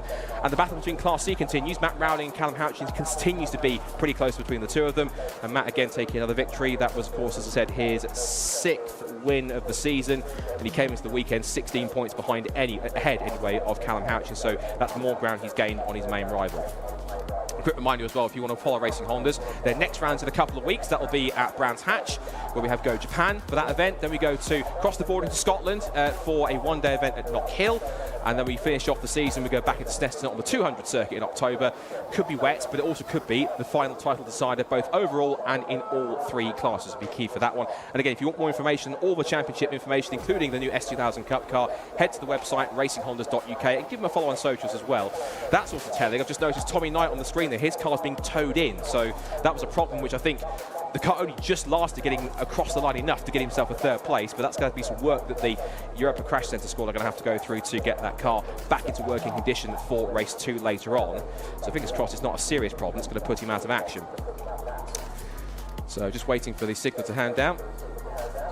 And just having a look through some of the standings, so we'll keep on filling in this sense of things. We'll look at some other results in the field. Fraser McNeil, that's a reshelled car that's come through to 6th, so good effort from him. He's ahead of James Alford, so James Alford, who's had a steady run through the season. James Alford in his EK Civic, he came into the weekend 7th in points, and his best result of the season was 6th place. He's taken twice, once at Cadwell Park and once at Brands Hatch, so he's a 7th place. He's consistently running in the second half of the top 10 and finding 1 or 2 peaks and troughs for his pace. For Fraser McNeil, his best result of the season has been 5th, and that was in the 2nd race at Cadwell. So again, that pace is roughly where he should be. He's close to that. He's been 6th a couple of times before. No, he hasn't, in fact. He hasn't scored a 6th position. So that's his 2nd best result of the season. And that's not bad for his reshelled car. So that's working quite well. And then we go to rest of the class. We've got Spencer Fortag. He's picked up 4th place. He had a bit of bad luck at Snetterton, if I remember correctly. Yeah, he DNF'd in the 1st race, didn't start 2nd, and lost a ton of points and dropped to 6th in the standing. He's way off the Class B lead, but that gives him a podium. That's only his 2nd podium of the... No, he's not on the podium because he's behind Sammy Linster. He has finished... That's a 4th top 5 for him because he picked up a 2nd place at Oulton Park in race 2 and 3 top 5s, 3 5th positions, so he's picked up a 4th to add to that one. And Luke Sanjukovski, that's impressive stuff for the S2000, of course. Kept it trouble-free, reliable, no issues, brought it home in the top 5, so that's going to be pretty key on that side. And as for Class C, as we mentioned, that carries on. That continues to be a battle between Matt Rowley and Callum Houcham on that side. We are just waiting for the signal to go down to Charlie to have a talk to our winners in all 3 classes. When we do, we'll hand over straight away. And of course, coming up now, we've got, after this race, you've got Drift Pro Championship exhibition runs in a moment's time. We've also got the next part of the time attack section, Attack 2. That'll be for pro classes, followed by club and club sport classes, and then club and a pocket rocket. And the second race is going to be at 5 minutes past 4. But that's then. This is now. I think we can now head down to Charlie, who's in Park Fermier with Lucas Allboard, to have a chat to all 3 of our class winners from an exciting round 9 of Racing Hondas 2025 here at Oulton Park. Perfect, right, we are down here after a very chaotic race 1, here with our Class A winner, Will. How was that for you? Yeah, good. Obviously qualified 2nd, which was annoying, but yeah, 2 tenths off pole. Got a bit of a better start than Liam on pole, and sort of had enough of an overlap into turn 1 that I could make it stick. And I thought, to be honest, he was going to make it more difficult and be right back on me for the duration of the race, but managed to build a bit of a gap up and was sort of trying not to be too harsh on the car through the chicanes and things any more than I needed to be, but yeah, did what needed to be done. And I think we had quite a bit of contact heading into the first corner as well. I managed to come out of that unscathed. I was there? I don't know. No idea. Right, okay, yeah, I had no idea. Obviously, Liam did manage to pick up a bit of a penalty as well, obviously heading into race 2. Is that work in your favour? Does he? He's got a penalty, has he? Oh, right, okay. I don't know, does it? I guess it depends what happens with the balls for reverse grid, yeah. Obviously, well, congratulations and thank you so much for that. Brilliant. Right, we're going to grab Dan over. So Dan got the win there in Class B. Come over. Hello. How was that, Dan? Yeah, good. Hot, as I suppose you've heard already a few times. Yeah, it was a nice start, nice first lap. There was a bit of a shenanigans in front. Luckily, quite a bit of contact heading into yeah, some cars were littering about. It was quite enjoyable to watch from a distance. Luckily, not involved, and just enough to get a couple of good laps on my own and keep a nice gap. Yeah, obviously reverse grid heading into race 2 as well. Yeah, I think this is the one we're all worried about here. It's not easy to overtake, very tight, twisty. So I'm just hoping that it's drawn a low number and hope for the best. Perfect. Well, congratulations. Thank you. Right, we're going to grab Matt over. So Matt got the pole there in Class C. I was going to say, hot. How was that for you? Yeah, really good. I love this circuit. Having the Civic here, he's mega. I've loved every minute of it. So had a great race with Callum at the start. and yeah, got to go in and start racing some of the big guys. So yeah, it was really good fun. Oh, brilliant stuff. That's a sick win for you as well. Going well. Is it really? Yeah. Oh, No pressure. For one more. No, I know, right? I hope you're not jinxed that far. To be fair, Dan's done well so far, and I've been fine. So. Well, hopefully we'll try and do it again. Absolutely brilliant stuff, and congratulations. Thank very you. much. Cheers. Right, we're going to do the reverse grid draw. So we're going to get Carl to come over. Got someone coming from either side. Brilliant stuff. Okay.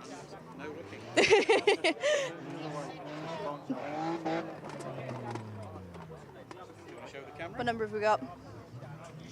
Is that 7? Turn around. 7. So we've got reverse grid of 7 places there for race 2. Fantastic, right. Brilliant stuff, amazing, perfect. Right, stick around for race 2.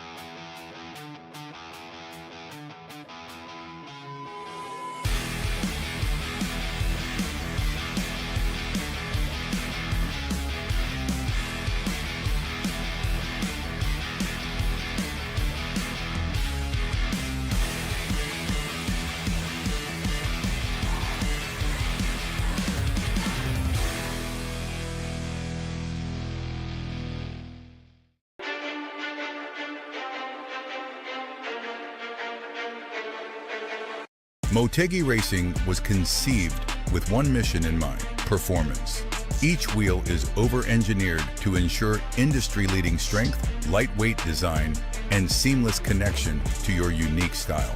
From our storied past in motorsports to our stylistic contributions to the aftermarket culture, one thing remains: Motegi Racing is built for enthusiasts.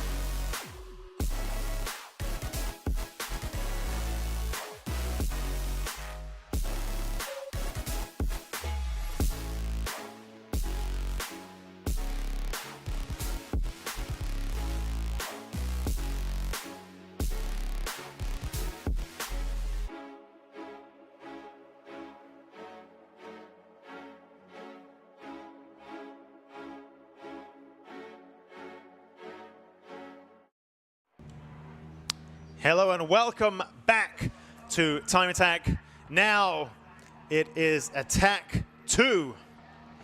We had Attack 1 earlier today, Attack 2 now, and then, of course, in the afternoon, the main event, the Super Attack. But while things get underway, Susie has been catching up with our drivers in the paddock. So we're here in a pit lane and we're having a quick catch up with Brad and John. So, Brad, what's going on? Well, collected a few stones, to be honest. Just a few? Yeah. So, yeah, it looks like you're branching out into some kind of decorative like drive work. Yeah, doing driveways and gardening now, I think. Anyone needs any stones, come and see Garage 23. You can take a bag or two with you. So what actually happened? Well, I was coming into the corner a bit too quick, so I went to press the brakes, and the car just didn't want to stop, and it just went straight on and steered into the gravel and into the barrier. I just had no control over it in the end. So you've actually kind of like made contact with the barrier as well? Yeah, thankfully the stones did slow me down before I got to the barrier, so it wasn't such a big impact on the barrier. So much damage to the car yet? We haven't inspected the damage yet. We've just only managed to get all the covers and everything off the bottom of the car to see if what damage is actually caused. But fingers crossed, there's not going to be much damage to it. Well, it's going to take you quite a while to get rid of all the stones, right? Yeah, it's going to take a while, but thankfully they'll all be out the way now, and then we can get on with seeing what damage is actually there. So you've got to check obviously what's going on with your brakes if you had no brakes. Yeah, well, we're going to go through all the brake system to see what's wrong, bleed the brakes again, check the servo, and yeah, see what's going on. But it's strange because the pedal is there, but the car just wasn't slowing down. So I don't know if it was because I was coming in too hot and the tires and brakes were too warm, and they couldn't do anything. Yeah, so I just bailed out onto the gravel, really. But most of the stones has come from when they recovered me, because they had to drag me backwards off the gravel. So that's where most of the stone workers picked all the stones up from. Right, and you ended up collecting quite a lot, because you got a flat floor, right? Yeah, so it's all just gone all on the flat floor and into any little hole and everything on the base of it, really. So the car weighed quite a bit extra for a little bit. Yeah, well, it was actually quite funny. When they tried recovering me, the recovery lorry was beeping saying it was overweight, but they did manage to get it on the back in the end. Well, it is quite a few stones, but yeah, fingers crossed. You know, if you've got the broom out, if hopefully get rid of all the stones and figure out what's going on with your brakes then. Yeah, that is the plan, and hopefully we'll be back out with no problems for the qualifying. Yeah, so I mean, fingers crossed there's no damage then, and yeah, thanks for talking to us. No problem. All right, good luck. Thank you.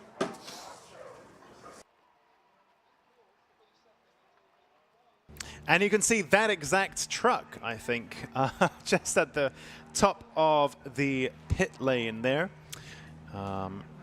It looks like we're still getting the track ready as the final few Motorsport UK Drift Pro Championship cars and drivers complete their last few runs.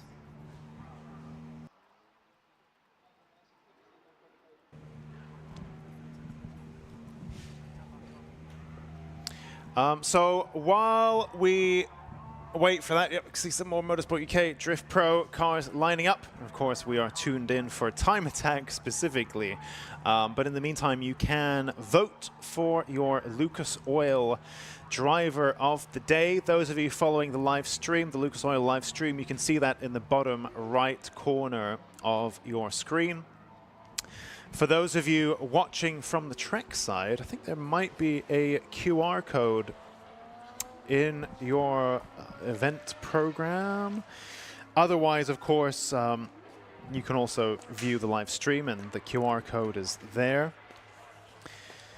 And of course, the Lucas Oil channels, social channels, which feature quite a lot of Time Attack and Tuner Fest stuff, will also point you in the right direction if you'd like to vote for your Lucas Oil Driver of the Day. In the meantime, while we wait for the track to get ready for our Pro Classes Attack 2, we're just going to take a short little ad break.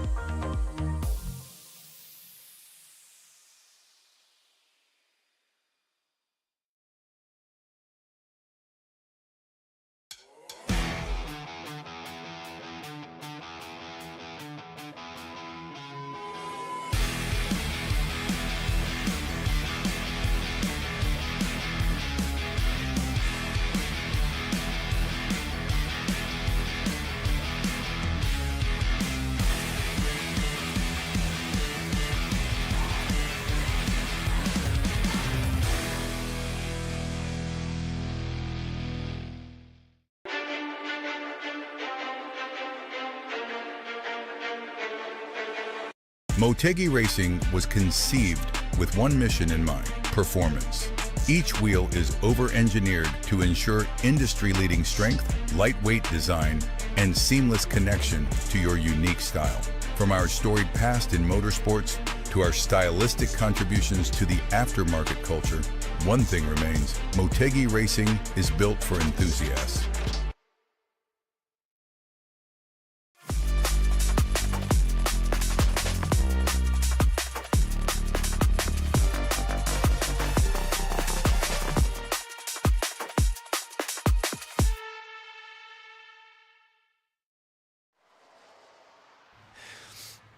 All right, it is time for Attack 2. Susie joins me in the commentary box for these next two sessions. There is the headset, Susie. Shall I switch you on? All right, how's it going? It is very warm. It's nice up here. Up here it's nice. We've got all the luxuries in aircon up here. So while we wait for these bits and bobs and the changeover from Motorsport UK Drift Pro Championship to Time Attack, what's new? What have you been up to? What have you discovered in the paddock? I mean, as I mentioned in my intro this morning, I think the name of the game today is heat management. Mm-hmm. So it's very much, and obviously what we've also got here is a very long lap. Yeah. So if you want to go out on your out lap, you've got that one lap to get everything up to temperature, and then you've got that one hot lap. And then people were saying, like, you know, they're really having to manage engine temps, tyre temperatures, and then you need to have like an entire kind of like cool down lap. So probably you can't even go for 2 flying laps.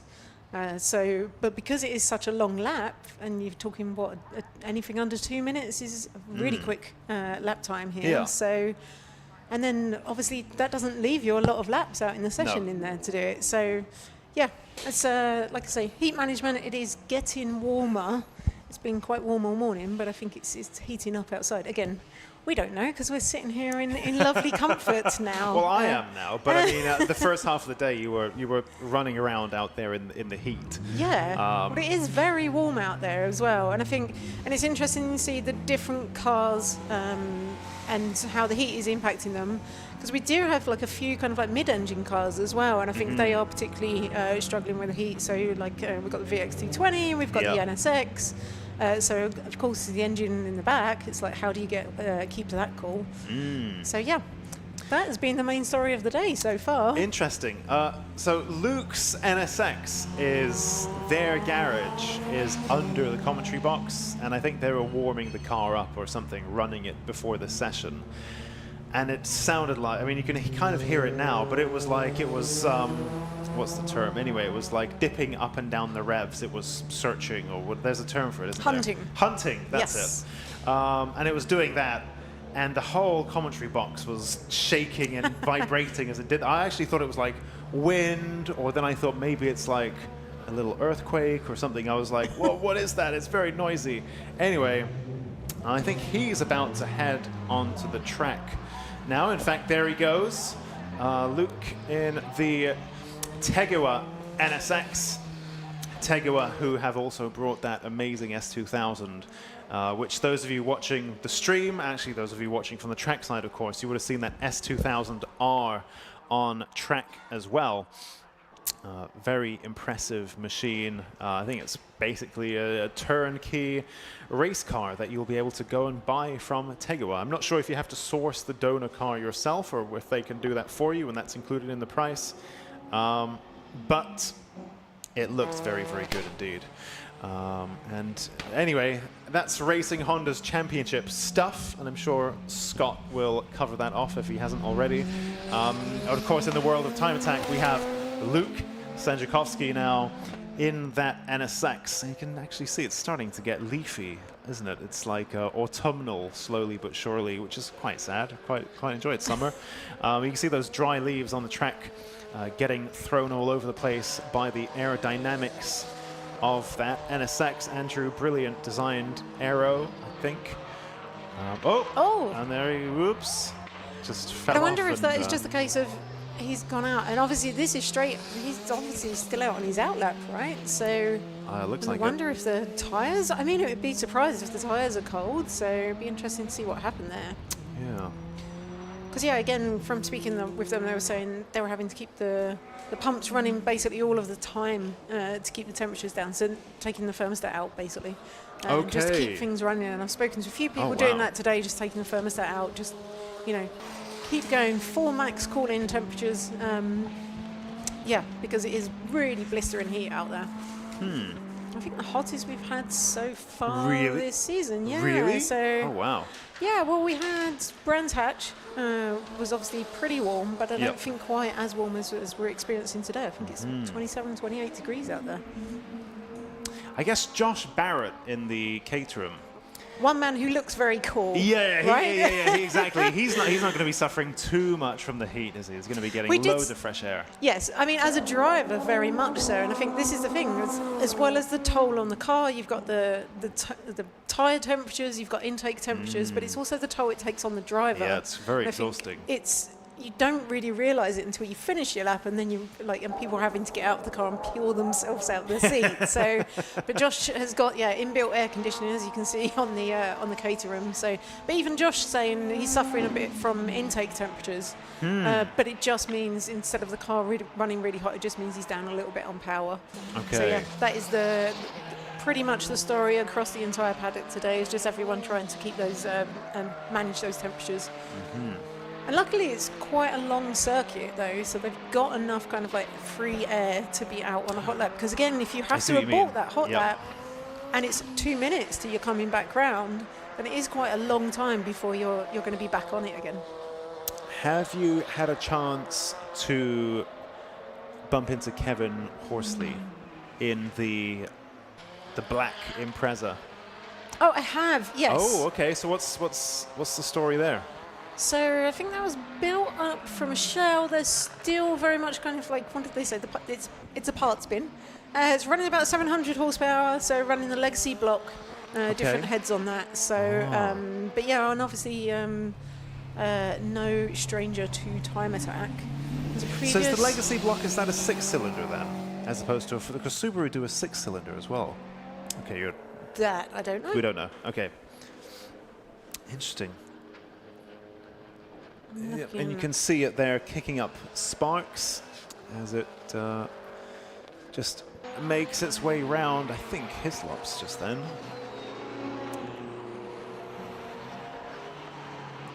I mean, I'm always a fan of a black car.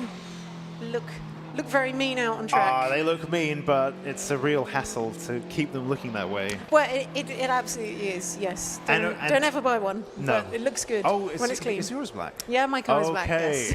Okay. I don't think I've ever seen this mythical Evo. I don't think it's been to a time attack. It is broken right now, so let's not talk about that. But yeah, you can see this impressor, and you can see again, I'm just seeing, for Alton, it is quite up and down. You've got quite a lot of undulations here, so you can see the downforce kind of like really working. You see splitters kind of like touching the ground, and occasional kind of sparks being thrown up as well. Ilya Krylov, who I feel like he's kept a pretty low profile these past few events, but here he is in the Haltech entry, the RWF Clio. What he hopes is the fastest, what he aspires is for it to be the world's fastest circuit Clio. Of course, there are drag Clios and so on, I'm sure, especially in continental Europe, but the fastest circuit Clio in the world. Currently, well, actually, he's, I think, only recently joined the track, but that car running all kinds of, well, I mean, Ilya does most of the work himself, the fabrication and so on, all of the composite body work, the whole front clamshell of that car, the two front fenders and the bumper, I think weighing together 4 kilos, which is nothing. So really big gains to be had there from running composite bodywork, and Ilya's built all of his himself, and he can also do so for your track build as well. That's a service that he offers. I was just watching the sparks flying again of the NSX, and as we're saying, so the circuit is actually really fast with some of the flowing corners, really high-speed corners, so a lot of bravery you have here. You can see the NSX moving around under braking there as well. It's such a scary track, yeah. So yeah, you have to really know where you're going, and you have to be very confident in the car. Yeah, you're threading the needle the whole track. So yeah, but it looks like Luke is off on an absolute flyer. I'm just trying to see it. I think earlier on. Well, he said a faster sector one then anyway. Fastest first sector, and he's already out there with the fastest time. And I think he'd broken the lap record. He was saying. Oh wow! I'll have to recount and go through my records to find all of these. Just looking through. So yeah, well, 138.1. So not quite yet in this session, I believe. Oh, yeah, you we'll can be see he's slowed right down that. there at the end. Yeah, you can see after sector 2, he's slowed right down towards the end of this lap. So perhaps an opportunity there to cool things off, tires, brakes, and fluids and intaking and so on. Ilya Krylov with that new, well, firstly that massive spoiler that where the end plates are also the legs and they tie into the rear arches, but also lots of new lighting on that car, front and rear. You can see those tail lights looking quite extraterrestrial. New new side skirts as well today, Oh. so for this round. So You can see how much it's squirming around under braking as well, Yeah. just like you pointed out with Luke's car.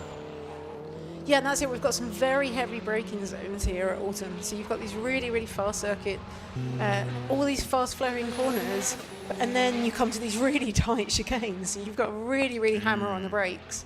So it's such a good mix and real driver's favourite. I mean, from going around the paddock, this is either people's favourite track or their second favourite, pretty much. So yeah, everybody loves it. Good to see Bradley John back out. Yes, I'm very happy to see him back out. I did catch up with him afterwards. Well, the interview, right? We had the interview at Yeah. the beginning.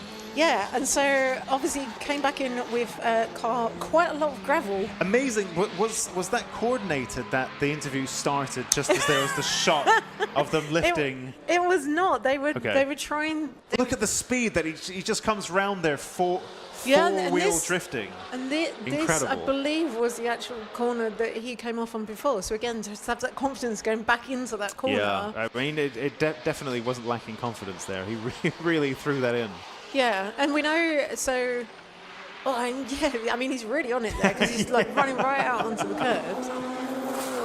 She's just. Oof. Oh, yeah, so he had a fastest purple sector there, so Wow. 142.7. Faster So, Sector 3 than anybody else. Bradley John there.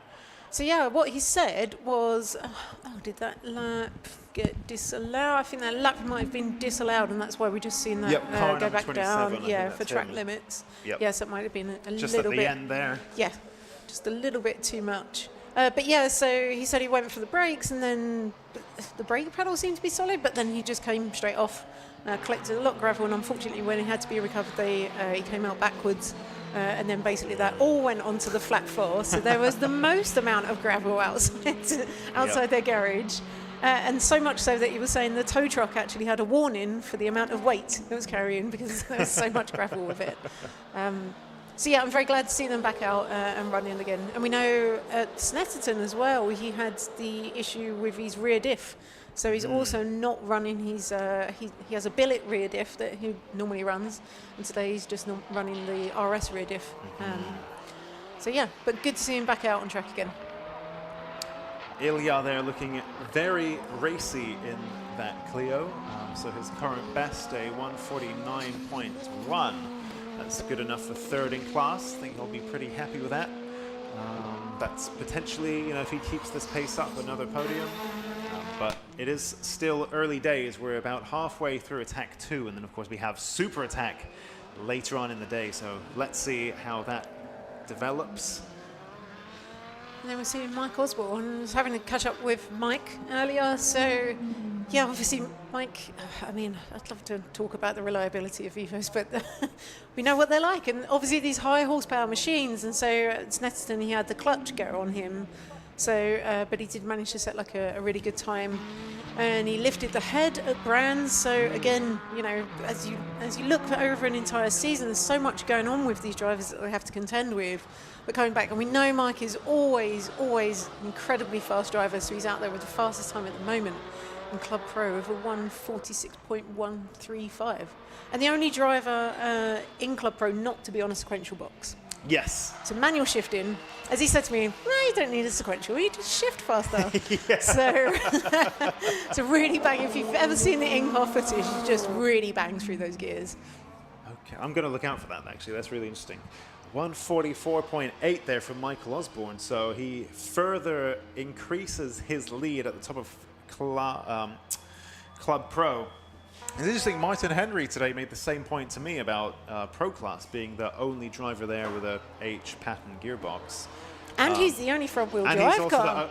Yes, I mean, we have Ilya, but yeah, Ilya's in Club Pro, and Martin Henry's in Pro. Yeah. Very interesting indeed. Eric Holmes yet to set a flying lap, but Yeah, so Eric said he may be running a few little problems. I think he might be down on compression a little bit, so he's going to be down on power, but he's out there. I don't know if they've managed to resolve that. 149 points. Look, that's not bad. So now that gets him third in class. So bumps Ilya Krylov down to fourth. And Kevin Horsley there behind with a 150.8, so 6-second spread across our 5 Club Pro machines.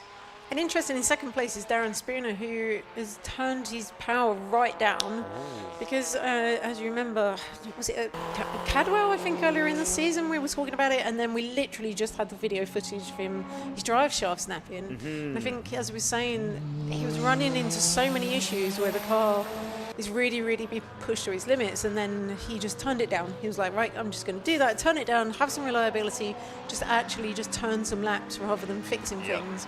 Yep. And he's saying, like, I think he's only running 300 horsepower or so today. So he's just turned it right down.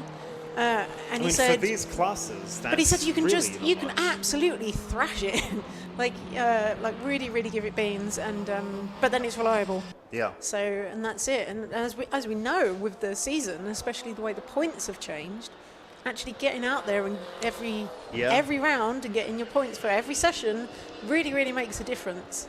So it's not all about just saving it all up for the final now. Yeah, it's very true. Very different. You know, we used to have the view of one perfect lap, and actually it's not. It's got to be 3 perfect laps in every session of every round for the whole year. So yeah, it feels like it sounds like a small change, but it's actually quite substantial.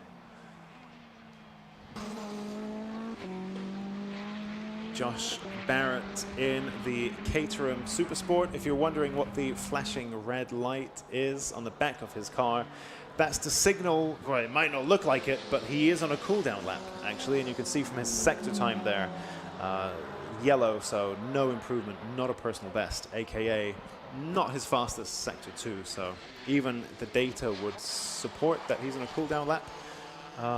Looks kind of fast, but the light would suggest that he's on a cooldown lap. Although, lap time-wise, that does look pretty fast. So Josh Barrett, I actually wonder if that's an improvement there from him. Yes, it is, yeah. Is it? Oh, yeah, 145.3, yeah. So that's an improvement for Josh Barrett, despite his cooldown light being on.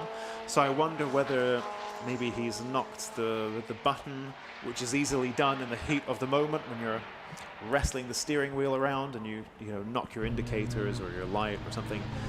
Or perhaps a wiring issue, especially where lots of these cars now have CAN bus and standalone ECUs and all this wiring stuff. You know, that needs quite a lot of finessing too. But whatever the reason, his light says he's on a cool. I switched it off now. See. Yeah, because that was clearly wrong if he was making improvements whilst on his apparently cooldown lap. Bradley John improves in sector 1. And you can see the lights on at the front of his car, signaling to drivers ahead. Oh, what was that?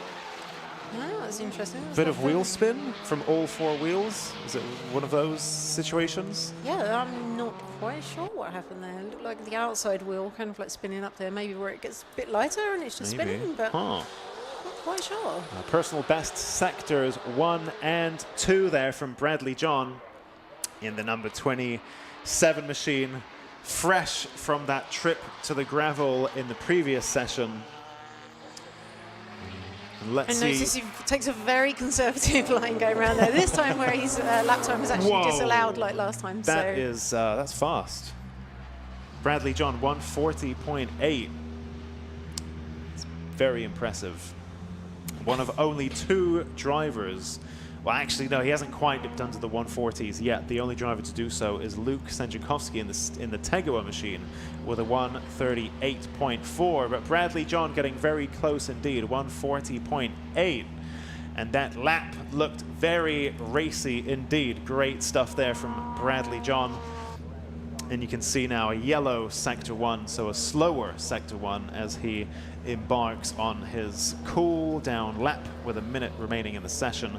Josh Barrett, no improvement in sector 1, but let's follow this little red Caterham around, see what else he can do. Looks pretty fast, I gotta say, but no improvement in sector 1 from Josh Barrett. We're just looking through the times actually, and so Luke mentioned that earlier, and think So he broke a lap record in the last session, so in attack 1, but now we're in attack 2, and I think where the temperatures have gone up a little bit. So I think actually, although Luke's running the fastest time at the moment for 1:38.3, he won a 1:37.8 in attack 1. Wow. So I wonder again if we're just seeing the temperatures have risen a little bit. There was a little bit of a breeze earlier, so it wasn't too bad out there. But yeah, it's really the sun is very scorching out there at the moment. So yeah, Okay. I wonder if that's going to affect the lap times we're going to see the drivers turning. No improvement from Josh Barrett in sector 2. But yeah, maybe things are getting just a little bit too toasty, like we discussed earlier. You know, the tires do want to get nice and melty and gummy and sticky. But past a certain point, you know, bits start chunking off them and they just turn into rubbish. So you don't want to overheat your tires either. So 154.7 there. Yeah, so you can see Josh had backed right off, and so he obviously knew that was not going to be the lap he needed. So checkered flag is out. Let's take a look at our provisional attack 2 results in the pro classes and Club Pro then. The provisional first place finisher is Michael Osborne ahead of Darren Spooner, Eric Holmes, Ilya Krylov and Kevin Horsley. And in the pro class, the provisional driver on top is Luke Sanjukovski ahead of Bradley John, Josh Barrett and Martin Henry. And you can see Ilya Krylov there currently in 4th. He can finish this lap if he so chooses, but his sector 1, no improvement there. Personal best in sector 2, so perhaps if sectors 2 and 3 are good enough, then that might be enough to yield an overall improvement in his lap time. You can see those titanium little bits under the car, allegedly to protect the undercarriage and the flat floor and so on, but realistically to create cool looking sparks.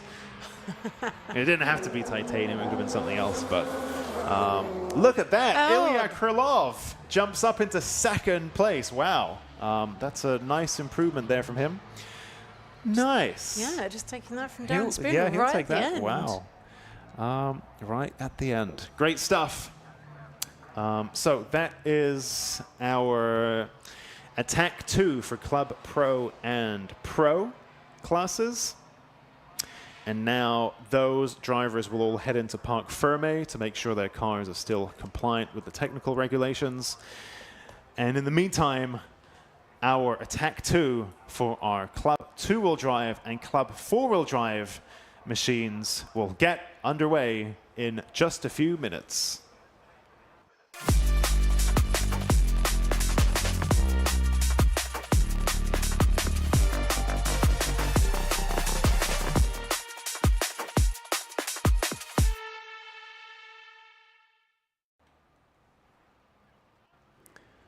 So you can see Bradley John at the top of the pit lane, who I think should be, is getting pushed into the garage. I think he's meant to also go and do Parc Fermé. But also I'm not in the pit lane, I'm not in the garage, so I'm not too sure what their plans are. So who knows? In the meantime, as we get ready for our Club 2-wheel drive and Club 4-wheel drive cars to hit the track, I believe Susie, who is here in the commentary box, but also has an interview in the paddock with Luke Caporn. Isn't that crazy? So I'm down here with Luke Caporn. How are you doing? Not too bad, thank you. Yeah, enjoying the day today. So just a quick recap for anyone who doesn't know. So you're running in Club 2-wheel drive? Yeah, we run a Vauxhall Astra VXR in Club 2-wheel drive. We competed last year and this is our 2nd year in the championship. So you had free championship, didn't you? You won a championship. Yeah, I won the raffle at the end of the season last year, so this is actually a free season entry for me, so I'm very much enjoying that.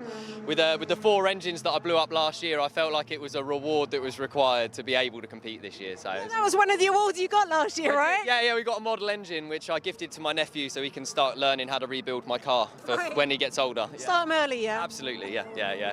But no, it's been good, actually. It's been a pretty good season so far, hit and miss. Well, I say good. Dramatic. There's lots of events going on. Downs, but it keeps it interesting, doesn't it? So the last time we spoke to you was at Cadwell. Yeah. And run us through what's happened since then. Okay, Cadwell went all right. Track that doesn't suit the car. Still managed to get on the podium in the final, which is a bit of a result. From Cadwell Park, we went on to, it was Donington from there, wasn't it? Right, from there, massive problems. Fueling issues with the car, running really lean, ended up having to retire the car out of the final. So that wasn't ideal. We addressed a lot of problems with that to make it to Brands Hatch. Somehow pulled it out of the bag in Brands Hatch and took the win, which was a real bonus because it didn't foresee it coming. And then Snetterton was the last round, which was a tad dramatic because in attack 2, my lower arm decided it would snap just before bomb hull, which resulted in me coming back on a recovery truck, which was less than ideal. That was your day over, wasn't it, sadly? So we didn't make it into the final, despite being sort of in the top end of the class all day, which was a bit frustrating. Snetterton's a good track for us. So we had to just take it away, replace the lower arms, and then we brought it out today. And so how's the day been going so far? Actually really good. Last time, I've never had any luck at this track. I've only been here twice, and last time I was here for Time Attack last year, the car did not work. So the best we did was a 53 last year, which is very slow for my class, and I did a 49.5 in warm-up straight away this morning. So new PB, straight into the 49s, right where we need to be. And we were just second in class in attack 1 there, and I had some traffic and some issues on the lap. So yeah, really positive. I feel like we might be able to get up on the podium again today with a bit of luck. Oh, amazing. The car running okay today? Car's been going incredibly well. We've just got to do some minor drive shaft servicing now at lunch, which is, you know, just regular maintenance for a Vauxhall Astra. Is that pretty standard then? Absolutely, yeah, it's round by round. But yeah, otherwise it's all good. Everything's hunky-dory. We've got spare shafts and stuff with us, so we'll get that changed and yeah, get back out for attack 2. And how's the championship going for you? It starts so well. The odd win here and there and stuff's really good, but DNFing at Donington and DNFing in the last round at Snet has really damaged our chances of a win. I think we can get on the podium. I think we'd like to get to second place again, what we did last year. That's probably the best we could achieve. I think I'm 3rd or 4th currently. See how we end up after today. So, and who are you looking out for today? Today, David Dyson's the fastest car on track. He is the man to beat. So just like at Snet, I'm chasing the Porsche, and we have very similar lap times here. So it's his local track, isn't it? It is, yes. And he was here the other day, and I know how fast he went. So I know exactly what we need to beat, and we're not that far off. So I feel like if we can get some clear laps in this afternoon, turn the power up a bit more, and we should be all right. Hopefully we'll take it to him. Fantastic. I'll keep the car in one piece then, and good luck this afternoon. Thank you very much. Cheers. Thanks, Susie. Cheers, Luke. Interesting how just as he's saying that, you can see Luke Caporn there, hot on the heels of David Dyson. And Susie's dashed back up to the commentary box. And Luke's jumped back into his car, and yeah. Very speedy of us. Very speedy. Yeah, and look at that. He's right on the heels of that Cayman straight away. Yeah. So this is David Dyson's local track, so he knows the track very well. And as you, yeah, I mean, it couldn't have been better timed, right? Saying he's kind of like using his lines. Yeah, true. Yeah, the different again, the different setups that we've got here of the Porsche versus the Astra. It's just like completely different cars. Yeah. But then you're seeing them kind of like pretty much back to back here. I imagine Luke's running a little bit more power. Maybe, yeah, probably. Otherwise, he wouldn't have a chance, right? You think that Cayman GT4 RS is so sorted. Yeah, I mean, an incredibly sorted chassis, but relatively, stock car. Well, there's only 400 horsepower, yeah. But again, it's just really nice to see the complete different cars really kind of like, over the course of a circuit, they could be very, very evenly matched. Yep, over and the again, course where of the else season. Where else are you going to see this apart from in Time Attack? You just, that's what I love about Time Attack, the absolute mix of cars. Yep. And then, get to see them competing against each other. I'm just hearing, you could hear a tyre squeal there, but presumably that wasn't coming from what we could see on camera, or maybe it was. So interesting watching these two follow each other. And like you said, this is Luke Caporn. This isn't necessarily the track he knows best, but it's the track that David Dyson knows best. So often it's useful to just hold back and observe what lines your competitor is doing. And you can learn quite a bit by doing that. So it's very interesting to see when they come across the line what the difference in times is, because I think Luke may have been a little bit closer at the beginning, but there's really not a lot in it there. So here we go. 151.9 from David Dyson and 152.5 from Luke Caporn, so 0.6 of a second apart. But, you know, maybe Luke Caporn backed off a little bit because it was getting too close, because he did get quite close at points. So I think, I don't know if that's artificial or not, well, and that's whether also, he's backed off a bit. Yeah, and that's not going to help in these heats as well, No, is it? exactly. If you're following right behind someone, you're not getting any of that clean air into the car. So he might have backed off a bit. Yeah, well, we'll see, because I think in the last session, David Dyson was fastest Club 2-wheel drive car out on track. So if Luke's following him, getting a few lines off him, we'll see if he can improve on those times as he goes on. Yep, and also putting the cat amongst the pigeons now, Andrew Kime puts in a 152.2 to split the Cayman GT4 RS and Astra of David Dyson and Luke Caporn. So now Andrew Kime enters the battle as well with a 152.2. Which is really interesting, right? Because again, that car is very, very, very light. Andrew Caporn is an amazing driver, but you wouldn't have thought it had the horsepower for this kind of circuit. Yeah, true. So I've been told, so he had a few issues earlier, which I've been told I'm not allowed to talk about. Okay. They are resolved now. Okay. So yeah, we can see it obviously working for him there with a 152.2. Yeah, straight in there, like faster than Luke Caporn. So very, very interesting. Going out there with, you know, far down on power from someone like Luke Caporn. Alexander Volkov, though, 145.0. And that's with a slow Sector 1. Yeah. So his Sectors 2 and 3 was so strong that overall that's put him nearly 7 seconds clear of any... No, hang on, that can't be right. Oh, Luke, so Luke 4 or 5. Caporn has just gone through for 149.75, so taking that second position back from Andrew Kime, and again closing in his gap to David Dyson. So there's only, what, 0.3 of a second in it between those two. Wow. But I do think, from speaking with the drivers, again, because of the temperatures we're seeing here today, we're going to see people's fastest laps at the beginning of the sessions. It would be really interesting to see how many people manage to kind of like keep on improving their times when they're out there. Because, yeah, it's just so much heat being put into the tyres, and it's just, yeah, that is the optimum kind of like temperature. Once you've got a little bit of heat into them, and then you've gone for that flying lap, it's quite hard, especially I'd imagine on bigger cars, to kind of like get them to cool down enough. Yeah, which, you know, most cars nowadays are. I mean, even Neil Wren's E92 and anything after that, you know, they're quite big, heavy machines.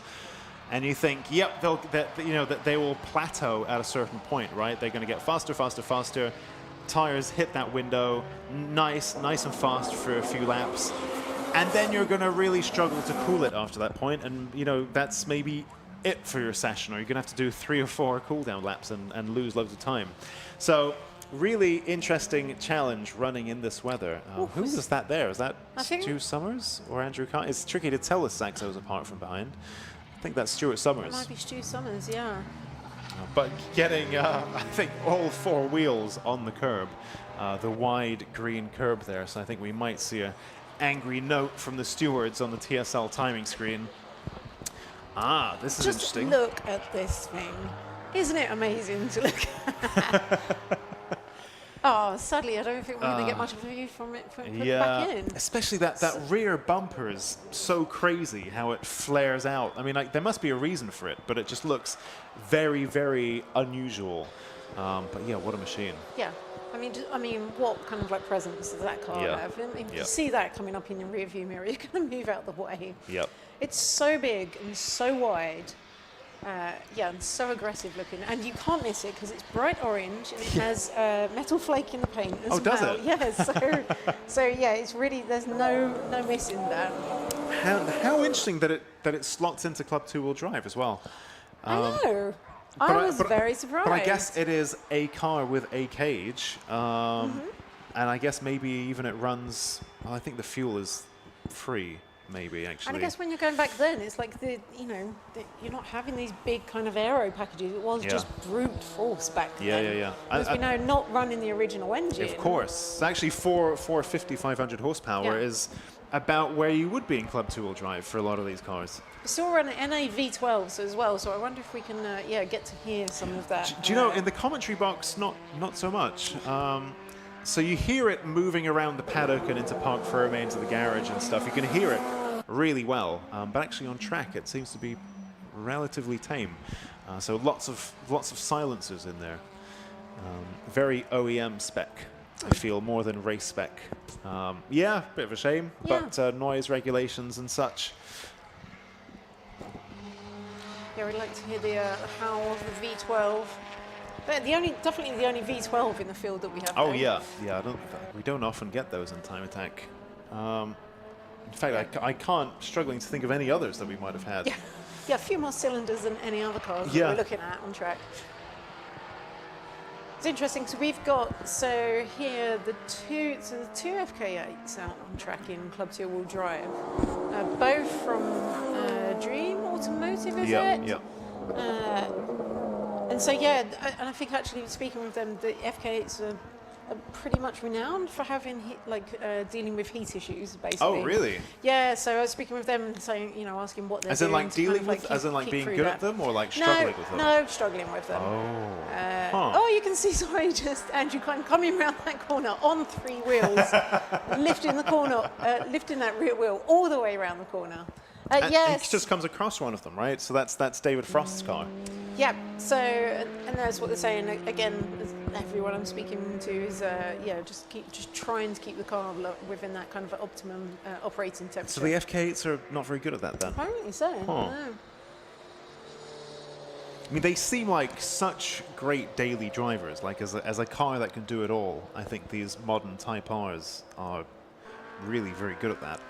I mean, they're meant to be good on track as well, but perhaps, not for extended sessions. Or in 27-degree heat. Yeah. Right now, so. Absolutely freewheeling through those corners. Wow. Andrew Kine must be on an absolute flyer there. Yeah, well, he's had a personal best sector too. Yep, you can see his lights are on, and he took a nice little chunk out of that curb. Not too much, not too little, the Goldilocks amount of curb. Again, though, you think he's not almost got enough horsepower for this track. I know, so he really loves this track. It's a favourite, but again, it really is quite a power track, isn't it? It's very fast and flowing, but it is technical as well. It's that's really, the thing, really exactly. good mix. That's the difference, right? Yeah. So I think if he went to, Coombe or Croft or where we're at, Snetterton 200, that's different because the straight, you just sit there on the straight and wait for it to finish. Yeah. Whereas here, firstly, in a small car, the track is that much wider, so you have more freedom of lines and so on.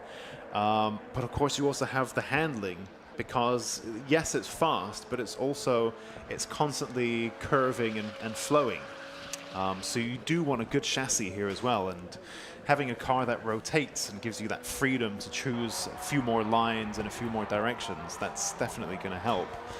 And you can even see on the camera when we're showing the on-track shots, the undulation on the circuit as well. There are all these elevation changes. There are blind corners. We've got these really tight chicanes, as you can see here with the elevation changes. But maybe if we're following Neil Rennie, see as he comes around the corner, you can see the car kind of like moving around on track.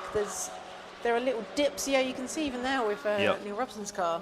You see the car really kind of dancing around, so you've got to have a really good setup here. Because even here, look, it's kind of downhill, but it's still not fully down because you have these little bits where it'll kink upwards and then down again and then kink upwards and then down again. And you see even just Dean Taylor when he's coming through the second part of the chicane left, it's really, really bumpy through there. So again, you've got to have, and people think that you want just fully stiff suspension and that equals race car, but you don't. You need the compliance to be able to soak up these bumps and soak up the curbs. And you can really see it on this track. And I think even here, just that straight shot going down, but nothing is straight here at Oulton. Everything is kind of a little bit kind of like changing around. But I think that's partly why the drivers love it. It's such an engaging track. I was just going to say, Neil Wren had set a personal best sectors 2 and 3. And in doing so, put himself up into 3rd in class. But I guess he was pushing very hard there, similarly to how he did at Brands, I think, right? There's a similar thing. He's up into 3rd as well with that. Yeah, he was really going for it. And I suspect he's he's actually punching above his weight a little bit with that car. I think he's really pushing that car to do things it was never designed to do. You know, they're quite heavy beasts as well. Yeah, he managed to put that up into third. Well, provisional third. You know, we still have 5 minutes left, but really great performance in that car. And then promptly, well, looks like, yeah, something happened. It looked like his bumper was hanging off a bit as well. But yeah, I think great. That aside, you know, even considering that, I think great performance there from Neil Wren so far. Really great stuff to see him sticking to that formula, that E92 335i, which is not playing nice. And as you could see there, and yet he keeps going.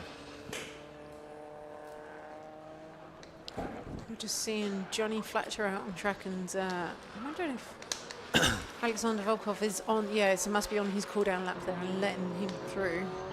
But you can see as we're coming down into this bumpy section, watch through the second part of the chicane as you turn in, but then see how much the car's unsettled coming through this part. They're really kind of like bumping around. Yep, yeah.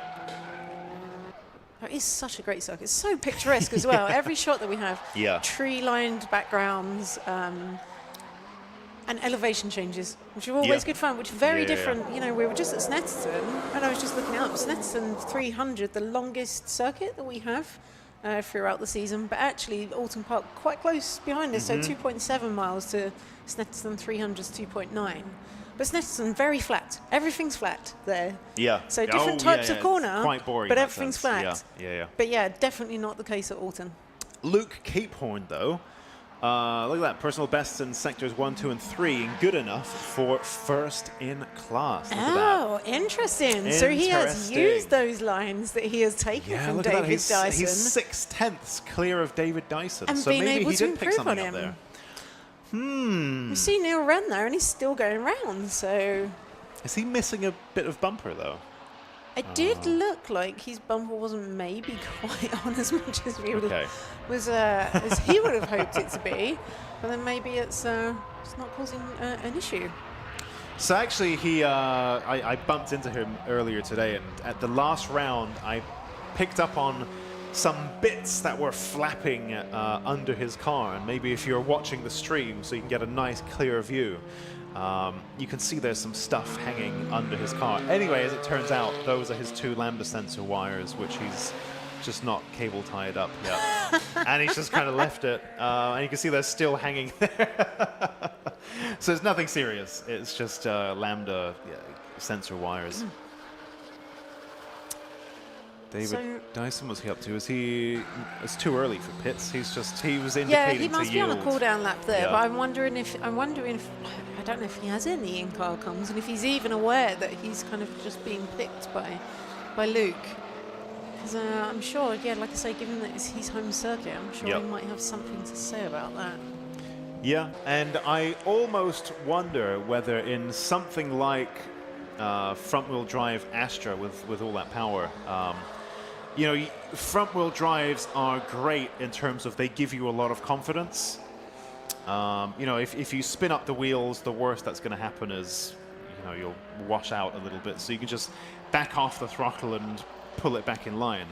So you actually can have a lot of confidence through this fast-flowing, uppy-downy stuff. You just keep your foot in and generally kind of not worry too much. So you have a lot of confidence in your front-wheel drive platform compared to, say, David Dyson in a light rear-wheel drive, dancey-aroundy car. You know, you're going to need to be quite surgical. Oh. Whoa. Oh, look, really chucking it into the corner. I was seeing just making full use of the runoff as well from that. So he is going to be out on a flyer. And then we're seeing the full international circuit as well, so right the way down to the Shell Oils corner. The really, really tight banked hairpin. It's reminiscent of the carousel at the Nürburgring, actually. I think it's the only kind of corner I know that's quite that banked. Maybe I haven't driven this layout then. Oh, maybe you haven't. I don't seem to remember. Yeah, because sometimes we run the island layout, which cuts that off. I think that's what I think I've only ever driven that. Yeah, no, we're right down to the Shell Oils corner, and Yeah, I'm not sure I've seen it too much on cameras so far, but he is really banked and almost like concrete kind of sections, a bit like the carousel at Nürburgring. So. Yeah, I must have done the other layout. I see. Dean Taylor, look at that personal, overall best in Sector 1, purple Sector 1, as they call it. So Dean really on a flyer there. And so I know, I think he beaten his PB by, so they were saying like 4 seconds earlier. But yeah, so we'll keep an eye out on the sector times. Aha, slower in Sector 2 though. Sector 2. But again, and still big horsepower cars, but they were saying, compared to Alexander Volkov, compared to, as we were saying, 1,000 horsepower on low boost. And it really is a power circuit as well, Oulton. So although it's very rarely dead straight here at Oulton, but it has got these really, really fast sections. Yep. So let's keep an eye on that. He'll get an improvement, but not good enough. 1:48.6 there for Dean Taylor. So actually, he took a good little chunk out of his, I think nearly 2 seconds, between 1 and 2 seconds out of his previous personal best. So nice improvement for there from Dean Taylor, but not enough for first place. Yeah, and again, I'm looking at the times from the last session. Everyone is running a slightly slower time. So Alexander Volkov so far run a 1:45. Last time he ran a 1:43. Dean Taylor run 1:48. Last time he ran a 1:46. So again, I wonder if we're just seeing these temperatures really, really starting to impact the cars and the times that people can turn.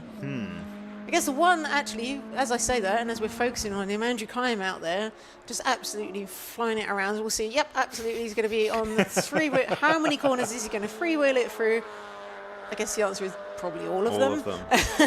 And he is actually the one car that is, actually running a quicker time. So he's in 3rd position. And again, I'm saying, I didn't think this car had enough horsepower for this circuit, really. We've got these cars with big horsepower that I really thought it would favour. But Andrew Kime absolutely loving this circuit, as you can see, chucking it around out there. Look, see, he's backed off. Oh, he's backed off, he's waving out of the window or something. I mean, maybe he knows he's done enough for 3rd in there as well. Yeah. So what an amazing turnout, a top 3 there. That Luke managed to pip David Dyson on his home circuit after we saw them following each other. Yeah, that was really cool. Learned all the lines off him this morning and put that to good use. Let's quickly whiz through our provisional results then for Attack 2 in Club 2-Wheel Drive. Our top driver is Luke Caporn with a 1:48.9 ahead of David Dyson, Andrew Kime, Johnny Fletcher, Neil Wren, Mike Butler, Stu Summers in 7th, Nicholas Good, Neil Robson, David Frost and Ben Morris. And in Club 4-Wheel Drive, it's Alexander Volkov on top ahead of Dean Taylor. Hat here watching the Lucas Oil live stream says Fiat Uno with a ladder on the roof can beat anyone. And definitely when you have a tradie in a little car, that is one of the fastest machines, one of the most menacing road menace machines you can ever see is a tradie in a small car. So, yep, definitely agree with that. So, our Club 2-Wheel Drive and Club 4-Wheel Drive cars head into the pits and then on to Parc Fermé. Thank you for sticking with us and watching the Lucas Oil live stream. Do keep the comments coming and vote for the Lucas Oil driver of the day when the QR code does appear on screen, as it does occasionally. And there you go. That's appeared right there. But in the meantime, perhaps we can come back to that QR code in a few moments. But in the meantime, we're going to get the track ready for our Clubman classes Attack 2. And that should be kicking off in just a few moments.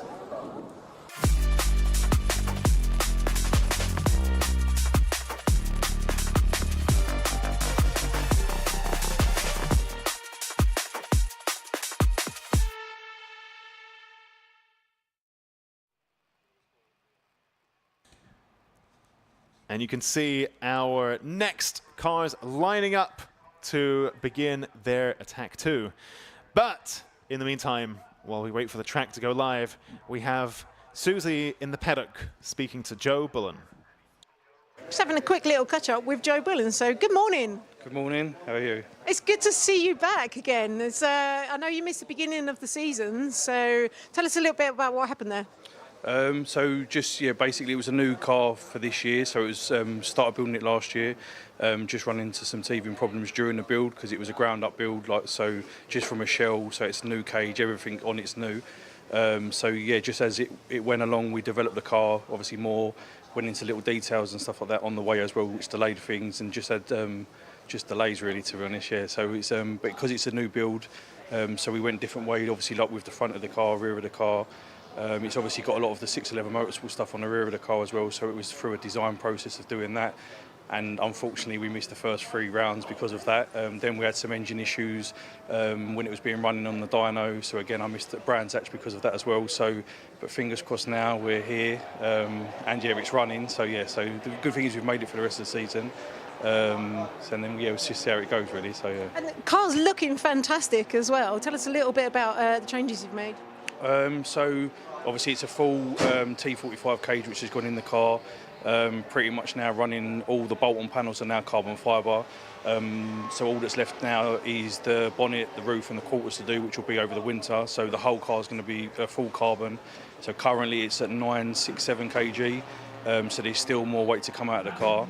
And then obviously it's a new engine for this year, so I've gone turbocharged, so it's still the W11 engine, but it's turbocharged now again, which was the decision we made during the build as well, rather than going supercharged. So yeah, it's ground up, everything new, suspension, cage, engine, bodywork, yeah, so the list goes on, to be honest. And then during it I've decided, well, I've now had some type of carbon addiction as well, because of every little bit I can find, like mirrors, A-pillar trims, just every bit of carbon I can find is just bolting on, so yeah, but it's dropped the weight, so it's all good. Yeah, and it looks amazing. And talk to us a little bit about this, the men talk on the side of the car. Yeah, so obviously it's not sponsored or anything like that, so they're a local organisation to me. So they got like 2 hubs, one in Sittingbourne and one on the Isle of Sheppey. And it's just, they're just a local organisation for, as what it says, it's like for mental. They're really trying to break the stigma of like basically men's mental health. And I just thought it was my way of like giving back, and as I say, and it just breaks the stigma, as I say, gets people talking about it, and a lot of people now do see it and talk about it, so it just gets it out there a bit. And yeah, I've even been to a couple of they do like a walk-in on a Friday, and you just go in, and as I say, if you talk, you talk, if you don't, you don't, but it just gets, there's no pressure, and I just think it's a great organisation local to obviously like us in Kent. So I just wanted it on the car and doing my bit, to be honest, yeah. So that's a fantastic initiative. It's all over your trailer as well, isn't it? Yeah, so the trailer matches the car. That was obviously the guy who does my livery, the sign guy. So when we went down there with the design, it was just going to be car, and then we thought, oh, hang on, it would look really cool with the trailer as well. So the trailer matches the car. So wherever I go now, like that's it. It's obviously plastered everywhere. So yeah, no, but I'm really proud to support them. It's a great organisation as well. So yeah, so I'm really happy about that. That is a fantastic initiative. Well done. And you're no stranger to Time Attack either, are you? No, so we started last year, obviously come in Clubman. Soon realised that the car I come with last year obviously wasn't going to be competitive enough, so we developed that through the year, went up to Pocket Rocket, and then we've become supercharged as well. And then again we decided, you know what, we're going to have to obviously progress again. It's like ever evolving, so that's why we decided obviously to build this one. So as I say, we're still really setting the car up. We've got some teething issues with the car as well, so it's probably not fully on pace at the moment. It's definitely got potential to be there, but it's just going to be time, seat time, and just learning the tracks like I've never been here before, like at all. Have you not? There's a lot to learn. I had to ask Bucky which way to go to the pits like last night, and he told me, so but yeah, no, so it's a lot to learn, but it's great. And another reason I joined Time Attack was because we obviously get to travel around obviously the UK, visiting all the MSV tracks, which are great. I'd done short circuit before, so for me it was a massive change anyway, and it's just a good environment to be around, and you can play around with the cars as much as you want as well, so no, it's great, so yeah. How have you finding the tracks this morning? Not too bad, as I say. We had some issues this morning with coolant again, so it was just running too hot. We had an airlock, we've sorted out the airlock now. And then we've decided to just take the thermostat out because of it's still not really playing ball. So we'll go back out after lunch for attack 2, see how it goes. Hopefully it's okay. Now I sort of know where I'm going around the track as well. We'll start like to try and push on a little bit as well. But you know, it's good out there. It's fast track. It's like a big Cadwell, really, a faster Cadwell. That's what it feels like. But the car seems to be handling okay. It just needs some setup tweaks and we're good to go. But as with a lot of the tracks, because we've never been before, you're playing catch up a little bit, so it takes 1 or 2 sessions to get into the flow of things, and then before you know it, the day's done. But then obviously if we come back next year, we've done a lot of the tracks then anyway, so we should be good. And are you going to look forward to the temperatures this afternoon? Fingers crossed. If we're on top, if we're on top of the temperatures now, like we should be good. As I say, like the changes we've made, it should just run cooler now, to be honest. Because at the moment it gets too hot, it's just obviously because it's boosted as well. It's just throwing up too much heat. So yeah, fingers crossed. If the temperatures remain as they are, I can start like pushing on. Whereas when they're just creeping on and the dash, obviously the lights coming up on the dash, I'm just having to back off straight away and then just try and cool the car. So yeah, fingers crossed. It's going to be hotter. Maybe the last session might be cooler a little bit. But we'll see how it goes. But looking forward to it. Yeah. It's hard work as a driver as well, though, in the heat. Yeah, so when we done Snetterton last time round, obviously we had a lot more teething issues than we first thought, and obviously I come out in the car dripping. That's how hard I was having to work, and that was even with hot temperatures. But out there today, it does fit. Yeah, it's hot. It's more you get used to it in the car, but you feel it more with the car when the tyres start going. Obviously, they come in and just go off. So he's probably nursing it, but he's part of time attack anyway. Like you do a quick lap, cool down lap, so you're not obviously nailing like 20 laps at a time. So see how it goes. Yeah, it's not enjoyable. You need to come out and get the fluids in. But yeah, we're not at that level yet that I haven't got one of them ice fests and stuff like that. But you get an ice cream between rounds. Yeah, we get an ice cream here. So yeah, no, I do what we can. But yeah, no, it's definitely hot. Next session will be hot. But yeah, no, it's good. I'd prefer it to be hot than raining. So yeah, no, so I can't complain too much. Oh, well, fantastic. It's great to see you in the car back, and good luck for this afternoon. I appreciate that. Thank you very much. Take care. Bye-bye. Thanks, Joe. Great stuff. Interesting there, his comment about this being like a faster Cadwell Park, actually. I thought that was really interesting. We have had a red flag in the meantime. Looks like Christian Vieira in the RPK Honda Civic. So the same car. I think we had a red flag earlier on in the day from contact with a tire wall. In this particular instance, the Christians pulled off to the side of the track for some reason. But luckily, you can see the recovery right on the scene. This looks like it shouldn't be too tricky of a car to recover. Christian's getting back in the car. I wonder if maybe he thinks he can get it going. Going to tow it back in. Oh, okay. Interesting. I wonder what happened there, because so after the chicane, yeah. So coming into this corner, but so I wonder if he just knew he had an issue and pulled over.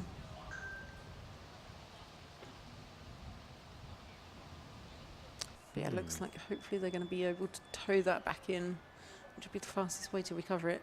Hopefully, luckily not into the gravel. Yeah, so yeah. He stopped short of the gravel, didn't he? Which means he can just pull it along.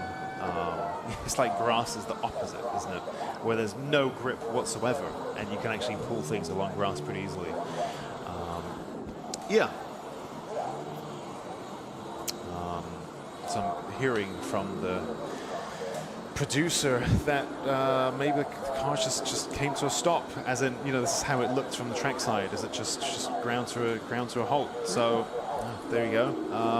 Hondas and all that, who knows? I thought this was Japanese reliability. Well, yeah, well, Japanese except for Mitsubishi and Nissan. Yeah. I don't think that actually ever applied to the Mitsubishis. I don't think that applies to any race car, to be honest. I think that's probably where True. I think as soon as you go from road car to a race car, then it all goes out the window. I was rebuilding my 2GR V6, same as what's in Annie Thompson's car, earlier this year, and I phoned up one of these rebore places, And they asked what kind of engine it was, and I said it's a Toyota V6. And they said, "Huh? Toyota? What? What? You need to what? We never get Hondas or Toyotas. Well, like, what are you talking? We don't often get those." Which I thought was really interesting. Anyway, my friend and I rebuilt that engine, and then I promptly blew it up again. Which I'm actually, I laugh now, but I was very sad. See, at the time. problem is maybe the drivers. But The problem luckily, is, we've just seen that car be recovered from one of Here we go. these slip Yep, roads, and track green has flag. track has gone green again, and we're seeing the cars starting to filter back out on track. As we were saying, such a long out lap for these drivers now, so they've got to go around and do like a 2-minute lap, getting everything warm. All of the traffic's going to be bunched up again. Yep. It's tricky. And that's going to be before they can start actually turning any kind of competitive laps. Although it looks like we stopped the clock for that one, because we have nearly 15 minutes left in this one. So I think ample opportunity there for our drivers, A, to get everything up to temperature, but then also B, smash in some hot laps. Interesting there, Lewis Hyam in the GM Automotive Ford Transit Courier. That single round entry, the Fiesta ST swapped van, his work van, nonetheless, which is also his time attack machine. Unlike, say, Andy Stockton, who had a dedicated time attack van, an estate-based van, but this is actually the car that he goes to work in and does deliveries and so on. It's also his time attack car. Incredible stuff. Mark Roberts in the JPR Racing Renault Clio. Still F4R powered, still Renault powered. And so is the car of Mark Blackburn in the newer Shape 197 Clio. So both of these with a very similar, very closely related engine. The Renault Sport engine didn't change much between those two generations. But interestingly, there's about 150, 200 kilo difference between the two generations of Clio. So Mark Roberts, I think, is well under a ton with driver, I think. Whereas Mark Blackburn's car, same manufacturer, same engine, but a few years later, weighs 150, 200 kilos more. And there's not much he can do about it. It's just, more steel, thicker steel, and more of it. Yeah, so he's kind of stuck there. There are no easy wins there. That's it. As the cars get newer, they just all get heavier, don't they? And this is back then, right? And you think nowadays, like a modern Renault Sport Clio. Oh my goodness. So vote for your Lucas Oil top driver. You can scan the QR code in the bottom right corner of your screen and go and vote for your Lucas Oil driver of the day. I think the Lucas Oil live stream has been a really welcome feature in 2025. So by all means, thank you for engaging with the stream. Thank you for getting engaged and involved in the comments. I8 Thief there. Vieira off on his first ever race, wounded. Yep, that is true. Stefan Rose saying driver of the day, got to be the guy in the TVR. Not a bad point. But yep, whoever your driver of the day is, if you've enjoyed the stream, get involved in all these stream-related activities and scan that QR code and vote for your driver of the day. Perhaps it's Dean Riley in the VX220. So Dean Riley, obviously we had an amazing session at Snetterton and snuck in with, I think we were just, very, very close with Mark Donnelly, and I think down to the 600ths of a second in the end. But this is Dean Riley's local track. So I've told him today I'm accepting no excuses from him today. I've already had some, that he's down a little bit on power, but yeah, I'm expecting big things from Dean. He's very familiar with this track.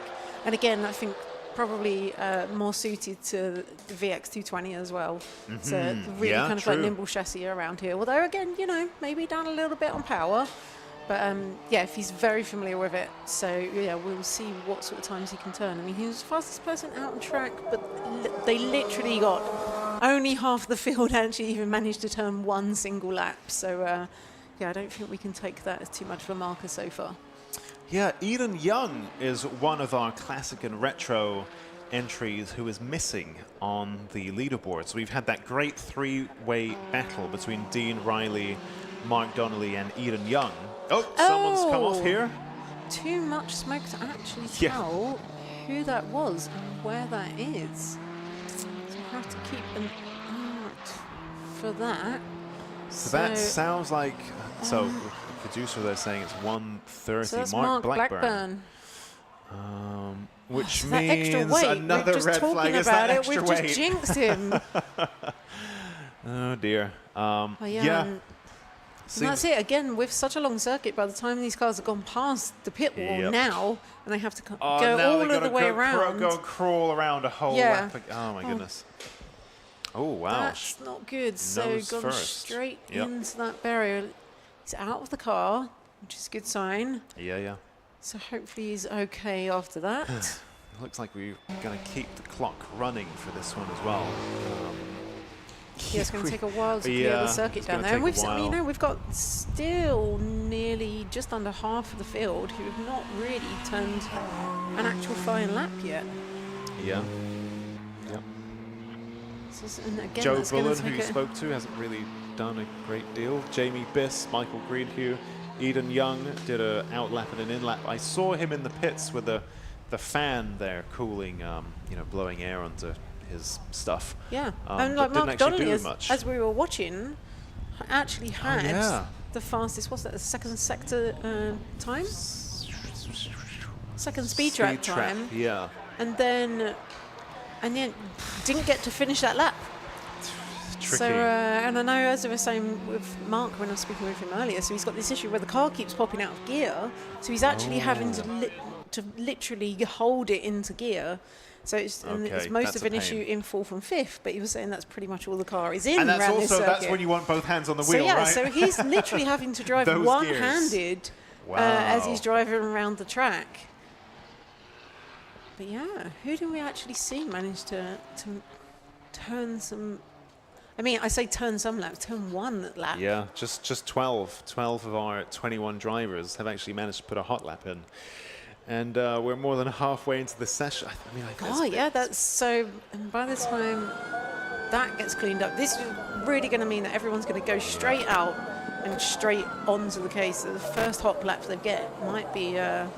It's going to have to be the one, I think. Yeah, I'm wondering whether we're even going to see the session resume if the clock keeps going, because that incident looked like one that's going to need quite a lot doing. So you got to recover the car off the gravel, which, as we've seen, is always a bit of a pain.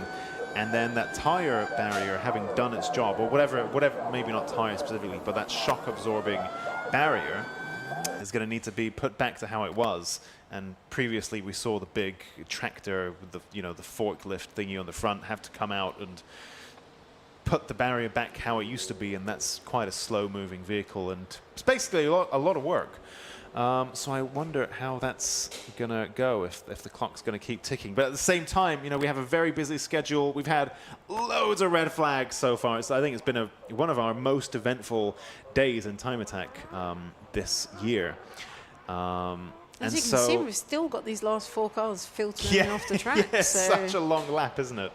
Well, that's it. If a red flag gets thrown just as you're coming down the start-finish straight, do the whole lap. That is the whole lap. And obviously at a much slower pace under the red flag as well. So.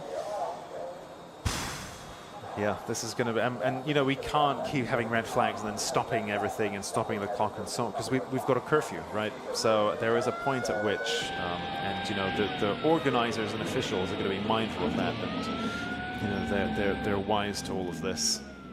But still, I mean, there's still 6 minutes on the clock. I guess it really depends how long it takes to get Mark out of that barrier. Yep.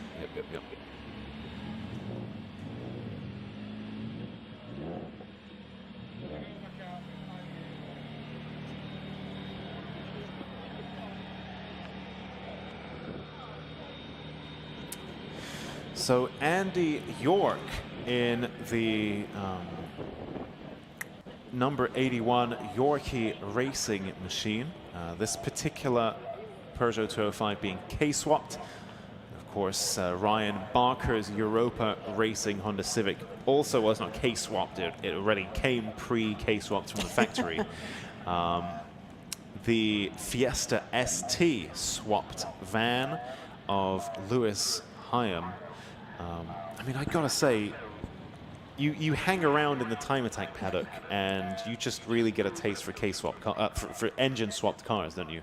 To the point where a regular car just doesn't really seem very interesting anymore. And I wonder, you know, 2 of my cars are very engine swapped, and the 3rd one is like, well, probably because it doesn't have its own engine anymore. Like, that route has now been shut because that engine no longer exists. So you think, is this a result of hanging around time attack people for so long?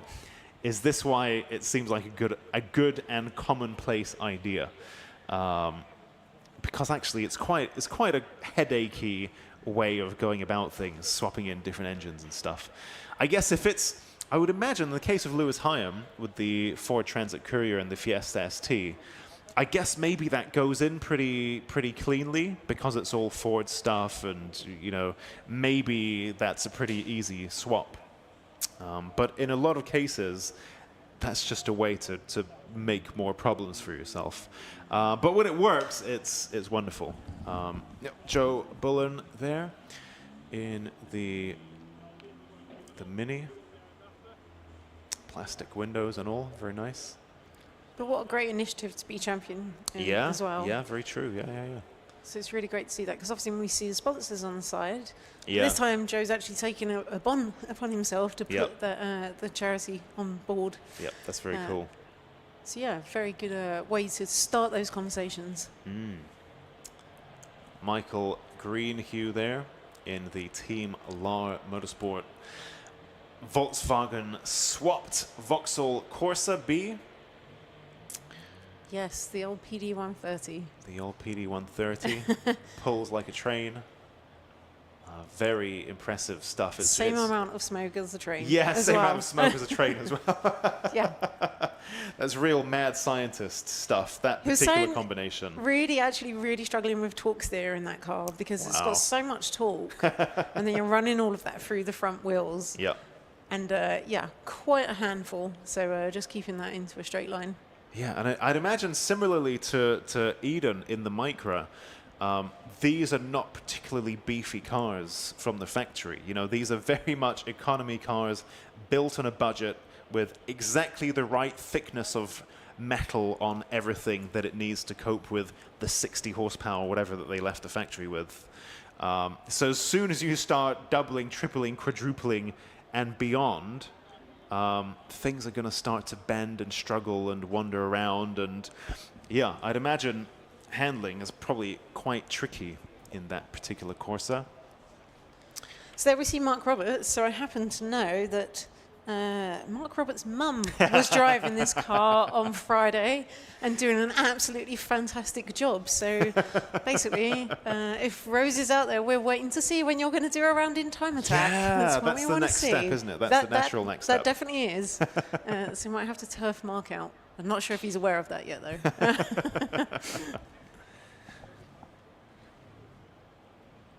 Yeah, you see all the cars down there with the fans, and the clock has been stopped with 5 minutes. Okay, so it looks like we might get 5 minutes then.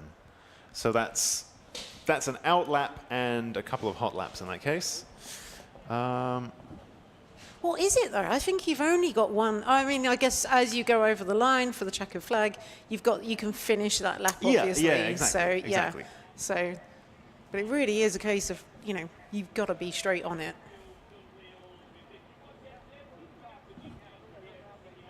I can see lots of doors when you look down the pit lane as well. I can see lots of doors flapping. All the drivers desperately trying to keep cool, because obviously, you know, it's hot enough when you're out there in the car, but at least you've got some kind of like airflow. But obviously they're sitting here in the heat with the cars that have got all of the heat soak as well. And I wonder if that also impacts the cars when they're going out, because they've literally just been sitting here with all the heat soaking through the engines. So they really do need a little bit of clear air to get out there and start cooling everything down again. Yeah, a friend of mine, Max Chowdhury, who's done time attack in the past, in his 2JZ swapped S14, he's kept aircon in that car. And it's something that me and him have lots of disagreements about, because, come on, race cars shouldn't have aircon, maximum lightweight and so on.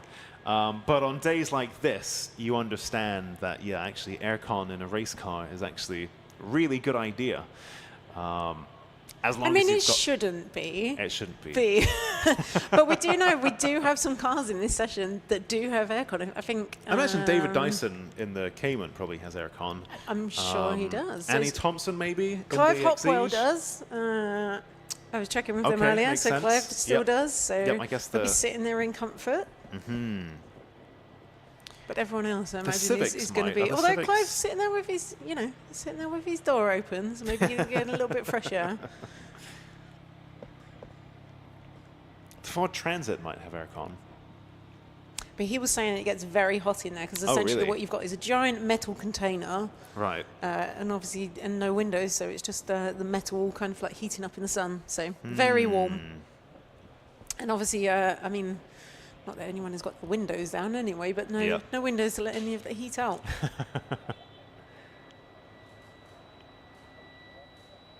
Dean Riley and the VX. What is that? Oh, I thought that was a thermometer. No, that's a fan, isn't it? So he does. Yeah, he's got human-powered aircon. Dean was actually saying how much he's changed since the beginning of the year. So he's actually got a whole new front end and a splitter. And so one of the problems he's having with the car is keeping the front end down and actually keeping the car planted. So he's got that big rear wing pushing the rear wheels into the ground. And of course, rear wheel drive, so you really, really need that rear wheel grip.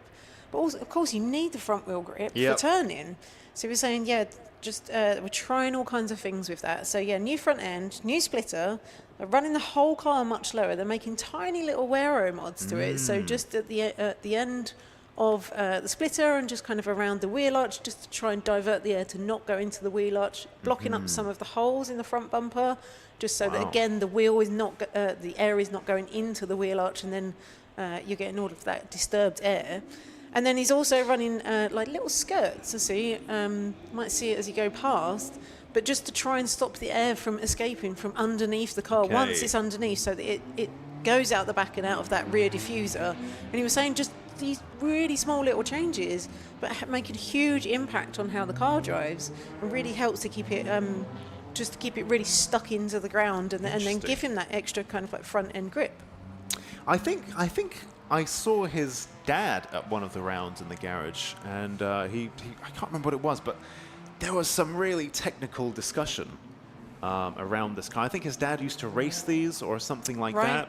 And so, there's a lot of know-how, and they seem like very able-minded people. So, trying lots of stuff, and it's a never-ending battle, isn't it? Where you add aero on the back, okay, now the front's under-aeroed. Let's add aero on the front, okay, now the back's not aeroed enough. Let's put more aero on the back again, and now the front's again lifting and not enough. But then you add the extra aero, and you have to compensate for it in terms of your suspension setup, and then when the car isn't in these high speed sections, it's like, are you running kind of like a really high suspension? So in the slow corners, are you struggling?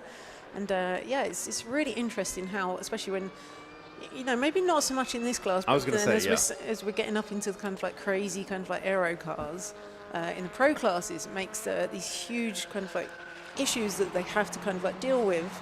And I know Dean was also saying one of the things the car suffers from is heat soak, because of course being mid engines, he's got the engine right behind him. He said he's got a supercharger right next to his head, basically. So keeping him very warm. But then also, when the car's just been sitting in the pit lane like it has, he's really going to need he's going to really need that clean air just to kind of like cool the car down. Yeah, lots of traffic here, of course. Everyone's scrambling to get out in the final few minutes. Maybe let's take a look at Pocket Rocket. So Tommy Langley at the top of the leaderboard in Pocket Rocket in the 313 Motorsport Ford Fiesta. What a machine. Keeps lots of transformations.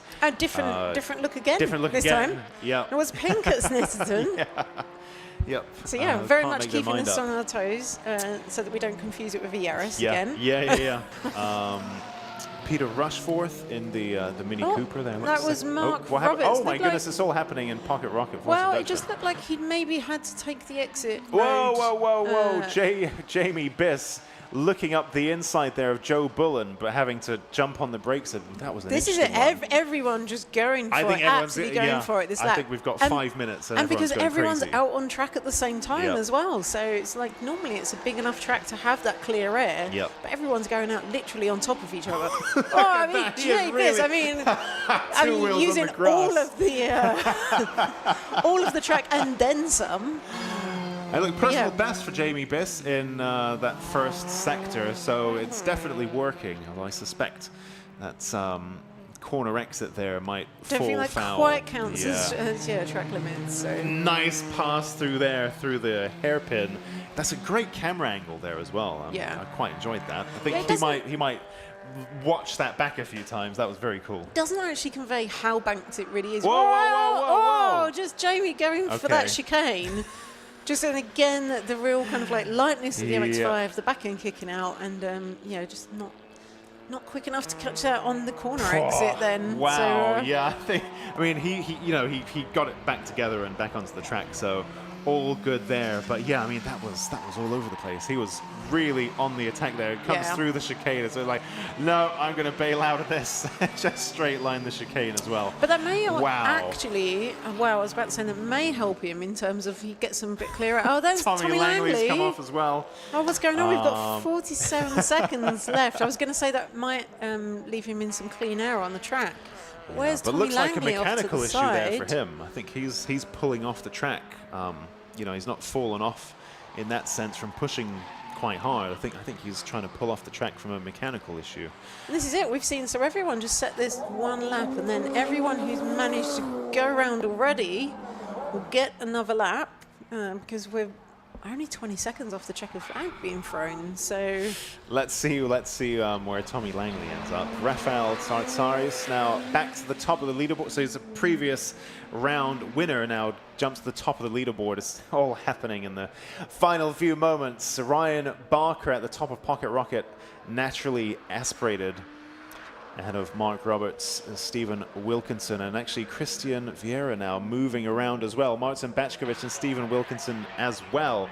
So I think actually perhaps the most interesting battle in the closing moments, that mad dash to the checkered flag. You see Amy Thompson as well squirming around in the exige. Eden Young now pops up, puts in a 206.6 to get fourth in class. Michael Greenhue now makes an improvement as well, 209.3. Again, in the closing, in fact, the checkered flag has already come out. But just after that, I guess his final hot lap, then Michael Greenhue makes up a place as well. So we're keeping an eye on the sector times as well to see who's out there on fire. So yeah, Annie Thompson fastest first sector. Not so much in the second sector, but we'll see if she can kind of like make that back up. But it's quite interesting seeing across the different classes.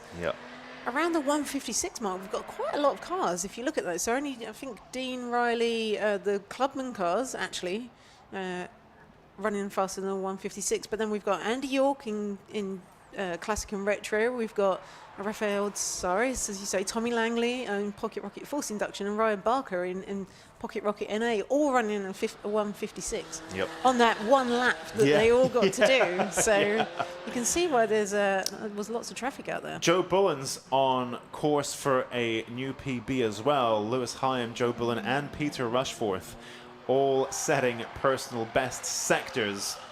So Joe Bullen in green sector 1 and green sector 2, is he able to, let's just see, 203, 204, 204. A nice improvement there, 3-second improvement from Joe Bullen, but not enough to change the standings. Mark Roberts and Stephen Wilkinson look like they're still, there we go, Tommy Langley's car. There is Tommy Langley still at the side of the track, so... But he turned that lap, didn't he? He finished that lap. Yeah, and I guess that was it. And then you can see, so maybe managed to recover it a little bit. Yeah. And then he stopped out, didn't finish sector 3. Another lap. So, yeah, definitely some issues going on there. Arco nowhere in the comments. I think this was about Jamie Biss, got the smallest car and still finding the grass. So it was just true. You know, I think the smaller cars have that advantage here in terms of the track is that bit wider for them. But yeah, pushing that hard that he still managed to find some grass. That was very amusing there. I think Jamie Biss really making the most of these final few minutes. Let's try to run through the provisional results before they get wiped off the screen. So our provisional classic and retro winner of Attack 2 then, Dean Riley, ahead of Andy York, Mark Donnelly, Eden Young, and Michael Greenhue. In Clubman, our provisional winner for Attack 2 is Clive Hopwell, ahead of Dan Buckingham and Annie Thompson. In Pocket Rocket Forced Induction, our provisional Attack 2 winner then, Rafael Tsartsaris, ahead of Tommy Langley, Lewis Heim, Joe Bullen, and Peter Rushforth. And in Pocket Rocket Naturally Aspirated, our provisional Attack 2 winner is Ryan Barker, ahead of Mark Roberts, Marcin Bachkovich, Stephen Wilkinson, and Christian Vieira. That was great fun. By the end of it, I mean, probably not so much for the drivers. Maybe not for the drivers. That was great fun. All right, that concludes our Attack 2. More of the same, I think. Less red flags, but more of the frantic driving. That was great fun, which I think wraps up our Time Attack 2. So, thank you. We will be back shortly for the Time Attack Super Attack, which is the main event of the Time Attack day. But don't go anywhere, because before that we have the Racing Honda's Championship Race 2. And if you're watching from the trackside, the Motorsport UK Drift Pro Championship exhibition as well. So we will take a little tiny short break, but don't go anywhere, because we're going to leap right into the Racing Honda's Championship Race 2 before your kettle boil. I don't know, but like soon.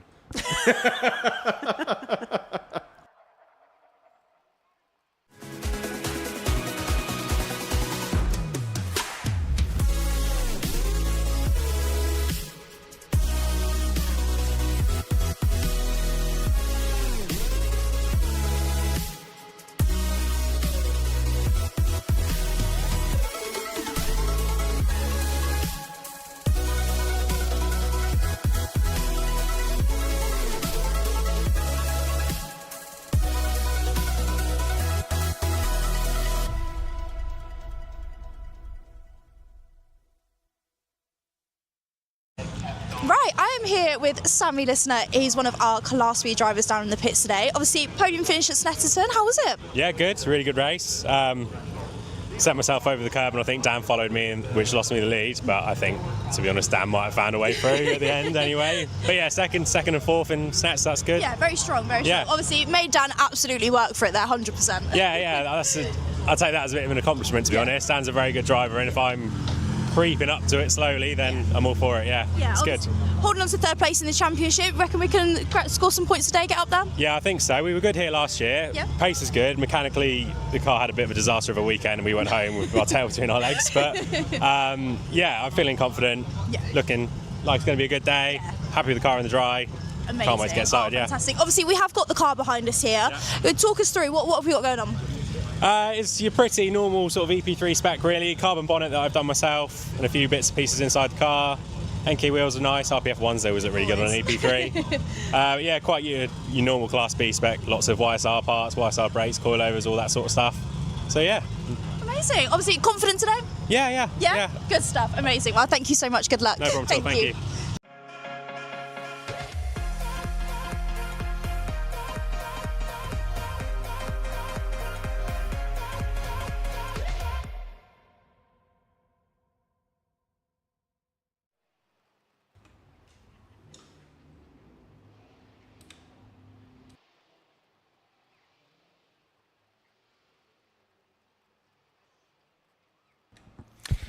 Well, if you thought race 1 was good, I think race 2 might be priming to be just about a little bit better, because we are now getting set for our second race of the weekend, of the day here at Tunefest North.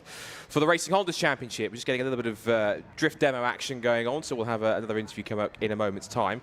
But we are now coming up to our second race, and if you want to recap what happened in race 1, it was Will Self who started from the front row of the grid alongside poleman Liam Collins, who took back his qualifying lap record in the dying moments of the qualifying session. And then it was simply Will Self controlling the race from the front. Early on, Liam Collins got himself a 10-second time penalty as just watching some of the drift cars go out onto the track whilst we wait for our Racing Hondas to do so. I think they're doing one of their final sessions of the day before we get to our Racing Hondas action. But back to what was happening in race number 1. Liam Collins then picked up a 10-second penalty. It was either for a jump start or an out of position start. And because of that, it meant that he was in danger of even dropping off the podium entirely, because in the early stages there was a fight going on for what would have been net 3rd place at the time between James Kiff, who we'll hear from in a second after he spoke to Charlie this morning,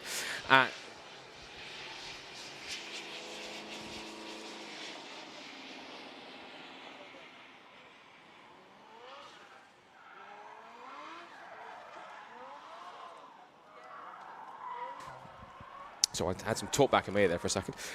Just going back to the recaps, we can use this time whilst we're waiting for the drift cars to finish their off to look back at race 1 and go through the results of race 2. Probably puts my rambling skills to the test here. I can usually talk for 20 years, so I'll wear out your eardrums in a second and go through everything to do with Racing Hondas in about, what, 20 minutes or so. But once we've done that, we're going to go back to what happened in race number 1. Whilst I regain my train of thought. So Liam Collins picked up a 10-second time penalty. Initially, it was a battle between James Kiff and Phil Wright, and James managed to pull himself away from James. James managed to pull himself away from Phil. I can't even speak. Managed to pull himself away from Phil in the early stages and managed to build a gap. And that's a car that's been enhanced with some of the new area they've been putting on it. They've been putting on area they've been testing at Castle Coombe, and it's been working. They put a new diff on that car as well, and it seems to be putting the package together. And this is James, who's got lots of experience with racing bikes and all sorts. Has been around Alton Park before, and he was just testing some new parts in there because he only joined the championship back at Brands Hatch, if I'm correct. That was only 2 rounds ago. And those 2 rounds, he's actually been incredibly impressive in class. He's picked up a 7th and a 5th at Brands Hatch, then a 6th at DNF, sadly, at Snetterton. And then, of course, here, in the second race, he was fractions away from taking his first podium. He was chasing down Tommy Knight in the end. He was on course to take what was going to be a fairly straightforward and comfortable 3rd place, but for whatever reason, I haven't had any info come through yet as to why he slowed up, but Tommy Knight's car slowed up on the run towards the checkered flag, and only just did we see James Kiff lose out on that 3rd place. Tommy Knight had just about enough drive left in his EK Civic to be able to get to the line and keep that 3rd place. So that means then that's a podium for him in that context. And then we get to the cars behind them. If I look back at the result of race number 1 to give myself a bit of a reminder of what happened, I should know that, being the commentator, give myself a slap on the wrist. So yeah, Will Self took the victory by what was on the timing screen 13 seconds, and in reality it was 3 seconds because of the 10-second penalty. Tommy Knight picked up just the podium in 3rd place, but he was 0.173 of a second ahead, but that doesn't tell the whole story either. James Kiff, though, that was his best result in Racing Hondas today, and that shows that the updates he's made to the car certainly have worked. They certainly have made that car faster, but he wants to try and bridge the gap to those top 3 in order to be able to get himself a lot closer and in contention for a podium, and he was that close to getting a first podium, but luck was on the side of Tommy Knight in that sense too. Philip Wright was a bit of a distant 5th. He was 2.2 seconds back, and then Fraser McNeil, who was running a reshelled car after he shunted it at Snetterton in race 2, has been getting used to that car again, and 6th position for him was actually quite a strong result. If I look at his results prior to Alton Park today, his best result to that point had been P5, so that's his 2nd best result of the season, and that P5 came at Cabell Park in race 2. The rest of the order in the Class A runners, we had James Alford running in 7th place, and James Alford, who prior to this point, his best result had been 6th twice at Cabell Park and at Brands Hatch. He has now picked up a 7th place. He's a very consistent sort of second half of the top 10 runner, trying to break into the top 5 where he can. As you can see, some of the enjoyment here for those of you who are drift fans who are watching some in the background. I might even commentate on some of this as you're watching, as you're seeing them go through turn 1. I can't say I've ever commentated on drifted before, but I do enjoy it and it's quite fun to watch. So if you're watching down at the circuit, do enjoy the sights and sounds of the drifting whilst I ramble on about Racing Hondas. And with James Alford, he's been a very consistent top 10 runner in the second half of the top 10 and getting stronger as the season's gone on, being quite consistent. He came into the weekend 7th in points and managed to make that work pretty well. Dan Thackeray, who continues to be unstoppable Dan, has now won 8 wins from the first 9 races. Put my teeth back in. 8 wins from the first 9 races, and he's looking pretty clear at this point that he's going to be a favourite for the championship, not just in Class B, but overall as well, because he has been having that consistent form. He's an ex-Civic Cup runner, and he was battling with Max Edmondson for the 2023 Civic Cup title until his engine literally went up in smoke when it blew at the Formula Ford Festival finale at Brands Hatch that year in 2023, and thus gave Max Emerson his first title in that championship. So Dan has come across to Racing Hondas. The car is pretty much, as far as I understand, the same spec that he's run in the Civic Cup, and he's running it here. He's a quite fine driver. He does also jump into a couple of the time attack sessions to give himself a little bit of extra track time to do that, and there's been, lost Nick briefly, a handful of those drivers got out to get a bit of extra track time to enjoy themselves, because it is a single day event. You don't really get a chance to test, particularly not yesterday, because for those who don't know Alton Park, there's a restriction on how many days that they can actually run on a Sunday. It's things to do with church rules or something along those lines. I can't say I'm an expert on that, but that's exactly how that works. And yesterday there was some church-related activity going on, and the teams didn't actually get themselves into the Parc Ferme, into the Paddock, until about 5, 6 o'clock in the evening when they were starting to set up, or at least from 3 o'clock onwards. It was around about that time. So that track time is all important when it comes to be able to run well, particularly when you've got a free practice session, a qualifying, and 2 races that are all on the same day. So that's a very compressed day, and of course Racing Honda's events all happen on the same day, so you've got to be able to consistently run in each session without problems. If you do get problems, that can then start to multiply over the course of a day. If it's a big problem, it can really hamper the rest of your day and possibly even put you out of it. If it's small problems, you can fix them, but they're frustrating, and so you have to really get on top of that and make it work as best you can. So Dan Thackeray has made the most of the fact that he's been pretty strong. It would have been 9 wins out of 9 had he not retired from Brands Hatch in race 1 with a technical issue.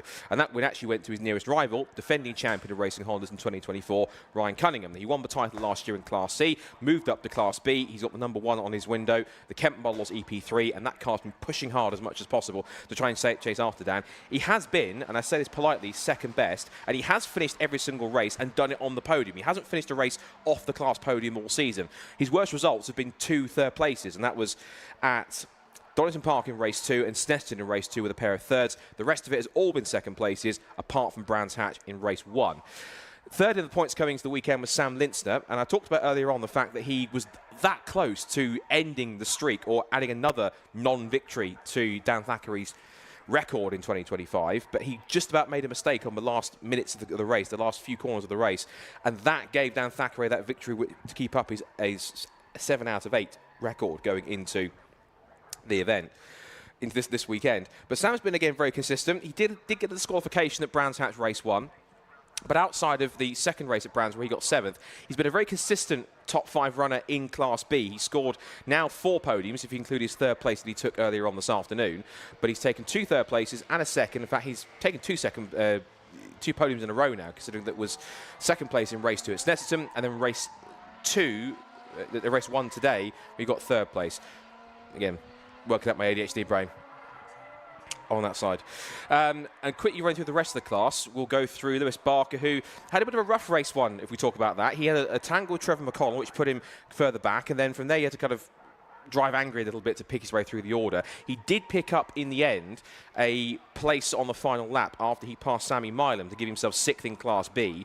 And the Europa Crash Centre and BSR racing, the Ben Sharp racing car, certainly did give him a bit of damage limitation. If I look at his results going in for that one, these worst results to that point had been 6th in class. Well, he took another 6th in class. That's his 4th time he's done that. The worst result he's taken so far in class was 10th right at the start of the season in Cadwell Park. So that's something that's been pretty intriguing to watch for. And he has had a class podium, picked up race 1, Snetterton podium in that side too. Spencer Fortag's had a very interesting back and forth throughout the season. Came into the weekend 6th in points. Picked up a 2nd place at Donington Park in race number 2, but he had a nightmare weekend at Snetterton. He picked up a DNF in race 1, didn't start race 2, and then when he came to do race 1 earlier on, he picked himself up 4th place. So that himself actually is his 2nd best result of the season, because before that, that's his 4th top 5, the 5th top 5, because he includes his podium. And he finished 5th 3 times and now a 4th on top of that, which works pretty well. We should talk about as well, as we should be doing as well, about the new S2000R, which completed its first race successfully without any problems, didn't get involved in any dramas that was going on ahead of it. And Luke Sanjukovski, who I imagine probably will put the car into race 2. I imagine it will. We're just looking out of the window to see if there's any signals that it's any queuing in the assembly area, and they've all gone through, so it looks as though they are not quite there yet, or I can't see them out of my sight. But Luke Sanjukovski, who I mentioned in terms of the launch about it, and we can talk about the S2000 for a moment. We have got an interview with James Kiff, which I'll transition to in a second, so you can stop listening to me talking and have the much more brighter, shall we say, sort of sights and sounds of Charlie Harmon, shall we say, talking to James Kiff rather than listening to me ramble on. But in terms of the S2000, we'll go through the couple of articles that we had here being launched. It was launched, of course, towards last week.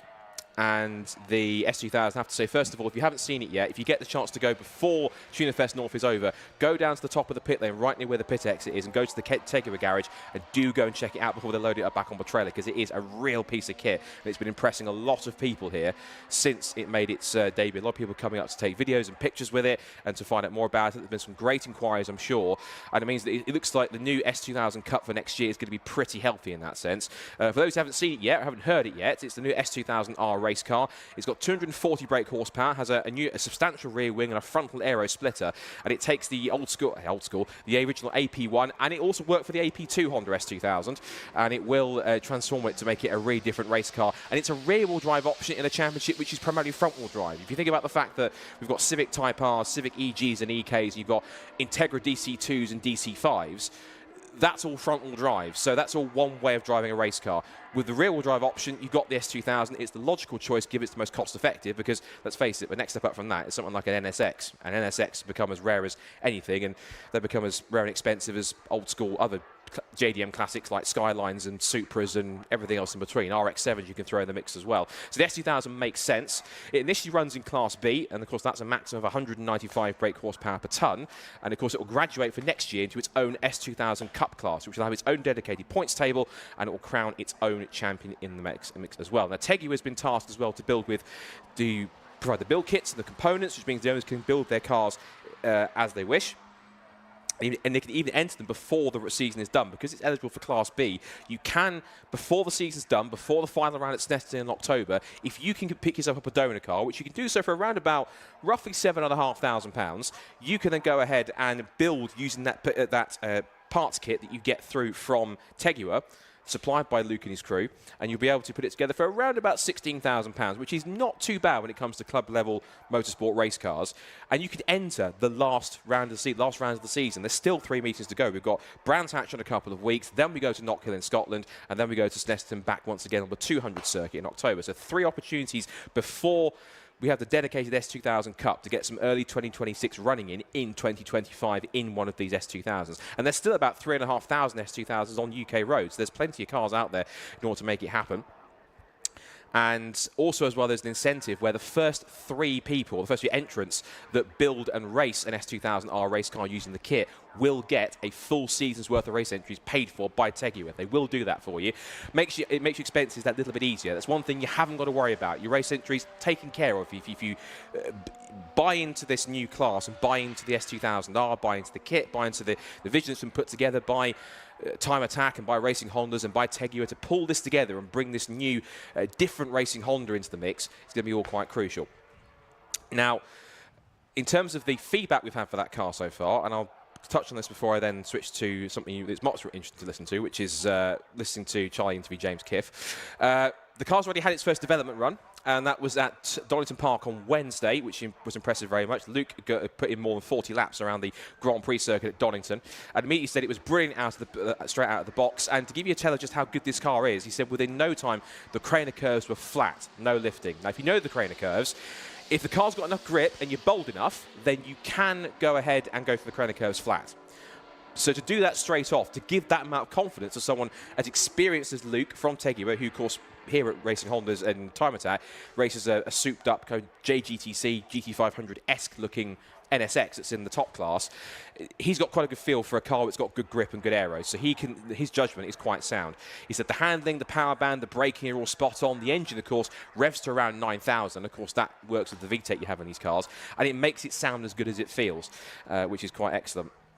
This dev car, of course, has been running for the first time here today, and as I say, if you want to take a look at it, then be sure to go and check it out in the Tegua garage, which is right at the top of the pit lane, right towards the pit exit. So right down the end garage, which is nearer the end of the pit lane before the pit exit. You'll be able to check it out and see. So if you want more information, get in touch with Luke and Tegua, go and see them, take a card, take some details, and also go and visit the Racing Hondas website as well for the articles and information. And who knows, if you're inspired, and there's been some inspiration from online people watching, you can take a look and you could possibly find yourself in an S2000 Cup car for 2026, or even if you can build it fast enough before the season is out for 2025, give yourself a bit of cheeky extra pre-2026 running before the season is out. We'll slot you into Class B and you can get more of these S2000s out, and hopefully we build a nice class so we can help continue to fill out what's been a always well-supported Racing Honda's grid and bring a rear-wheel drive element, a third element, into the mix with the Civics and Integras. On top of that, I still maintain we need other Hondas in the mix. It'd be great if someone had an NSX, someone had a Jazz. I dare someone to race a Honda Beat, and there is one here in sort of a Marlboro-esque livery that's around near the Obsession tent if you want to spot it. I dare someone to enter a Honda Beat race car. If they can do that, I'll be very, very happy. Right, I'm going to stay quiet just for a couple of minutes. So you're going to sound someone much more interesting, which is both Charlie Harmon and James Kiff. He can talk about his aero for his car, and then once we do that, we'll continue building up for round 10 of Racing Honda's 2025. But for now, here's Charlie and James talking earlier on this morning. Right, so I am here down with James Kiff in our pits at the moment. How he's one of our Class A drivers. Obviously, we're a couple of rounds into your first ever season in Racing Hondas and cars in general. How are you finding it? Yeah, good. Enjoying it. Yeah? Yeah, fresh build, fresh to the car racing scene. We're probably still only 3 hours in total driving this car, so it's all very fresh. Yep. But loving it. Yeah, having a good time. Definitely. Amazing. Obviously, I might say you had a couple of diff issues at Snetterton last round. All good here? Yeah, new diff, different gear set in the gearbox as well, so we're hoping for better drive. We couldn't get drive out of corners at Snetterton, so yeah, we're hoping the car's going to be a different animal here. Amazing. Obviously, we've got some new aero on the car as well. Talk us through it. Yeah, I mean, when we built the car, we didn't really know what we were looking for or aiming for with the aero. So since we've been here, talking to some of the other guys and getting some hints and tips, we've gone down a bit of a aero route with it, which we're hoping will help. We've spun a couple of laps at Castle Combe, and I was pleased. Yeah? So Good. yeah. Amazing stuff. Is this your first time ever on Alton Park, whether that be bike or car? No, I've raced a bike here. I have driven a car around here. Yeah. We've not tested with this, so we're going out fresh with this car. But I do know the direction of the track. So You got faith. I got faith. Yeah. Amazing. Thank you so much. Good luck today. No problem. Thank Thank you very much.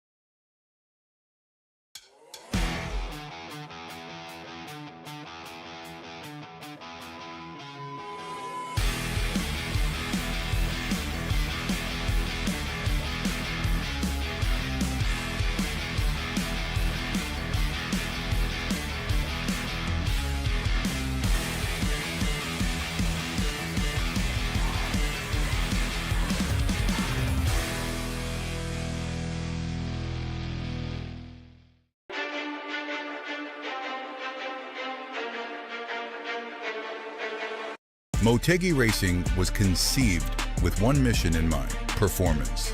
Each wheel is over-engineered to ensure industry-leading strength, lightweight design, and seamless connection to your unique style. From our storied past in motorsports to our stylistic contributions to the aftermarket culture, one thing remains: Motegi Racing is built for enthusiasts.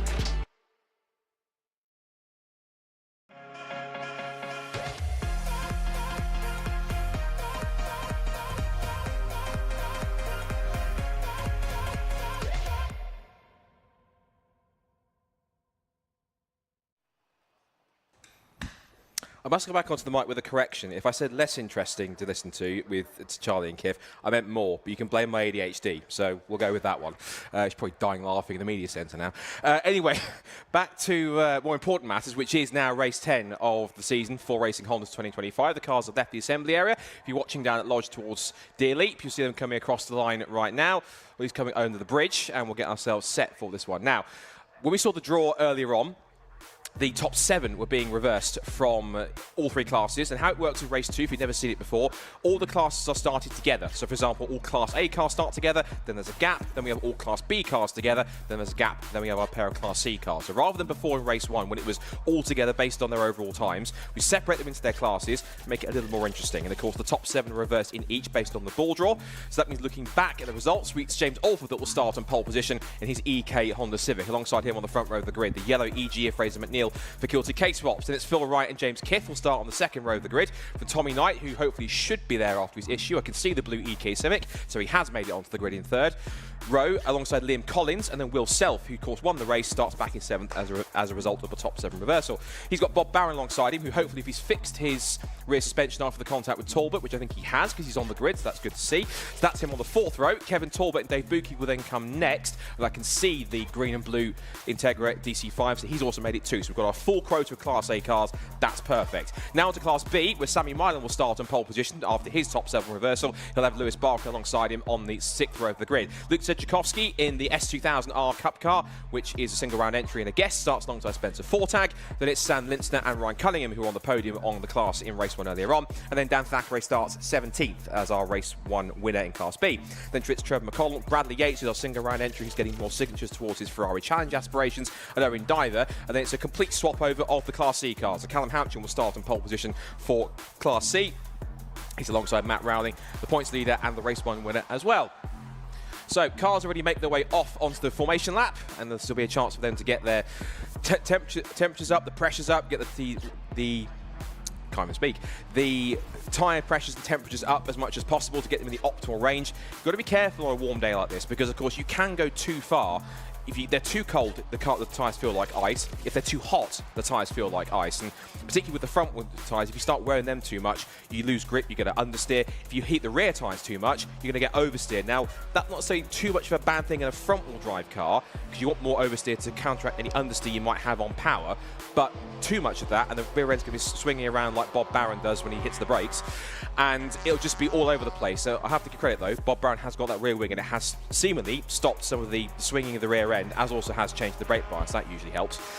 So this is going to be quite intriguing, particularly now later in the day. There's a bit more cloud around, so it feels a little bit more calmer, a little more overcast, a little cooler, so it might help with some temperatures.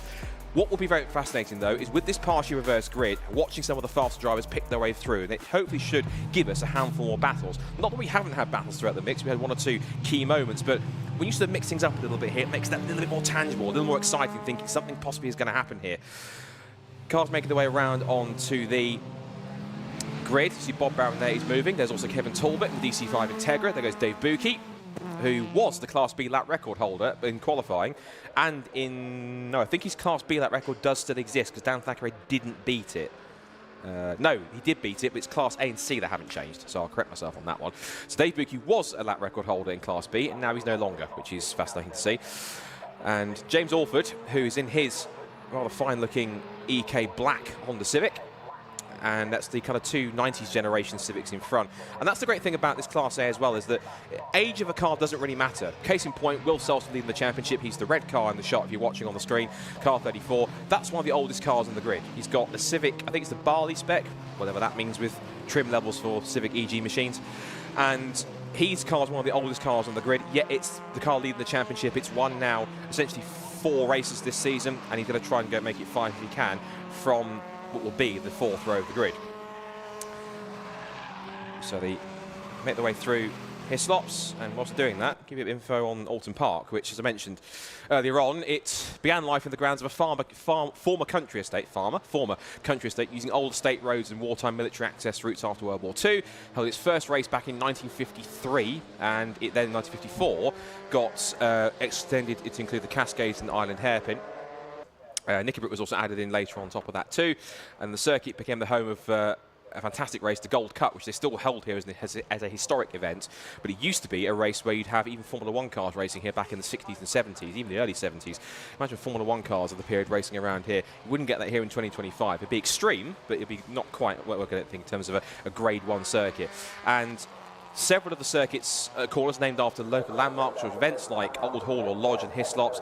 There is also a story about Knickebrook, which I won't get into much, but I'd say just look that up on Google and you'll see exactly what I mean by that. There was an incident back in 1991, sadly, with Paul Wright, which changed the safety of this circuit. But now under MSV's ownership, it now runs BTCC, British GT and other great machines in the mix in terms of championships. And now, of course, Racing Honda's ready to tackle race 2 for Alton Park. So, you know the drill. It's all calm and quiet until the VTEC kicks in, and it will do in a few moments' time. We're going to look for the green flag at the back of the field. One car going to the pit lane. Looks like that's Bradley Yates, so he'll start from the pit lane, but the green flag is at the back. Stand by for action then. Round 10, Racing Hondas here at TunerFest North at Alton Park, ready to light it up one more time. Here come the red lights. Who's going to get the whole shot down towards Old Hall for the first time? Lights are out and we are underway. It's a clean start for the first couple of rows and a cracking start from the front row from the outside of Fraser McNeil. Wright tries to shoot the gap through the middle but gets boxed in between the 2 front row men, and Fraser McNeil leads. He turns in through Old Hall Bend into the first corner, takes the lead. Full Wright's wide over the curb on the exit. One car also out wide. I think it might be possibly a bad start for James Kiff, but he survived that. And down the hill they'll go on the avenue towards Cascades for the first time. So McNeil leads it. Olford's causing a bottleneck here. He's got Knight around in second place, and Will Self's gone around the outside to 3rd place already. That's a storming start for the championship leader. He's gone from 7th to 3rd in just 2 corners and is already chasing after James Alford for 2nd place. Down Lakeside they go for the first time into Island Bend, and look at them pouring their way through side by side, and round the outside for 2nd place goes Will Self down to Island Bend. That should be astonishing. Down the outside goes James Kiff for 4th position, trying to get round the outside of Phil Wright. Phil Wright bumps the curb. It's side by side also with Bob Barron in the mix as well. They're nearly 3 wide on the exit on the approach towards the first chicane at Hislops. This is fantastic. It's Britain's not Hislops, but I'll get to that in a second. Side by side, there's always a little bit of contact between the 2 men that came to blows on the end of lap number 1 in race 1, which is Bob Barron and that was Kevin Talbot. But again, ready for the lead from 7th to a lead in barely half a lap for Will Self down the inside of Fraser McNeil, and Will Self hits the front. Exceptional start for the championship leader, and he's not hanging around whatsoever. 6 places gained in barely a lap. That's exceptional. So Will Self leads, McNeil in 2nd place. It's now Tommy Knight in 3rd place. 4th has gone to James Alford. Watch the rest of the pack coming through as they swing through into view, and now Tommy Knight's on his toes. He's on the back and looking up the inside to Druids. Here comes the Blue EK Civic for the 2nd position spot. If you can come through the inside of the yellow Civic of Fraser McNeil. Look at that, Phil Wright swarming over the back of James Kiff. He couldn't get past him in race 1. He's trying again early on for race 2. McNeil goes back down the outside to defend from Alford, who looks on the inside for the right-hander at Lodge Corner. It is all action, as I thought it would be at the end of lap number 1. And through it all, from 7th on the grid, Will Self leads it. So Self leads, Knight in 2nd place. It's 3rd place for McNeil, 4th for Alford, 5th for Kiff, 6th for Wright, 7th for Barron. It's Talbot, Buchan, Collins. That's the top 10. Spencer Fortag leads off the road, going wide on the outside. That was possibly, I think maybe Talbot or Barron going wide at some point, and the exit of the Old Hall corner. They're back into slipstream once again. McNeil holds his place in 3rd place, but they're all stacking up behind him. Through the left-hander at Cascades, now down Lakeside for the 2nd time. And they'll fire it down at 100 miles an hour up towards Island Bend. But incredible stuff from Will Self, not hanging around. And we said it before, his intention for this year, he wanted to win the championship, and he has gone for it right from race number 1. James Kiff down the inside then, making 3rd place. Fraser McNeil gives him the place pretty easy, and James Kiff, if he can stay there, he's got another 12 minutes to do it, but he could be on course if he stays there to take his first podium. He's got a long way to go. Talbot then takes a little bit of touch of the grass as they chase after the pack. It's 5 of them for 3rd place now as they wind their way through the first chicane at Britain's. So it's now Kiff from McNeil, from Wright, from Barron, from, where's James Alford? Where's James Alford got to? He's disappeared. He's behind Dave Buki, so possibly he was the one that ran wide, but he came across the line in 4th, and he's now down to 9th, so he's lost a ton of places. And Liam Collins is back in P10. He's made no progress whatsoever. So the man who finished 2nd in the race, he got a 10-second penalty, has now sunk down to the back of the top 10 and made any play positions whatsoever. He's got a lot of work to do to get himself towards the front. Side by side for 4th, here comes Phil Wright, moving around under brakes, down the inside towards Druids, and takes the place. And now we've got the 2 Kilty K-Swaps cars nose to tail. Fraser McNeil might be about to lose a place to his teammate Bob Barron, and Kevin Talbot's in the mix too. Now, careful with these two. They made blows at the beginning of race 1. I saw both of them retire pretty much on the spot, so I'm certain neither of them want a repeat of that. Across the line to the end, lap number 2. Self now has a lead of 1.6 seconds. Tommy Knight's chasing after him. He's only lost. He's matching for pace. They've both done early 151, so they're pretty close at this point. As Barron pressures his teammate through Old Hall Corner to start lap 3. Back with the Class B battle, and it's Spencer Fortag under threat from Ryan Cunningham down towards turn 1, and down the inside for 3rd place behind them went Dan Thackeray on. That was Sammy Linster to take the position. All action in this second race, so we've barely got 5 minutes. Look at this, 3 cars stacking up behind us. McNeil was not comfortable on the racing line. He has to go to the outside to defend here. Side by side, is Barron going to go around the outside? Surely not, but he's got past before he even gets to Island Bend. Talbot says, right, you're going to make it that easy? I'm going around the outside as well, and he's got through. So 2 positions lost for Fraser McNeil after starting on the front row of the grid, and he's dropped from 5th to 7th in 1 move. Barron, Talbot, then McNeil. That's the scrap for 5th to 7th, but they're losing ground to the top 4 as they head up towards Britons for the 3rd time. And then we've got, now that's Buki and Collins, so we've lost, I don't know, Alford is there, but he's lost a position to Liam Collins. I thought he'd secondly disappeared because he was in 9th. So something's happened with James Alford. In the pits is Lewis Barker. To issues for the Europa Crash Centre team car. Looks like he won't be scoring any major points today. Look, it's damage possibly to the left front. They're trying to get something off the left wheel off to have a look. Whether it's bent in on the wheel arch or something that's happened. But nonetheless, not good for the man who finished 6th in race 1 and was hoping for more points to try and get back up the table. So Will Self then, across the line at the end of lap 1, end of 2, picked up 1.6 seconds. Ryan Cunningham has taken the lead in Class B, so he's ahead of Spencer Fortag. So we wait for our Class B runners to come to view. There goes James Alford. I was hoping we see our Class B runners come through in a second, because as we see the rest of our Class A contingent head down towards Lodge Corner. Still McNeil falling back into the clutches now of both Dave Buki and Liam Collins, and I feel that Collins is getting to a point where you might have to say, come on, get a move on. He's trying to squeeze up the inside, but Dave Buki threw the block on the inside line, exiting Deer Leap, which means it forces Collins to have to sit back and lose a bit of ground, and they're all leaving James Alford behind. So either he's just lost pace from the start of the race, or he's nursing a problem, or just not confident in the car at the moment, remains to be seen. And Buki's still under big pressure from Collins on the approach down towards Cascades, coming up towards already half distance. You don't want this race to end. I think the phrase is, someone hide the checkered flag at this point. It's not over yet. Here comes Collins with a great straight line drive down Lakeside. He's got the punch of the engine on that Integra up into what will now be 8th position, and Collins is through. So he's not as high as he'd like to be, but he's making steady progress. And as I mentioned, it's the days you don't win races that win you the championship. If you can try and minimise the damage that you lose some cars scoring ahead of you, that can work in the end. Now for the lead, this could be on, because Tommy Knight has absolutely lit up in this second race. He sets a person at the fastest first sector of anyone else. He was 4 tenths quicker in the first sector, and he has the fastest lap of the race. He's done a 1:50.940. Again, 4 tenths quicker. So it was 1.2. Tommy Knight now all over the back of Will Self. Is Tommy about to drive himself possibly to his first race victory of the season? Never mind about that, we've also got the battle for Class B going on. This is for 2nd place. Dan Thackeray is behind Spencer Fortag with Sammy Linster in the mix, and also Ryan Cunningham is in the lead here too. Now if Dan can't get past and he finds trouble trying to get himself around Spencer Fortag, could Unstoppable Dan finally be stoppable? So we've got stories here in Class A and B where we could see lead changes here and even first wins of the season. I told you race 2 would be exciting, and there's still half of it to go. Across the line, top 2, up towards Old Hall then. Half distance reached. So, Will Self leads. Tommy Knight in 2nd place, on his tail by 6 tenths of a second. Kiff is in 3rd place in the Integra. If you go back to the Class Bs, and again, Fortag defensive to the inside to try and defend from Thackeray, but he must surely dart to the inside to make the move. He thinks about it, puts himself into Fortag's mirrors. The FN2 bouncing around as Fortag tries to get back on the power, and Linz is getting frustrated as well. He's on the toe as they come up through Deer Leak, 3 of them together. But I've said it so many times, the harder these 3 fight each other, the easier it is for Cunningham to disappear up the road and take his 2nd win of the season. He's the only man to have beaten Dan Thackeray. Of course, Dan retired from that first race at Brands Hatch, which gave him the victory nonetheless. But a win is a win. He'll take it any way he can. Is this win streak again about to be broken, but not because Dan Thackeray retires, but because he can't get around Spencer Fortag and then can't get after Ryan Cunningham in time. He's stuck in quite a logjam here. He's now got the Spencer Fortag FN2 in front of him, and he's got Sam Linster right on his tail. And remember, Linster led Thackeray for the vast majority of the race at Snetterton before he made a mistake and let Dan Thackeray through. So if he hadn't done that, again, another race that Dan would have picked up. And that just shows that Class B is getting stronger and stronger here as we watch Fraser McNeil under threat from Dave Buki in that mix. But Class B getting stronger at the front. It's not just Dan Thackeray dominating on pure pace alone. Now, Fraser's lost out to Liam Collins, and also so goes Dave Buki. Another place gained. Look at this, a trio for 2nd place out of Britain's over Hilltop. And Thackeray is getting very racy indeed. He wants the outside line, but Linster's there as well.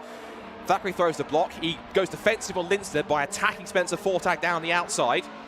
We get the up and under here as he tries to switch back through the exit of Hislops, now through Knickerbrook, nose to tail. And this is all just bottlenecking up with Linster stacking up behind him now. The 3 of them climbing up Clay Hill underneath the Alton Park Bridge. As I watch the leaders in Class A go through, Tommy Knight still on Will Self's tail. There's Ryan Cunningham, defending champion, followed by Fortag. Look at the car moving around under braking. Fortag is pushing as hard as he dares now. Look at bouncing on its suspension as he goes out of Druids. And again, Thackeray going to the attack. He sweeps to the inside line. This is the chance he's got. He's on the grass. He puts his 2 wheels on the grass, keeps his foot in. Dan Thackeray up the inside in towards Lodge Corner. That's an astonishing overtake up the inside to take 2nd place. He wants to win this championship, and you do it with moves like that. Incredible. Over the crest. If you can watch that on my live stream, if you watch it down at Lodge, that was sensational. 2 wheels on the grass down towards Lodge Corner, and incredibly held it firm. Kept his foot in, no word of a lift, made it up the inside and said, I want this place, you deal with it, I'm putting my car right there. End of story. Incredible stuff. So Dan's up to 2nd. Now the trouble is, he's got a gap of 3.7 seconds to try and close in just about over 4.5 minutes. Is that going to happen? I think the damage is done. I think Ryan Cunningham is possibly too far ahead, and this might not be a victory. And the trouble is, he's not getting away massively from either Spencer Fortag or Sammy Linster here. So he's trying. He's wide there through Island Bend. In towards the hairpin they go. It's a fascinating Class B battle. He's edging away, but not to the point where he's getting away too desperately and closing you in. I'm going to keep an eye on sector times. What's his sector time compared to Cunningham in this first one? He was quicker by about 1/10 and a half, but that's not enough. That's not going to bring it down. He needs a mistake or an issue for Cunningham. Touchwood, no commentators, curse med. In order to try and catch him here. And I'm not sure if I can see that happening unless he does make some kind of an issue or Dan finds just a sudden burst of pace in this latter part of the race.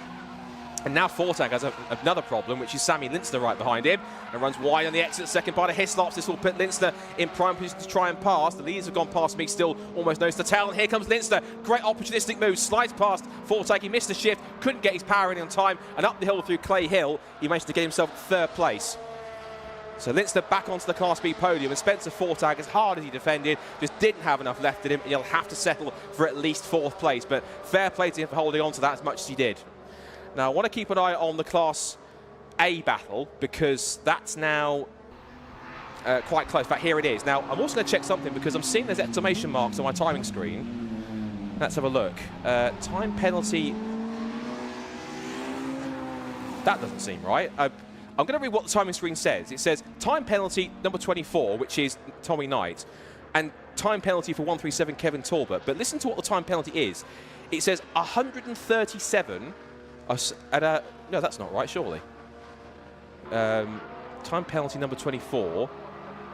It says number 24, 137, plus 140 seconds. That's a 2-minute, 20-second penalty. That's not right, surely. There's some kind of a penalty that's been applied, but it can't be 2 minutes, surely. That's extraordinary. We'll try and figure it out after the race rather than wonder it now, because they're both showing having penalties on them. What the penalties are for exactly, I've absolutely no idea, but we'll have to wait and see. So this might not be for the victory, but we'll enjoy it as if it is, nonetheless, until we get confirmation otherwise. Otherwise, it might be quite confusing for Charlie down there to try and work out who the victor is. So Will Self then leads the way still by about half a second with Tommy Knight chasing after him. This is as competitive as I've seen Tommy all season, and I have to admit, not meant to have favourites, but I do quite like his blue Honda Civic. So my favourite cars looking on the grid, but don't keep that quiet. Over the crest at D-League they go. Now on to what will be the penultimate lap of the race. We've got 1 minute 53 on the clock, and they're doing 1 minute 50, so they've just got across with enough time to do 2 laps here. But is Tommy Knight going to have enough in the tank here to try and pick a move and push himself past? James Kiff is still third, holding off Phil Wright. This will be a legitimate podium for him if he can hold on to this one. Bob Barron's 5th, Kevin Talbot is 6th. Oh, and Spencer Fortag stopped. And that's on the exit, I think, of Britain's.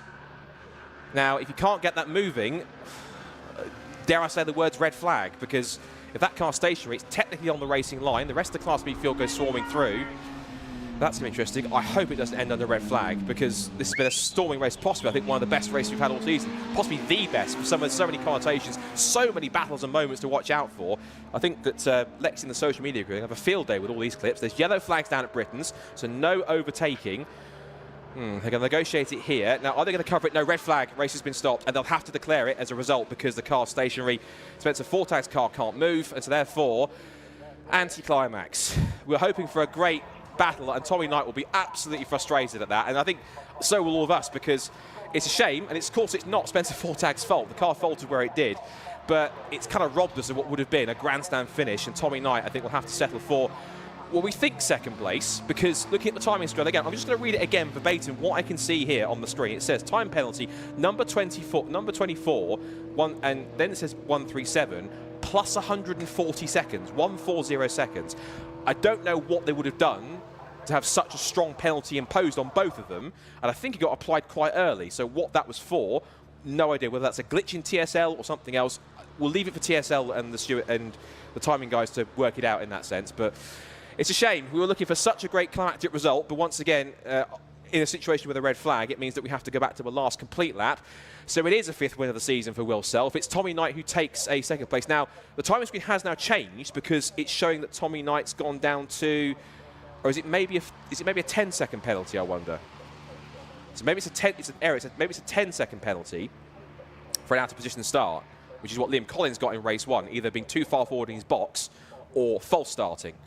So if that's the case, it's now demoted Tommy Knight down to 10. I think it is a 10-second penalty because he's now 10.5 seconds behind Will Self on the timing screen, not half a second. So I think actually Will Self is the winner. James Kiff gets second place. That's his best result by far and his first podium. It's a shame we can't talk to him. Otherwise, I think we probably should rope Charlie to get James Kiff in to have a chat, because I think that interview so he did in the world of good with good luck, because we played the interview before the race and now he gets a podium. So good luck, Charles, I think we are. Third place for Phil Wright for him. That's good for the 23 champion. Tommy Knight was 4th, but after his penalty, I think he definitely is 10 seconds rather than 140. That's a glitch on the screen.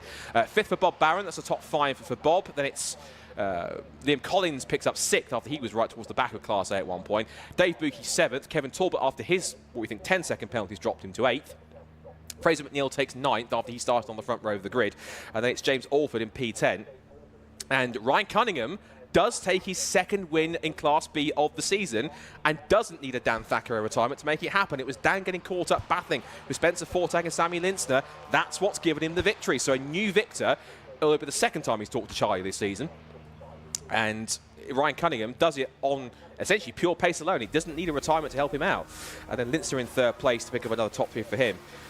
And breathe. That was, I think, one of the most energetic Racing Honda's races we've had, and there's still 6 more to go this season. So if they can be all like that, bring it on. Will Self then with his 5th win of the season, and does it on countback on the result after the red flag by, for the timing screen says 9.4 seconds. It was a lot closer than that on the road. James Kiff will be delighted with a first podium in his Integra. That's only his 3rd round of the season, his 6th ever car race, which is incredible for him. So the Integra working wonders for him, and that new aero working beautifully to get himself 2nd place. And Phil Wright, who couldn't get past Kiff again this time, he takes 3rd and the final podium spot. Tommy Knight, after his 10-second penalty, which you think is for either a jump or out of position start, means he gets demoted to 4th and off the podium. Bob Barron takes the top 5 with 5th, but it's Liam Collins, Dave Buki, Kevin Talbot with his 10-second penalty demoted to 8th. Fraser McNeil and James Alford rounds out the top 10, despite he started on the top 7 reverse grid pole. He's back of Class A, sadly. I think possibly a problem of some kind as he fell backwards. Ryan Cunningham breaks the Dan Thackeray streak. He takes his 2nd win of the season and doesn't need Dan Thackeray Thackeray to retire to make it happen. Dan Thackeray spent battling with Spencer Fortag and Sam Linster.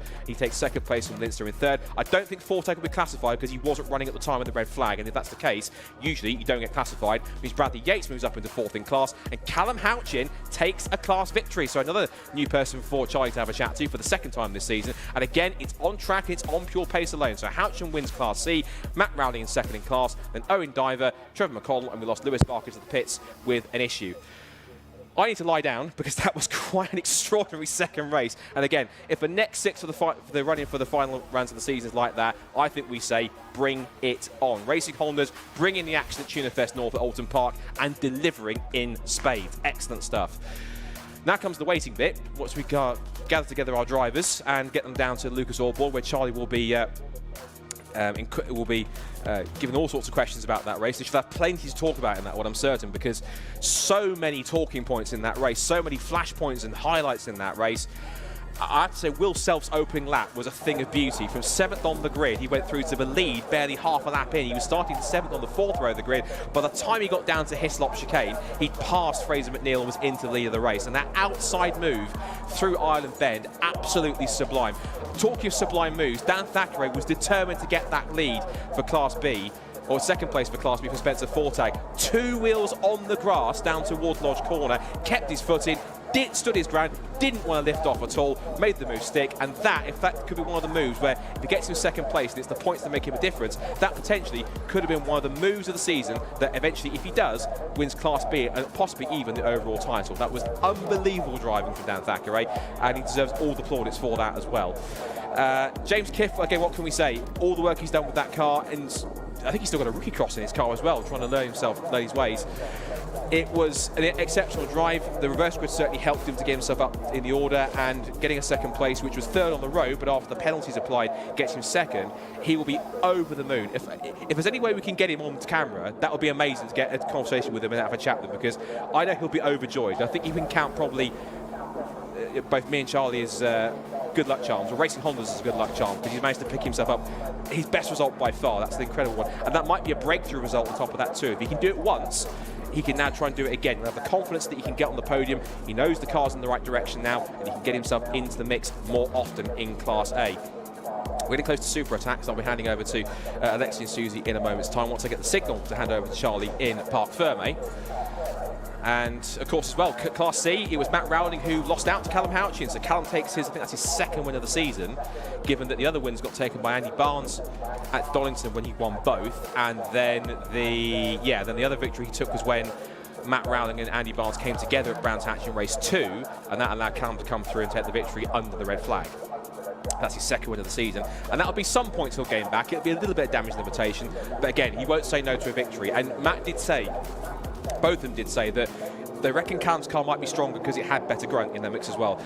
I need to stop talking and have a lie down, so I'm going to thankfully hand over to Charlie, who can have a chat to our top 3, because I don't know what else to make of that incredible race round 10. I think we need to hear from our drivers, because I'm certain they enjoyed that too. What a way to round up Racing Honda to 2025 at Alton Park. Bring on the next round. Right, we are down in Parc Ferme after another very chaotic race there for us. So I am here with Will, our Class A winner. You did 6 places before you even completed a lap. That was incredible. Yeah, I think I just got lucky really. So made a right sort of guess at which side to go with a few people, and then just kept my foot in and committed, and it all worked out well in the end. But yeah, fair play to Tommy Knight as well, because he kept me honest for the duration of that. Yeah, I was going to say he was right on there. You were switching between who got the fastest lap. He sort of really was on your tail. Yeah, I mean, I've just looked at my book of excuses, but the front brake pads on my car are not up to it. So I was pushing the pedal harder and harder and harder until eventually it was just locking the rears. So I had a massive moment into the hairpin where I just reverse entry at whatever speed it was, and I'm surprised I stayed in front of him, to be honest. And then he was right on me, and another couple of laps and he would have been there, because I kept making stupid mistakes. No, of course. Obviously, held on to the championship lead this round as well. Confident going into the next round? Yeah, I mean, if the car works, I'm quite comfortable driving it now. So, you know, I'm happy that we'll be fighting at the front from here on. Fantastic. Well, congratulations again. Thank you so much. Right, we're going to grab Ryan over now. Ryan's our Class B winner. Come on over. Congratulations. How was that? Yeah, it was good, yeah. Obviously, the reverse grid being 7 reverse, it was a bit like it's going to be tricky to get through. Yeah. Obviously, I think there was 2 non-starters, which made it good, well, better for me. Managed to get down on Sam on the start. I managed to sneak up the side of Lewis. And then it was a do or die really on Spencer into Cascades. It was like now or never. Because car was starting to go off. So it was like, I need to get it done and try and get a gap on old Dan. Yeah, of course, absolutely. And Dan, to your benefit, got very much held up in the race as well. Yeah, we did, yeah. So just got the car back. We've seen a gap, got it to get it back. So thankfully, the red flag, the brakes was non-existent towards the end. So we've been struggling with them all day. So, of course. Obviously, heading into the next round, confident? Yeah, definitely, yeah. We've done some different changes, and it's definitely working. So. Should we head on it for Dan? Definitely, yeah. Give him a run for his money. Congratulations again, thank you. Right, we're going to grab Callum over. No, stop. Oh. Wait, wrap up. Fantastic, right, that is everything for us today at the Racing Hondas. Thank you so much.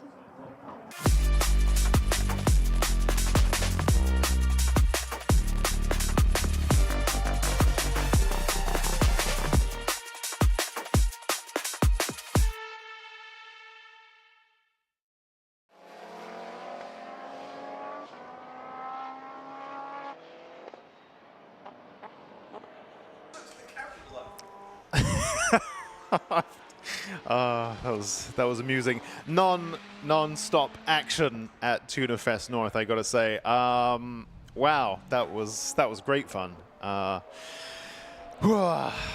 I thought let me come up. I'll come up and sit with Scott for this one. Yeah, that was great fun. So great. That's that interview bit at the end.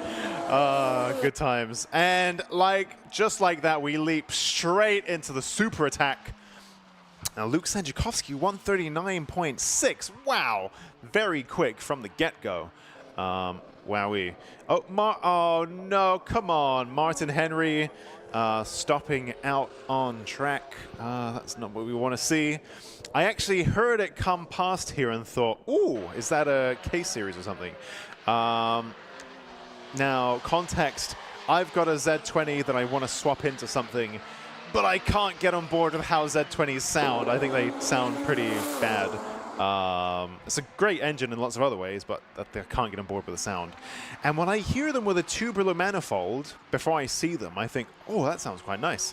And the same thing happened just now with Martin Henry's car, which is a great spec that I don't think I can hope to match, but whatever he did to get it to sound like that, I want to do on mine too. But currently it's not really sounding like much at all, as Martin Henry stopped out on track and jumped over the fence.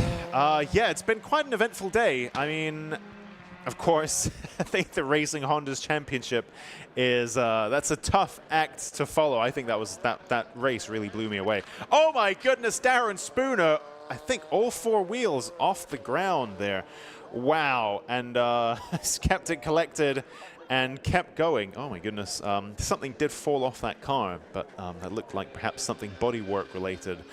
Yeah, I mean, I gotta say, this has been, wow, everything is happening. Cars are breaking down, cars are coming off, great battles all over the place.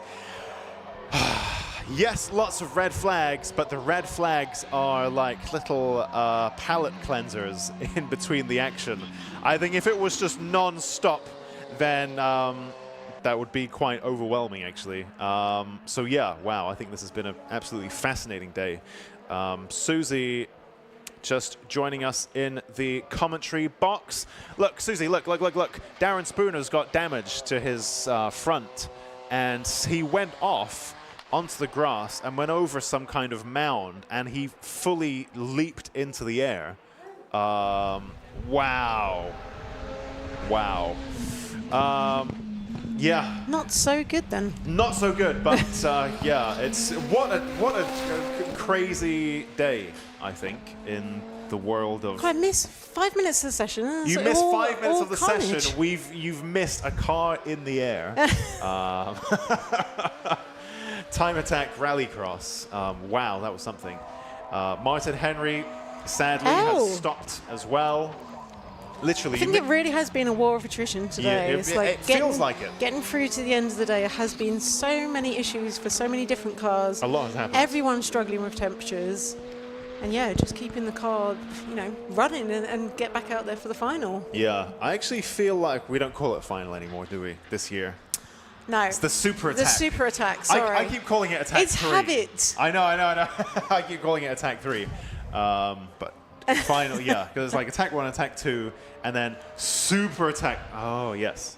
Luke Sanjukovski faster than anybody in Sector 1.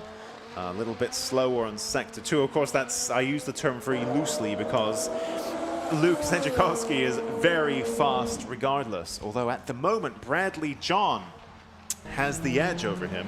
Yeah, so I've just seen that. And again, and this is what I was reinforcing earlier, that we're seeing the cars going out, and if they're not getting the kind of flying lap really early on in the sessions, it's just struggling to bring the temperatures back to get that time later on in the session. Yep. It's definitely pretty roasty toasty. I'm going to keep an eye on Ilya because he was actually saying that he just discovered that what he thought was low boost was actually high boost. So basically, he thought he was running on high boost and he's been running on low boost.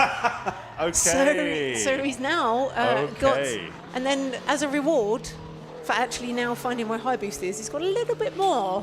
Yeah. From his mappers, so have a little bit more power than he was running with earlier. Okay. So we're saying potentially kind of, you know, for 60, 70 horsepower. So. Oh, wow, that's a massive chunk. Yeah.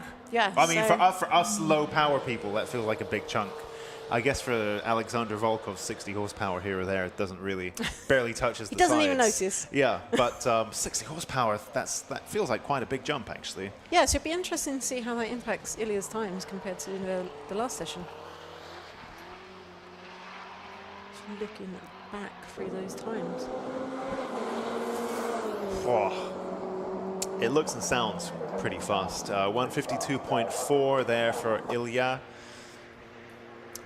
Josh Barrett in the Caterham. Personal best in sectors 1 and 2, and he comes across the NSX of Luke Sanjukovski, who hopefully will have spotted him in his mirrors and will move out of the way. There you go. Luke Sanjukovski jumps to the inside. Nice and clean there. Gets out of the way of Josh Barrett, who comes across the line with a 145.7. Good enough for 3rd in the pro class. A little fair bit adrift from Luke Sanjukovski there, and Bradley John even more so. But I mean, early huge days, power difference though between those 3 cars. Definitely. So the NSX and the Evo running big horsepower, Yep. and Josh definitely not up in that level. No. But very, very nimble car. Well, exactly. And also the coolest man coming out of the car. Yes. So far, so. It's hard to say, isn't it? Because even yes, you want the power here, but we were also discussing in the context of Andrew Kime, for example, how actually the chassis also matters a lot. And actually, power doesn't necessarily matter maybe as much as we think it does compared to circuits like Snetterton 200 and stuff like that. So I don't really know. I reckon Josh Barrett's got a chance here, but let's You have see. to have the combo here. I think that's it. Yeah. You need the power for all these fast flowing corners. Yep. But it needs to be controllable. You need to have the chassis as well, and all of the handy I mean, even here, you know, there's a lot of downhill stuff, but conversely, there's a lot of needing to go uphill as well, right? Fighting gravity. You've got downforce as well, which is like pushing you down, and you're trying to go uphill. So, yeah, you want some beef as well. So see Ilya there, set Big improvement there from him. Yeah, he just took 5 376. seconds out. Yeah, so and obviously improving on his time in the last session as well. So Which was what? Which was a 148.2. Okay, so he's found a second there. Yeah, so wow. that's it. That's hitting the right boost switch. Yeah. Definitely helps. Top tips. Yeah, I mean, the story today, as I was saying this morning, is just been about battling the heat, and also just a lot of attrition today. We've seen a lot of red flags. We've seen a lot of stuff go wrong. Yep. And I think drivers, where they're really kind of like pushing and dealing with the temperatures, and sometimes that's meaning they're going beyond the operating temperature of the tyres, it's getting too hot, and so we're seeing people kind of like running wide, we've seen people coming off into gravel, so all kinds of things today. So actually just looking even down the entry list. A bit of oppo there from Josh Barrett as he comes through that hairpin now. yeah, it's just making it through to our super attack round and actually picking up the points. That's what really counts for the championship. Yeah. I mean, I made a point earlier that the red, so much has happened today that the red flags have been like little palate cleansers. Because if it was just non-stop action in the quantities that we've had it today, then it would be a bit much. So maybe the red flags were okay, actually, an opportunity to reflect. And gather our thoughts, because it's been a pretty frantic day in the world of time attack. Lots going on, great battles, and great stories as well, breakdowns and recoveries and so on. So really stuff that really weaves the tapestry of time attack. Josh Barrett there completes his flying lap, personal best sector 2. Let's see whether there's any. No, I think that, I don't know. That was a very slight improvement. I think 145.000. Yep, that's a personal best there for him. The screen doesn't, the Lucas Oil live stream screen in the top left doesn't actually indicate when someone's done a personal best or not. So perhaps you might wish to follow on the TSL timing website as well. So we've just seen Luke Caporn go across the line and set a 138.006, taking that first place in pro from Brad John. That's and I think this very fast. This is it, of just trying, you see, like instantly he's just completely off the throttle, just coasting the car around, trying to get all of the temperatures back down. Yep. Because it's really hard on the cars. It's really brutal. Look at what the temperatures actually are at the moment, because like I say, it's very comfortable in our air-conditioned commentary booth, but it's 27 degrees outside, so I've kind of missed really all of this temperature stuff, because here it's been fine. But I am curious whether the TSL timing might give us track temperatures and stuff like that. Yeah, I had a few drivers saying that they'd imagine that the track temperatures are really, really high, and I think, again, that's hard on the tyres, it's hard on the engines, it's hard on the drivers. Yep. And I think even as I was saying, like, we're talking about attrition. We've only got, out of all of the cars on track, I think we've only got 6 cars that have even set a lap. So we've got 3 cars on the timing screen actually haven't set a lap. I know Martin Henry's one of them, and I know, again, after I spoke with him, he had so many issues at Snetterton. And then, yeah, catching up with him earlier, so he was saying the alternator belt was snapped again. Then he was having issues with yes. Oh my goodness. Yeah, so that happened at Snetterton, and he was having issues with an oil temperature sensor. Josh Barrett, yep, sets personal best there. So yeah, and we haven't actually seen him turn a lap or set a flying lap. So maybe again those issues kind of rearing their head again. And also no lap from is it Kevin Horsley in the black Impreza? But that's him out on track. That's him. Following that's at the moment, right? Okay. Well, that's only, what have we got? 5 minutes left on the clock. It's really I think we might be having 15-minute sessions or something, because this one felt like it went really quickly. So yeah, they were saying again, they go out, they have like one warm-up lap, and then it's just literally go for it. So this will definitely be the lap in which they're trying to set their fastest time. Because you just don't know. I mean, again, it's been an eventful day. You don't know if you're going to get another clear lap. You might get another red flag or something. Yeah, exactly. That's it. Exactly. So yeah, Kevin Horsley's setting a 153.146.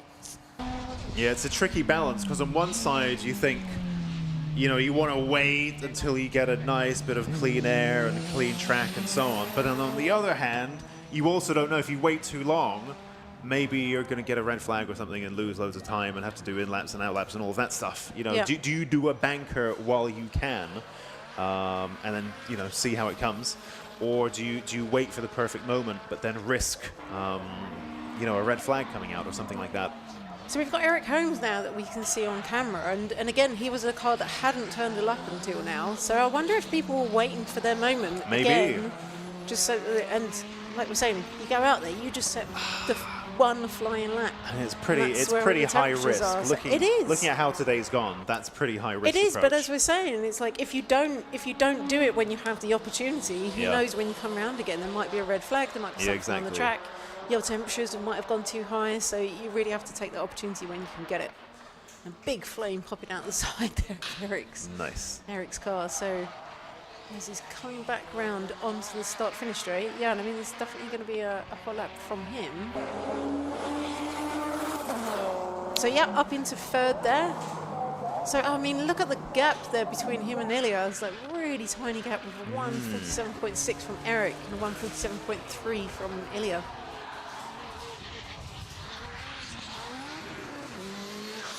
Ilya up to second, so yeah, he'll be pretty happy with that. Amazing that he just had to switch the wrong way around, and perhaps that actually explains a lot about today. I mean, that's a good way to find more power, though. It's a nice, easy way to find more power. Yeah. So, we'll take that. Brad John really seems to be on the flyer here. So, and he obviously had that absolutely flying lap in the last session that was disallowed because of track limits. So we'll see, and that was coming round this corner. So yeah, it's being much more tentative there. Keeping an eye on that time. But so improving on his time of a 1:38.6, but not enough to bring the fight on. Just, well, I guess 0.6 of a second off Luke Sanjukovski. So is he going for another one there? He's got his lights on. Yeah, so looks like it. Again, I mean, again, we're saying this is really hard on the car to go for 2 flying laps, especially when, you know, they're like 1 minute 40 laps. They're not a short lap, so it's really, really hard on the car in these temperatures. It looks so fast as well, doesn't it? These pro class cars. And whoa! Yeah, really pushing the limits there. So you know he's really going for it. He's making up for all that lost time from earlier on. I think I saw him just put down tyre marks as well. He's really, really pushing on here. I think he just did it again. Car sounds unbelievable as it goes past. Absolutely screams. This looks really, I don't know what it, maybe because it's such a big car. Oh, it's happened again. No. Oh no. Can he keep that going and get out of the gravel? He does. Nice. He does, so that's good. Oh, it happened. This was the same place, wasn't it? Maybe. I mean, yeah, I think it was. But yeah, I think you could see he's really pushing on there. And again, I wonder if this is just getting to the point where the tyres are just, it's asking too much of the tyres to go for that second flying lap. Maybe that's what happened last time. Yeah, maybe he did too many hot laps back to back. And yeah, well, I think speaking of the drivers as well, we saw 2 cars going off at the same point. Yeah, we did, yeah. So we don't know if maybe there was something on the track that kind of like contributed towards that. But yeah, I think you saw that Brad John was really, really on the fly there. So I think just asking a little bit too much of the car there. That looked really fast. Yeah, I think because they're such big cars and the way you just see them, how they move, it looked really, really fast. Checkered flag is out. It was great fun. And we haven't even talked about Mike Osborne up there, setting the fastest time in Club Pro. I mean, and we've only had, what is this, 8 cars to talk about, and there's been so much going on here, there. Wow. But Eric's Holmes out on a fly-in, so let's see if he can. Yeah, personal tiny best, gap sector between him and Ilya. I think he ran wide and lost some speed there. Yeah, you can really hear the tyre screech. Yeah. Just keep an eye on that, because as yeah, the look, a slow sector 2 there for him as well. Different line through there compared to the others. Way different. Well, they're interested. It's like how much of that is intentional, and again, so yellow flag. So unfortunately, he's going to have to back out of that. Maybe there might be gravel all over the place. Maybe that's why.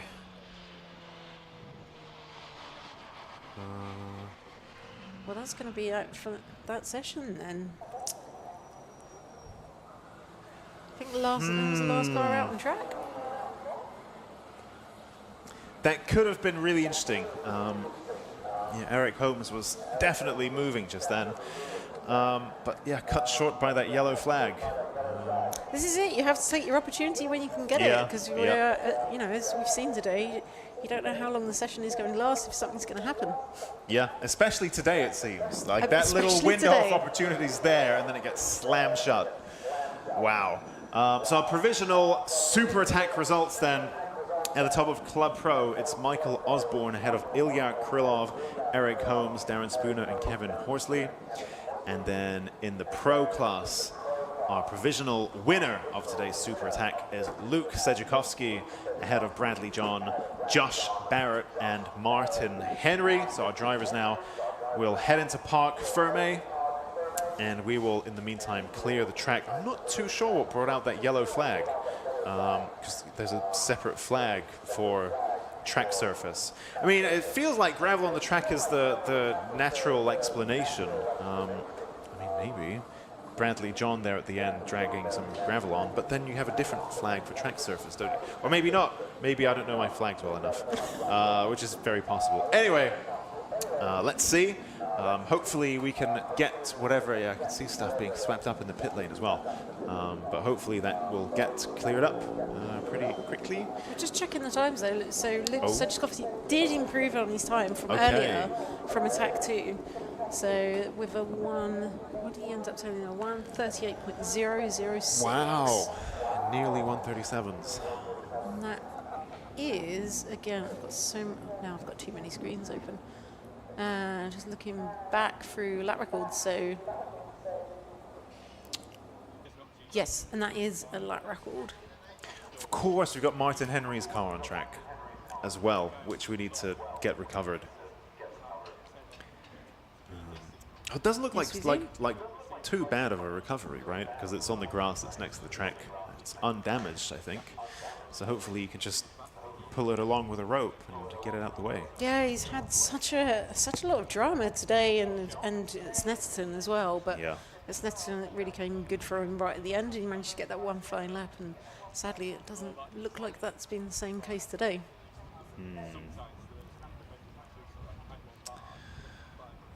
Yep. Well, so let's we'll keep an eye out on that one, and hopefully we can get our club classes super attack underway shortly. But in the meantime, we're going to leave you with a little ad break for just a few minutes.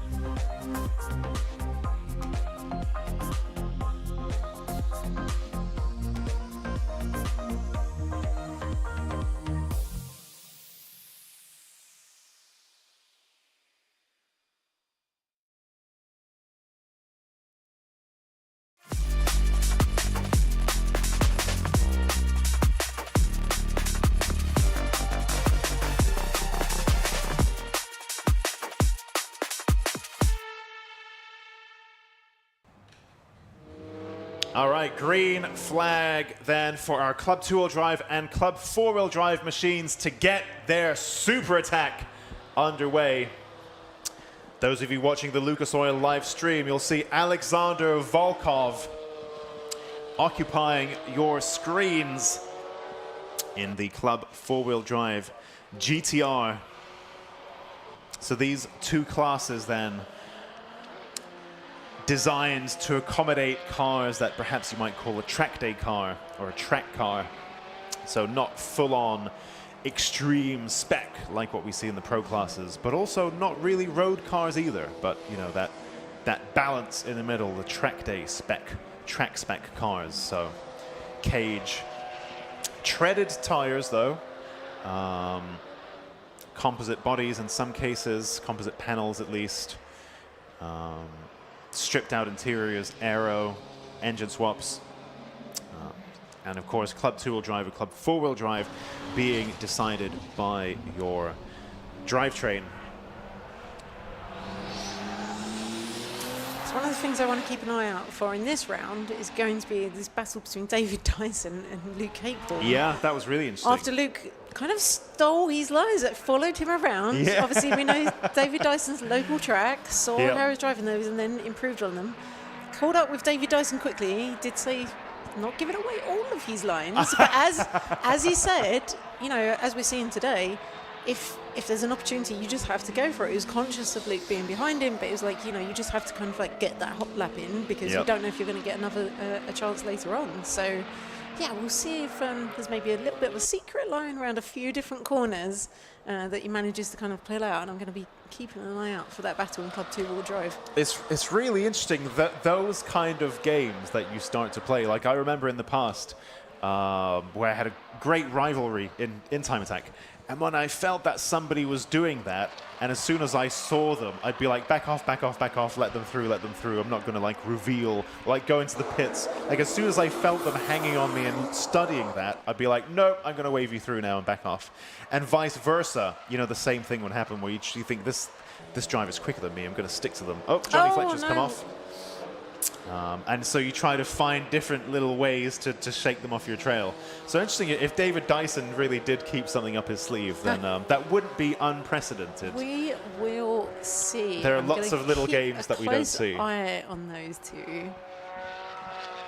And also, I think they've gone straight out there. So David Dyson's gone straight out and set a 1:48.6, which I believe is quicker than any times he was turning in attack 2. Ah, okay.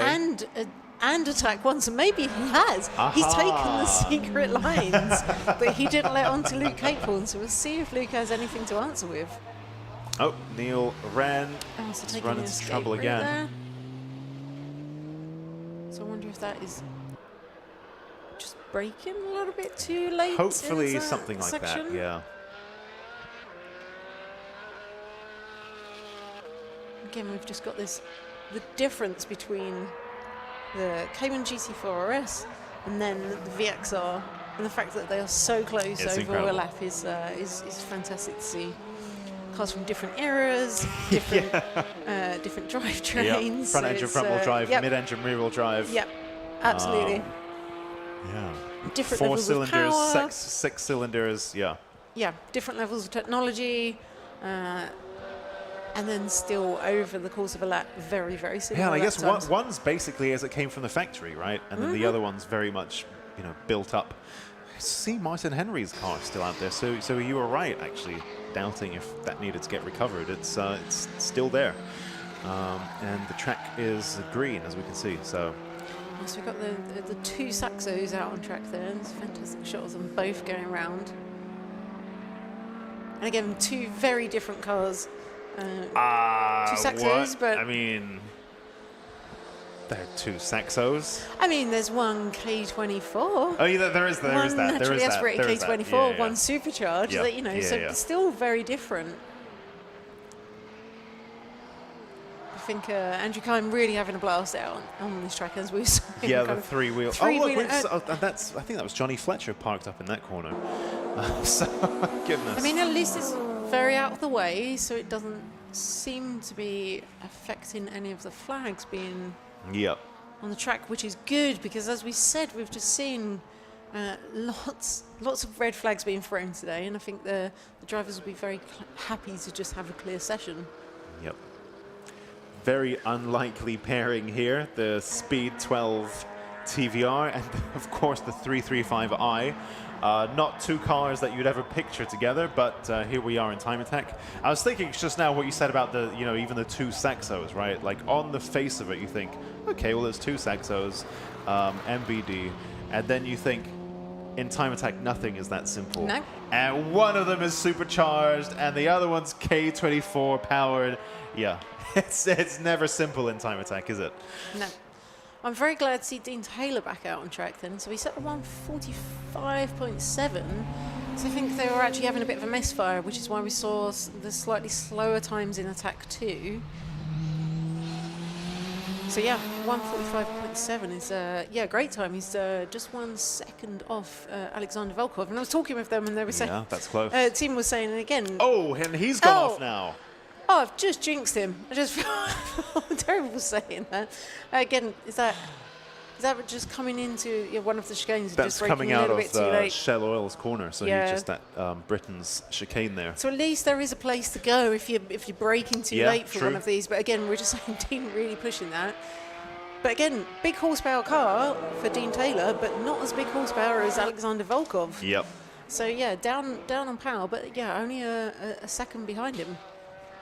I mean, Andy Grady, I overheard some pretty high numbers being Andy Grady, unfortunately, thrown we're around. not seeing him back out Yeah. on track. So, had more power before today because Stetson ended up having to have a new engine. Yeah. Unfortunately, today, it's new engine time again. Is it? Yep, Is so that what I it believe was? it's dropped a valve. So, yes, unfortunately. So, yeah, having Wow. a very not good day after that. After he popped the drive shaft out this morning. So, yes, unfortunately, it's going to be a very expensive couple of rounds for him. Yep. Painful. Yes, it really is. Yeah. But I was going to say, even these numbers that I'm hearing are still triple digits, right? And then you have Alexander Volkov, who's like well into quadruple digits of horsepower. On the low boost setting, yeah, on of low course. boost.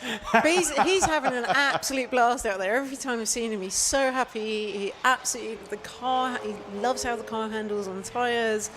Car's performing faultlessly. Yeah. Which again is really surprising. You'd think a big heavy car is really, really working those tyres. High speed track, lots of horsepower. His tyres must be going through an awful lot. Yeah. But yeah, he's really, really happy with how the car's performing. And Mike Butler as well, having a good day out today. So running 4th in Club 2 wheel drive, and I know having a few kind of like issues, I believe with the gearbox at Snetterton, and then maybe kind of like a little bit of a misfire and a little bit down on power. But actually, yeah, having a really good day today. I think I heard he's got a bit more power for today. Interesting. Not much, but like some little thingy in the map got tweaked. So not really anything to write home about, but just one of those little quality of life, drivability, type situations. Just a bit nicer power curve.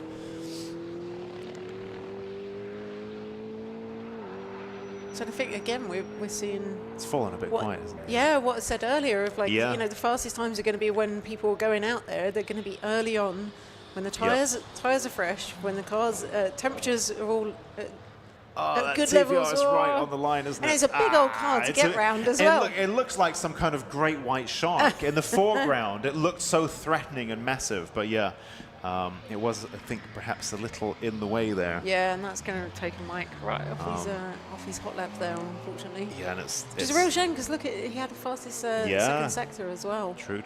It's a big old beast to try to navigate around as well. I wonder if Mike can stay on it again for a second hot lap, or if he's got, like we say, cool the tyres down. Yeah. I'm just seeing, so Luke Caporn is in the pits. He has his bonnet up. There are some people standing around staring at it. I don't know if that means there are problems or if they're just trying to see if there's something they can tweak to take the battle back to David Dyson.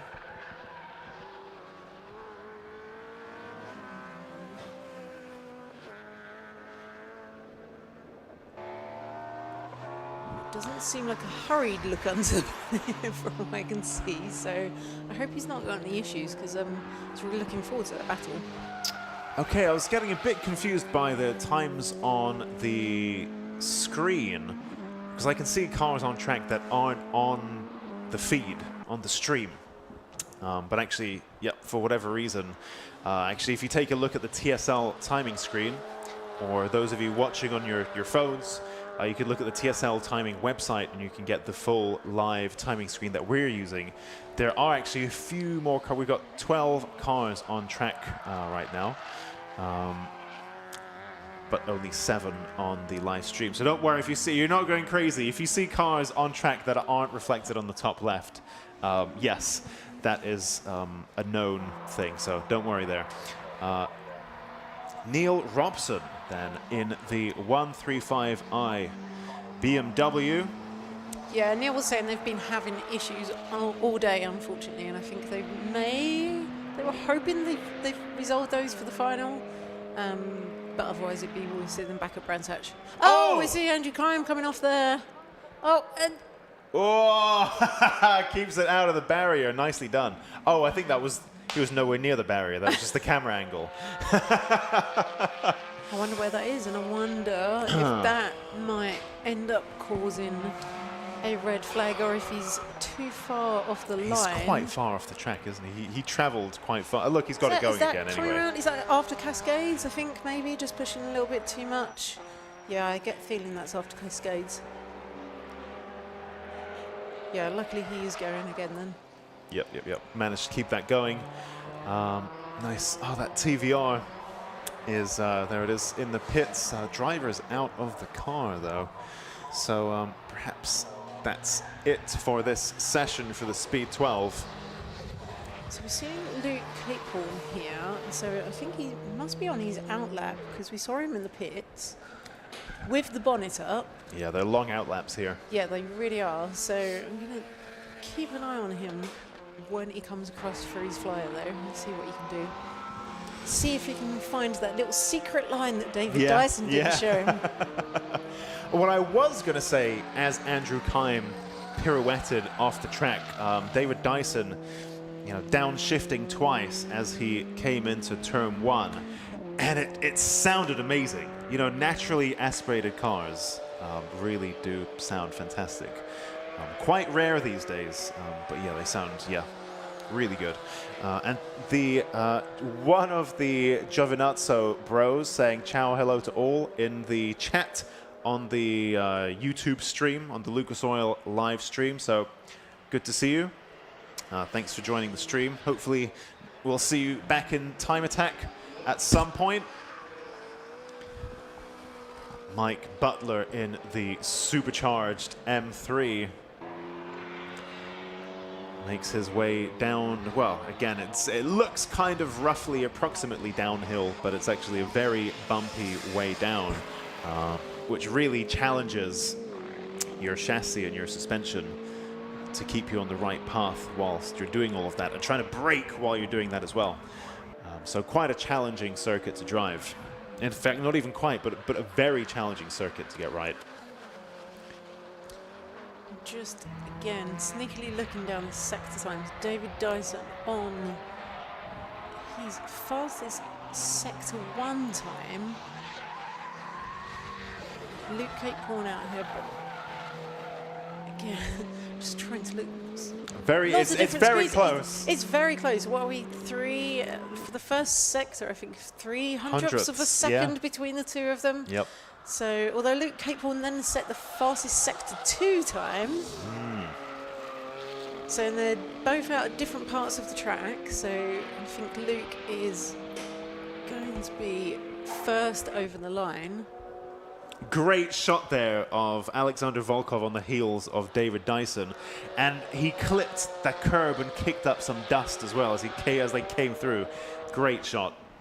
Oh, so Luke Caporn going across with a 1:49.618, which improves his time, but not enough to kind of like take that to David Dyson. Looks like David Dyson's getting out of the way there, his indicator on, and he's going back in the pits, in fact. So I think maybe so is Alexander Volkov.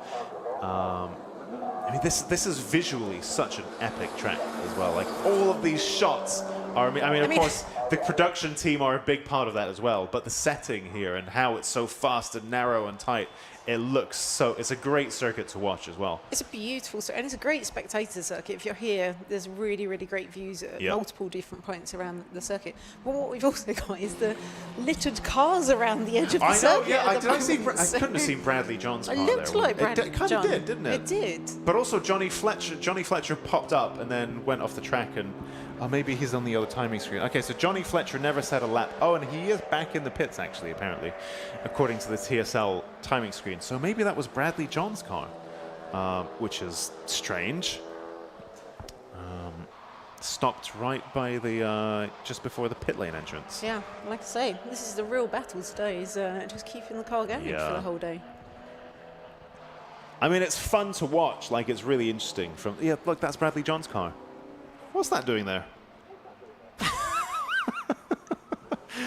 So what just a day. Cars littered about the circuit. Incredible. Wow. Like, that has been, I think, the story of the day, really, is how tough it's been on cars. Yeah. Which, is very interesting from a Time Attack follower point of view. But as a driver, as a owner, as the budget holder, spender, credit card person, it's so painful when you have a round like this. Yeah, it's just the worst.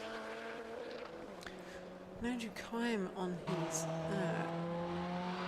A little bit of Saxo on Saxo violence there as Stu Summers makes his way past. Oh, also cocking a wheel there as well. We've seen a lot of that from Andrew Kime, but Stu Summers equally capable. But Andrew Kime actually set the fastest sector time. So faster than David Dyson, who going round and set the fastest first sector. And then Andrew Kime come round, and I think by 0.08, so 0.08 of a second, just faster than David Dyson in sector 1. Incredible. Oh, and Stu Summers is off. What has happened there?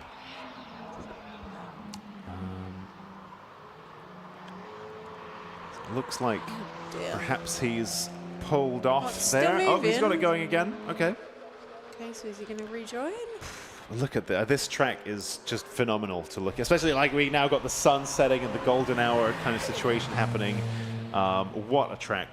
It's absolutely brutal on the cars today. A great watch. Mike Butler there powering out of the Shell Oils corner. So Andrew Kime, even though he had that fastest first sector, so not improving in his time overall. So, although he must have backed out, because he's kind of like 10 seconds. 10 seconds off his time. So, yep, and this just reinforces my theory. If you're going to go out and you're going to set a lap, do it early on in the session, because temperatures really seem to be against everybody today. Yeah, like you can try to cool your car off to a point, but I think it's maybe, especially in a super hot day like this, you're going to struggle to. So you have your chance as your temps are on the up, and then you're going to struggle to bring them back down again and find yourself in that optimal window again. Very tricky conditions, but luckily, we have many experienced drivers who've done Time Attack for many years, who are used to dealing, that there's so much more to Time Attack than just showing up on the day and driving a hot lap and going home. As we can see, there's a lot of other challenges along the way as well. Checkered flag is out, so perhaps let's whip through these provisional results. David Dyson then is our provisional Super Attack Club 2-wheel drive winner with a 148.3, ahead of Luke Caporn, Andrew Kime, Mike Butler, and Neil Robson. And then in Club 4-wheel drive, Alexander Volkov is the provisional winner, ahead of Dean Taylor. Oh, actually, that's not the full. This is the Andrew Kime has just gone through and improved his time actually on his last lap on the checkered flag. So apologies for that one. I'll use the TSL timing screen actually instead, because we don't get the full results for this particular session on the stream. So Alexander Volkov ends the session on top ahead of Dean Taylor.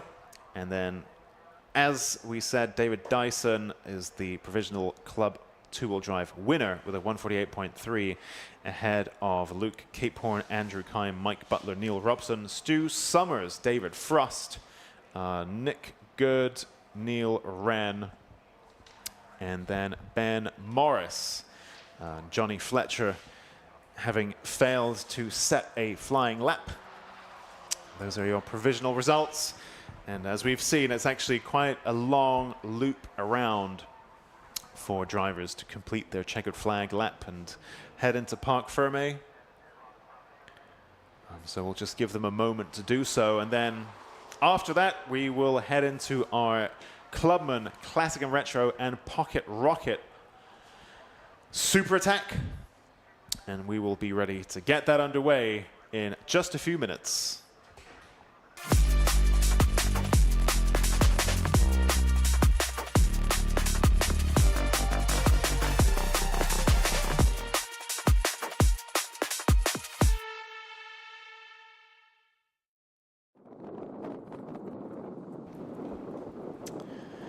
All right. Clubman, Classic and Retro, Pocket Rocket Naturally Aspirated, and Pocket Rocket Forced Induction are up next.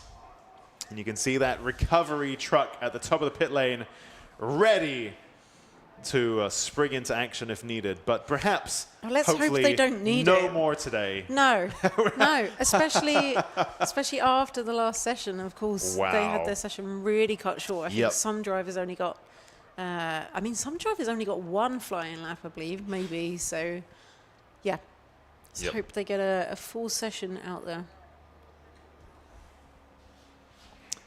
It's a really nice Impreza Classic over there, isn't it? In white with the gold wheels just across the track. It's a great looking car. I think we've had a is a great great looking car. turnout at Tunafest North. I mean, fantastic weather as well. Incredible. Maybe not for the cars, for spectators, amazing. Yeah, for the clubs, for the spectators, incredible weather. Yeah, for the cars, for the Time Attack drivers, definitely much less so. I think it's been quite a challenging day, to say the least.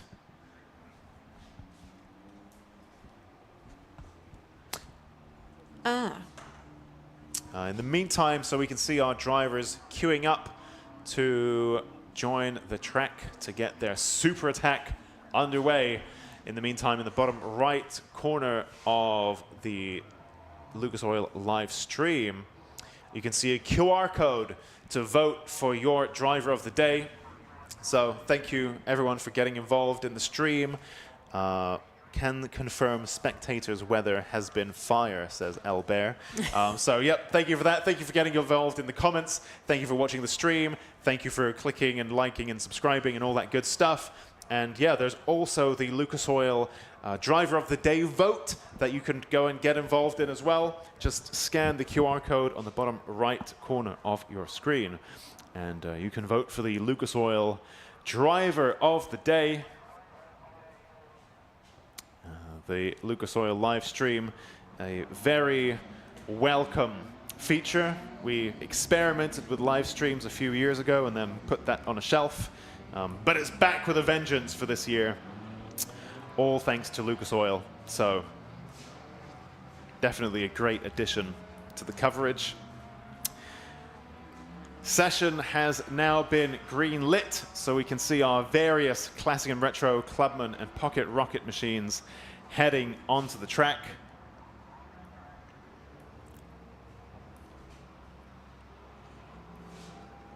Yeah, and I think, again, we're just going to see drivers going out there and try and set that lap really, really early on in the session. So I saw Dean Riley right at the head of that queue of cars waiting to go out, and he's going to be going straight out there.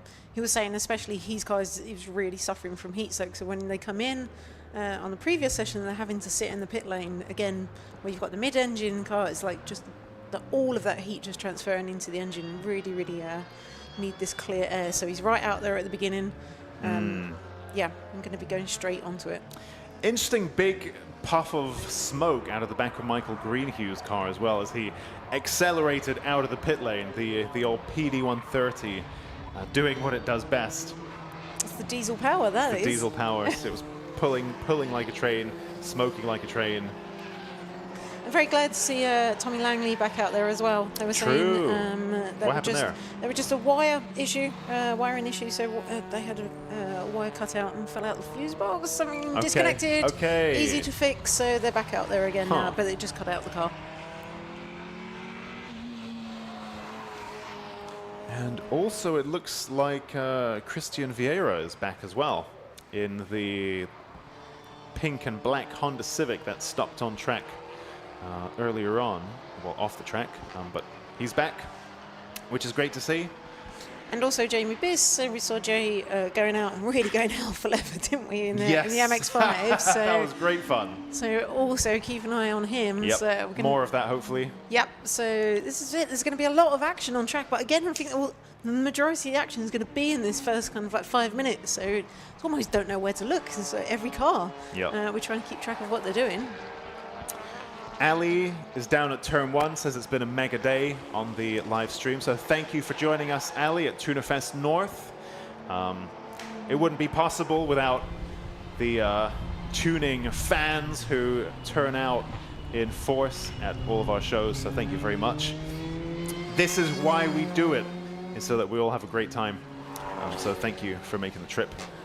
Just that you can hear the whine of the Dean supercharger as it goes past. From trackside cameras. Interesting to see what Jamie Biss can muster up in this super attack session. That was a very entertaining watch in Attack 2. So let's see if we might have some more of that in the super attack. You can see his headlights have just switched on. So I think Jamie Biss has engaged attack mode. And hopefully that means some more on-edge driving. Yeah, this is it. Everyone's just going to be going around. They're completing their outlap now. They're going to be going for this for the first session, the first lap. And we're going to start to see these times coming in very early, I think. I think it is maybe a little bit cooler. Maybe a little bit. I was going to say easier it on the feels cars. it, but Actually, of course it does. It does because of the air conditioning. No, apparently it's exactly the same temperature, so it's still very, very hot out there. Marco in the comments voted in the Lucas Oil Driver of the Day vote, so thank you for that. Those of you watching the live stream, please do get stuck in as well. The QR code is on the bottom right corner of the screen. A nice lick of flame there from Dean Riley's car. That was great. Clive Hopwell on his tail as well in the Golf R.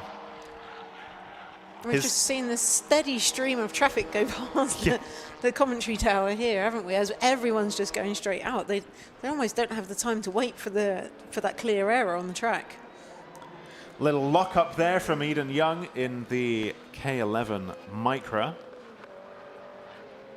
with the new side skirts as well. I think he said Ilya had new side skirts, so I guess Ilya did his own and Eden's. Of course, they're Haltech stablemates, so I guess while the side skirt machine was out, he did them for both cars.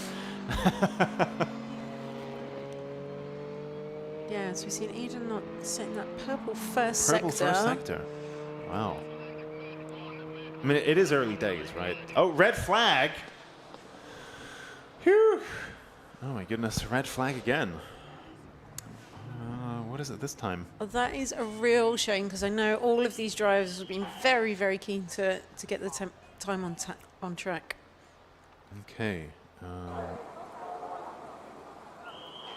So we're going to file our drivers back into the pits. I think this recovery might be a little bit more involved. But fingers crossed, all good there. Okay, the driver appears to be out of their car. But this recovery, this particular one, might take a while to recover. Fire machine is out on track as well. Yep, so hopefully all good there, especially if the driver's out and about. But from what I've heard, in fact, there we go. So that is, yep, this is... that looks like Ryan Barker's Civic. I believe that is the one. Yeah, very high-speed circuit here. at Alton Park. Ouch, I mean, missing. But there he both is. Look at wheels that. on Look at the that. side. He's fresh as a daisy. Look at that. Fantastic to see that he's out of the car and looking okay. I mean, they will take him for obviously for a check, but that looks really nasty. Yeah. Wow. Missing both wheels on the side of the car. So. Wow. That is an interesting one. So, luckily then, thankfully, Ryan is out of the car. But I think it's one of those things that when we drive at Oulton Park, that's kind of always at the back of our mind because it's such a fast circuit, but also so bendy. So that risk is there. So perhaps we will throw to a little break because I think it might take a moment to work out what we do next because it's quite late in the day as well, and that's going to be a big recovery. We do have a camera in the pits though, luckily. So let's have a look at what's going on over here then. Our competitors across Clubman, Classic and Retro, Pocket Rocket, Naturally Aspirated, and Pocket Rocket Forced Induction head back into the pits. Some of them are still making their way back. So yet a very long lap indeed. Rafael Tsartsaris there in the Mini. In fact, there is our other Honda, the car of Christian Vieira. So I'm just going to have a look through some of these times because, as we were saying, cars really needed to go straight out there. And as I mean, unfortunately, we've just demonstrated that again. But I'm just looking through. So Rafael Tsartsaris is leading Pocket Rocket Forced Induction. Hang on, trying to compare the screens. Where are we at? With 156.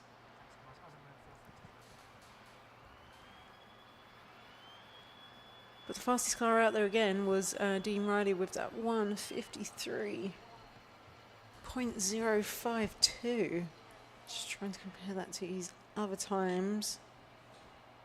So I think that's the fastest time. Yeah, that's the fastest time he's put in today. Which again, so many screens. Sorry.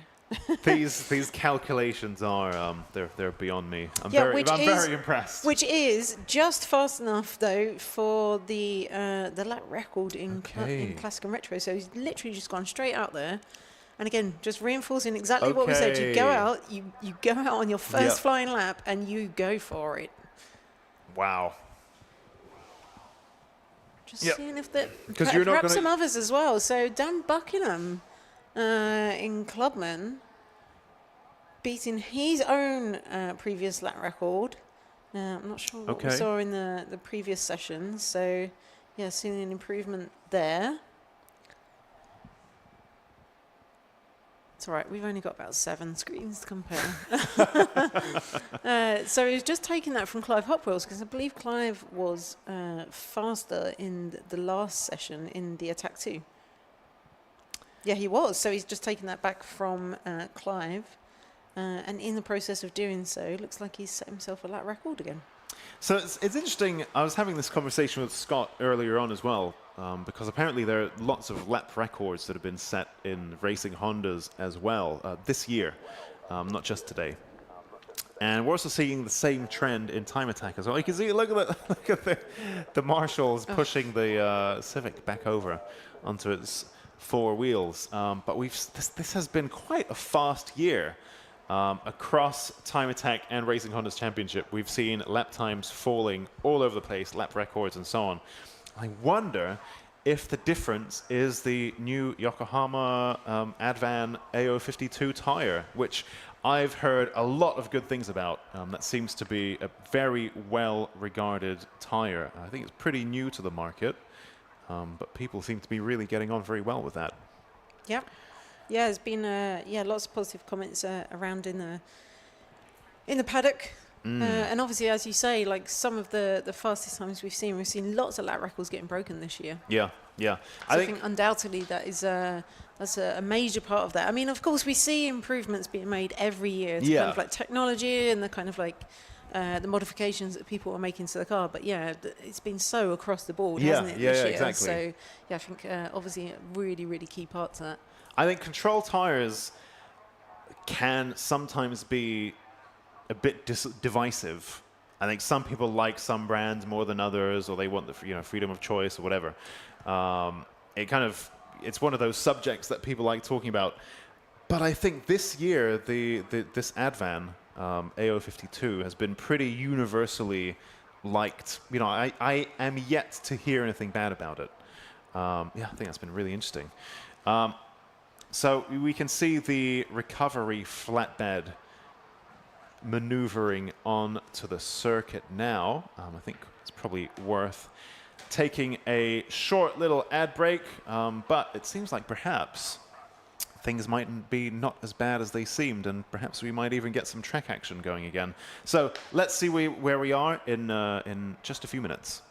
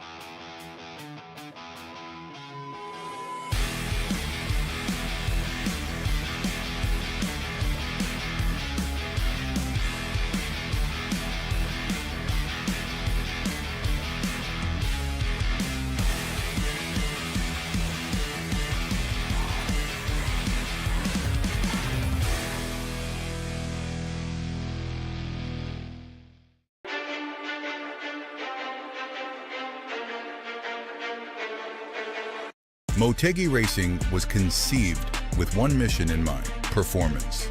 Each wheel is over-engineered to ensure industry-leading strength, lightweight design, and seamless connection to your unique style.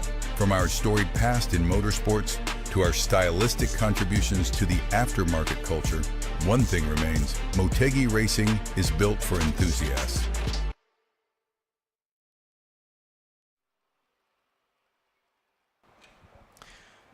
So that recovery still underway. The clock has been stopped. The clock, in fact, has been adjusted down to 10 minutes.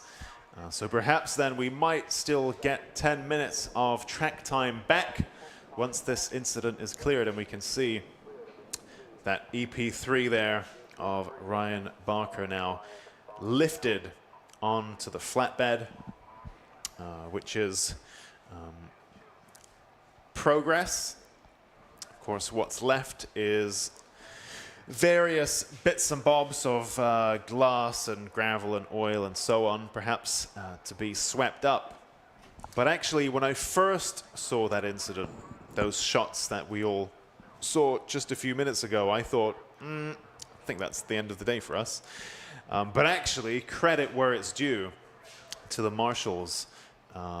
That looks like it's been cleared up pretty nicely, so that progress is going pretty well.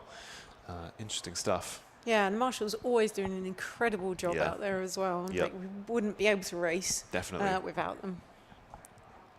The cruel irony as well is looking at the times is that Ryan Barker had set the fastest time in Pocket Rocket NA so far. Oh. But as we're saying, actually, not many people have turned a lap because, again, we've got 20 cars that are on our timing screen. Only 14 actually had a chance to set a hot lap when they were out. So, and it does seem like they've taken this opportunity to bring Brad John's car back in. So pretty one smart. of the cars that we were seeing at the side of the track.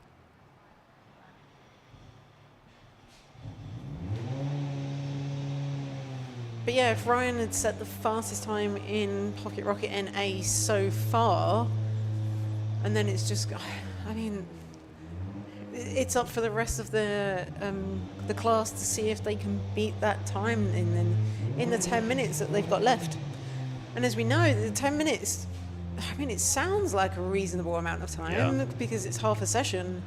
But at Alton, with that, 2-minute outlap, and then you're looking at a kind of like a 2-minute hot lap as well, or somewhere around there. Yep, especially if you're at the back of the queue getting out, right? Yeah. That's it. And then you've got all of the cars on top of each other as well, and everyone's going to be very desperate especially after how Attack 2 went for this class, where again they only got a chance at 2 laps. Everyone is going to be very, very desperate to get out there and get a time. Yep. So let's hope everything goes much more according to plan when the lights go green again. The marshals there really springing into action. I saw someone sprinting just now. Again, doing an amazing job out there of trying to get this back on track Thank you again very as much. quickly as possible.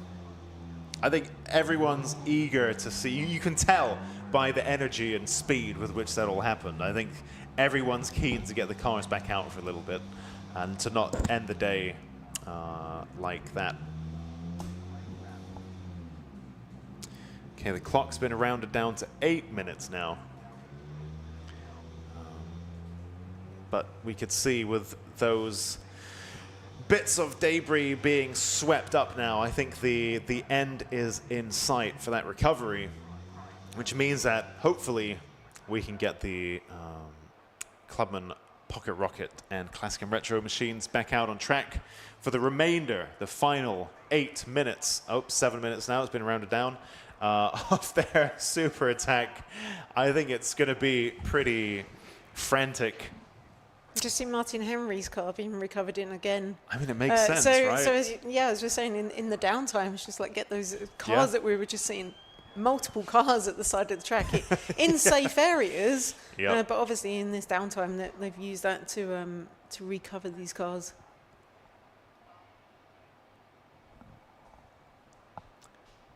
Yeah, what a day. It's been definitely very challenging. Yeah, very much so.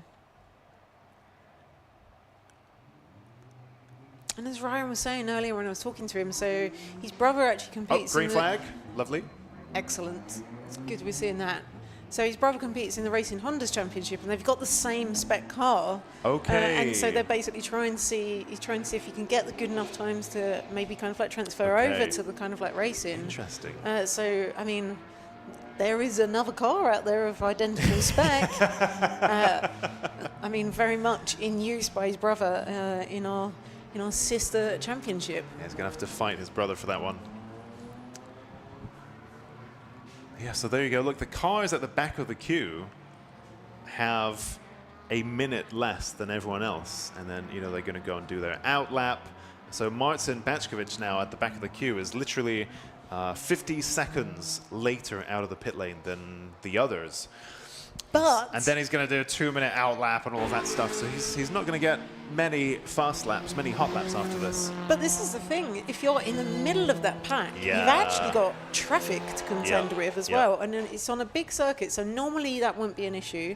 But because, like, as you can see on the camera here, we've just got like this well, actually, I say there's only 3 cars. I was going to say a constant stream of traffic, but people are also going to need to find that clear air. They don't want to be getting held up by anyone else either. So this is really, really tricky for these drivers. I mean, It's like- they're all queuing up here, right?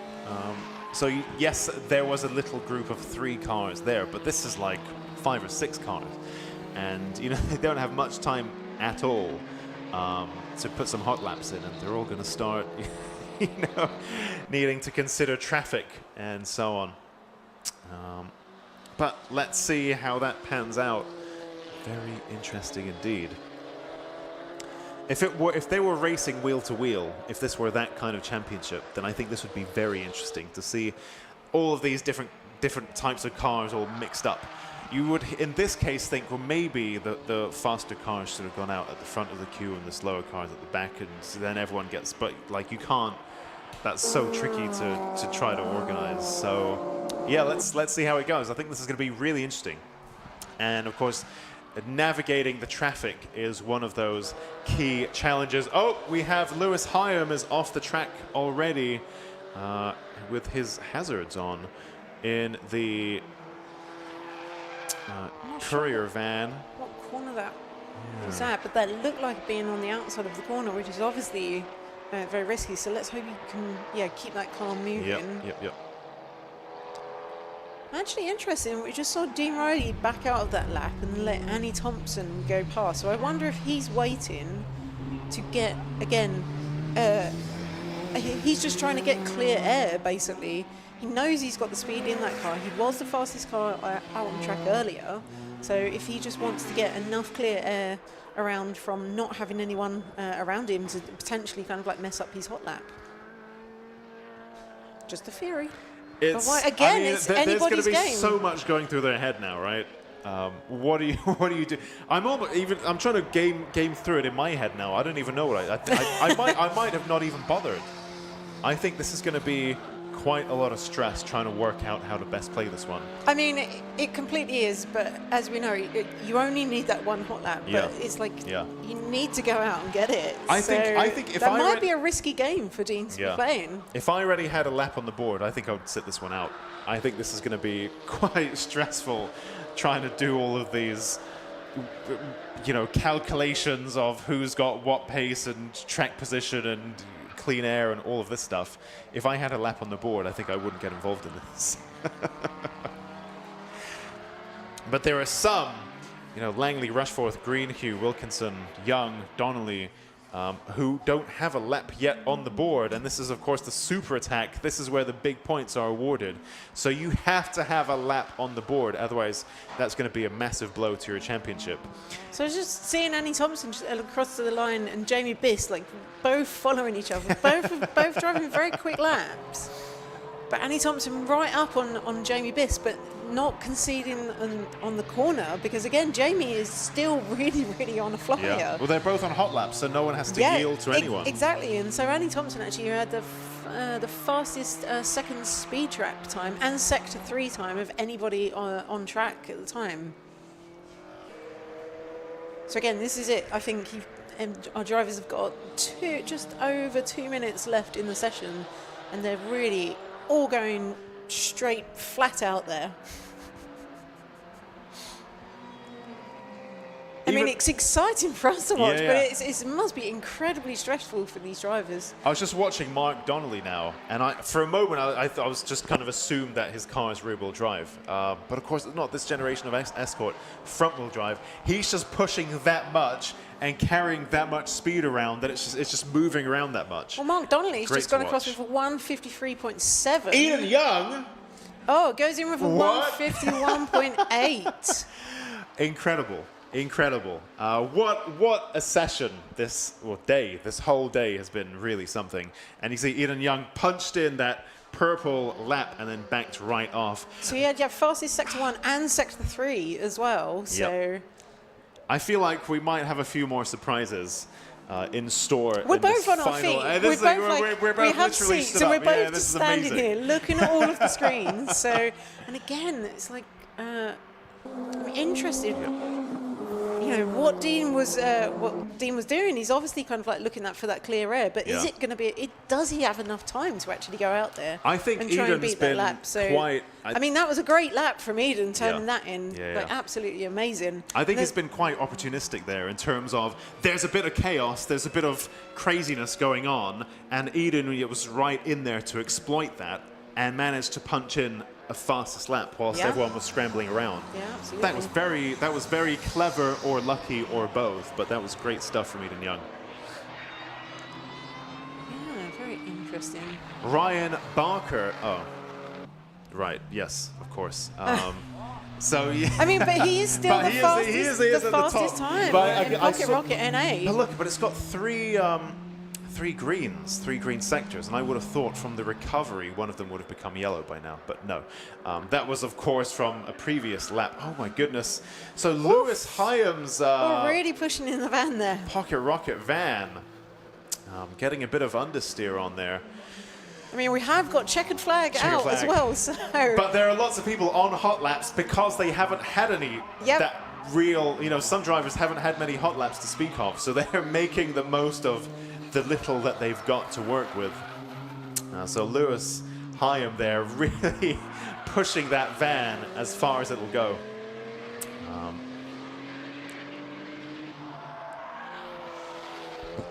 Just keeping an eye on all of these times. So Andy York went across with a one. Oh my God, too many times. 1:55.289. So this is it. Our top cars. We're all classic and retro again. So we've got Eden Young from Dean Riley from Mark Donnelly, the fastest cars on track. An improvement there from Peter Rushforth, personal best at 2:14.2. Personal best also from Martin Bečković, 2:03.0. And this is well after the checkered flag has been waved, but of course drivers still being able to complete their hot laps. And it's such a long lap that we're still having hot laps put in that are personal bests. And Eden was saying he was actually on an absolute flyer earlier when the red flag got called in literally the corner before finishing the lap. So he, there's some justice for him of being able to kind of get that lap out there. That was absolutely fascinating. What a day it's been. I mean, wow. Yes, very, very eventful. Alton Park. Hang on, Dean Riley. What can Dean? Has he got anything in the tank? Nope. Just going across with Okay. 2:12. So. Okay, so it looks like Eden Young then has this in the bag. Asterisk, provisional, Park Ferme, and so on. So let's run through our provisional results very quickly before the timing screen is cleared. So our provisional classic and retro super attack winner then is Eden Young, ahead of Dean Riley, Mark Donnelly, Andy York, and Phil Ackerley. Our provisional clubman winner, Dan Buckingham, ahead of Annie Thompson and Clive Hopwell. Our provisional Pocket Rocket Force Induction winner is Rafael Totsaris, ahead of Jamie Biss, Joe Bullam, Lewis Hyam, and Peter Rushforth. And our provisional Pocket Rocket Naturally Aspirated winner, Ryan Barker there with a 56.7, ahead of Mark Roberts, Christian Vieira, Stephen Wilkinson, and Martin Bečković. What a day it's been. Minted day, says Albert on the comments, minus awful face sunburn. Yeah, that's never fun. Wow, what a day it's been. Thank you everyone who's been following on the Lucas Oil live stream for getting it stuck into the comments. Apologies if we couldn't get through to every one of them, but there's been a lot happening today. But thank you for getting involved. Thank you to everyone for making it to Tuner Fest North, powered by Lucas Oil. It's been great fun. Thank you, Susie. We don't have long till we're going to be back on track. We're going to be right back at it very soon as well. Yeah. Incredible. Just 2 weeks to Brands Hatch. Amazing. Right, well, drive safe, everyone, and we'll see you in a couple of weeks. Yeah, we'll see you at Brands Hatch.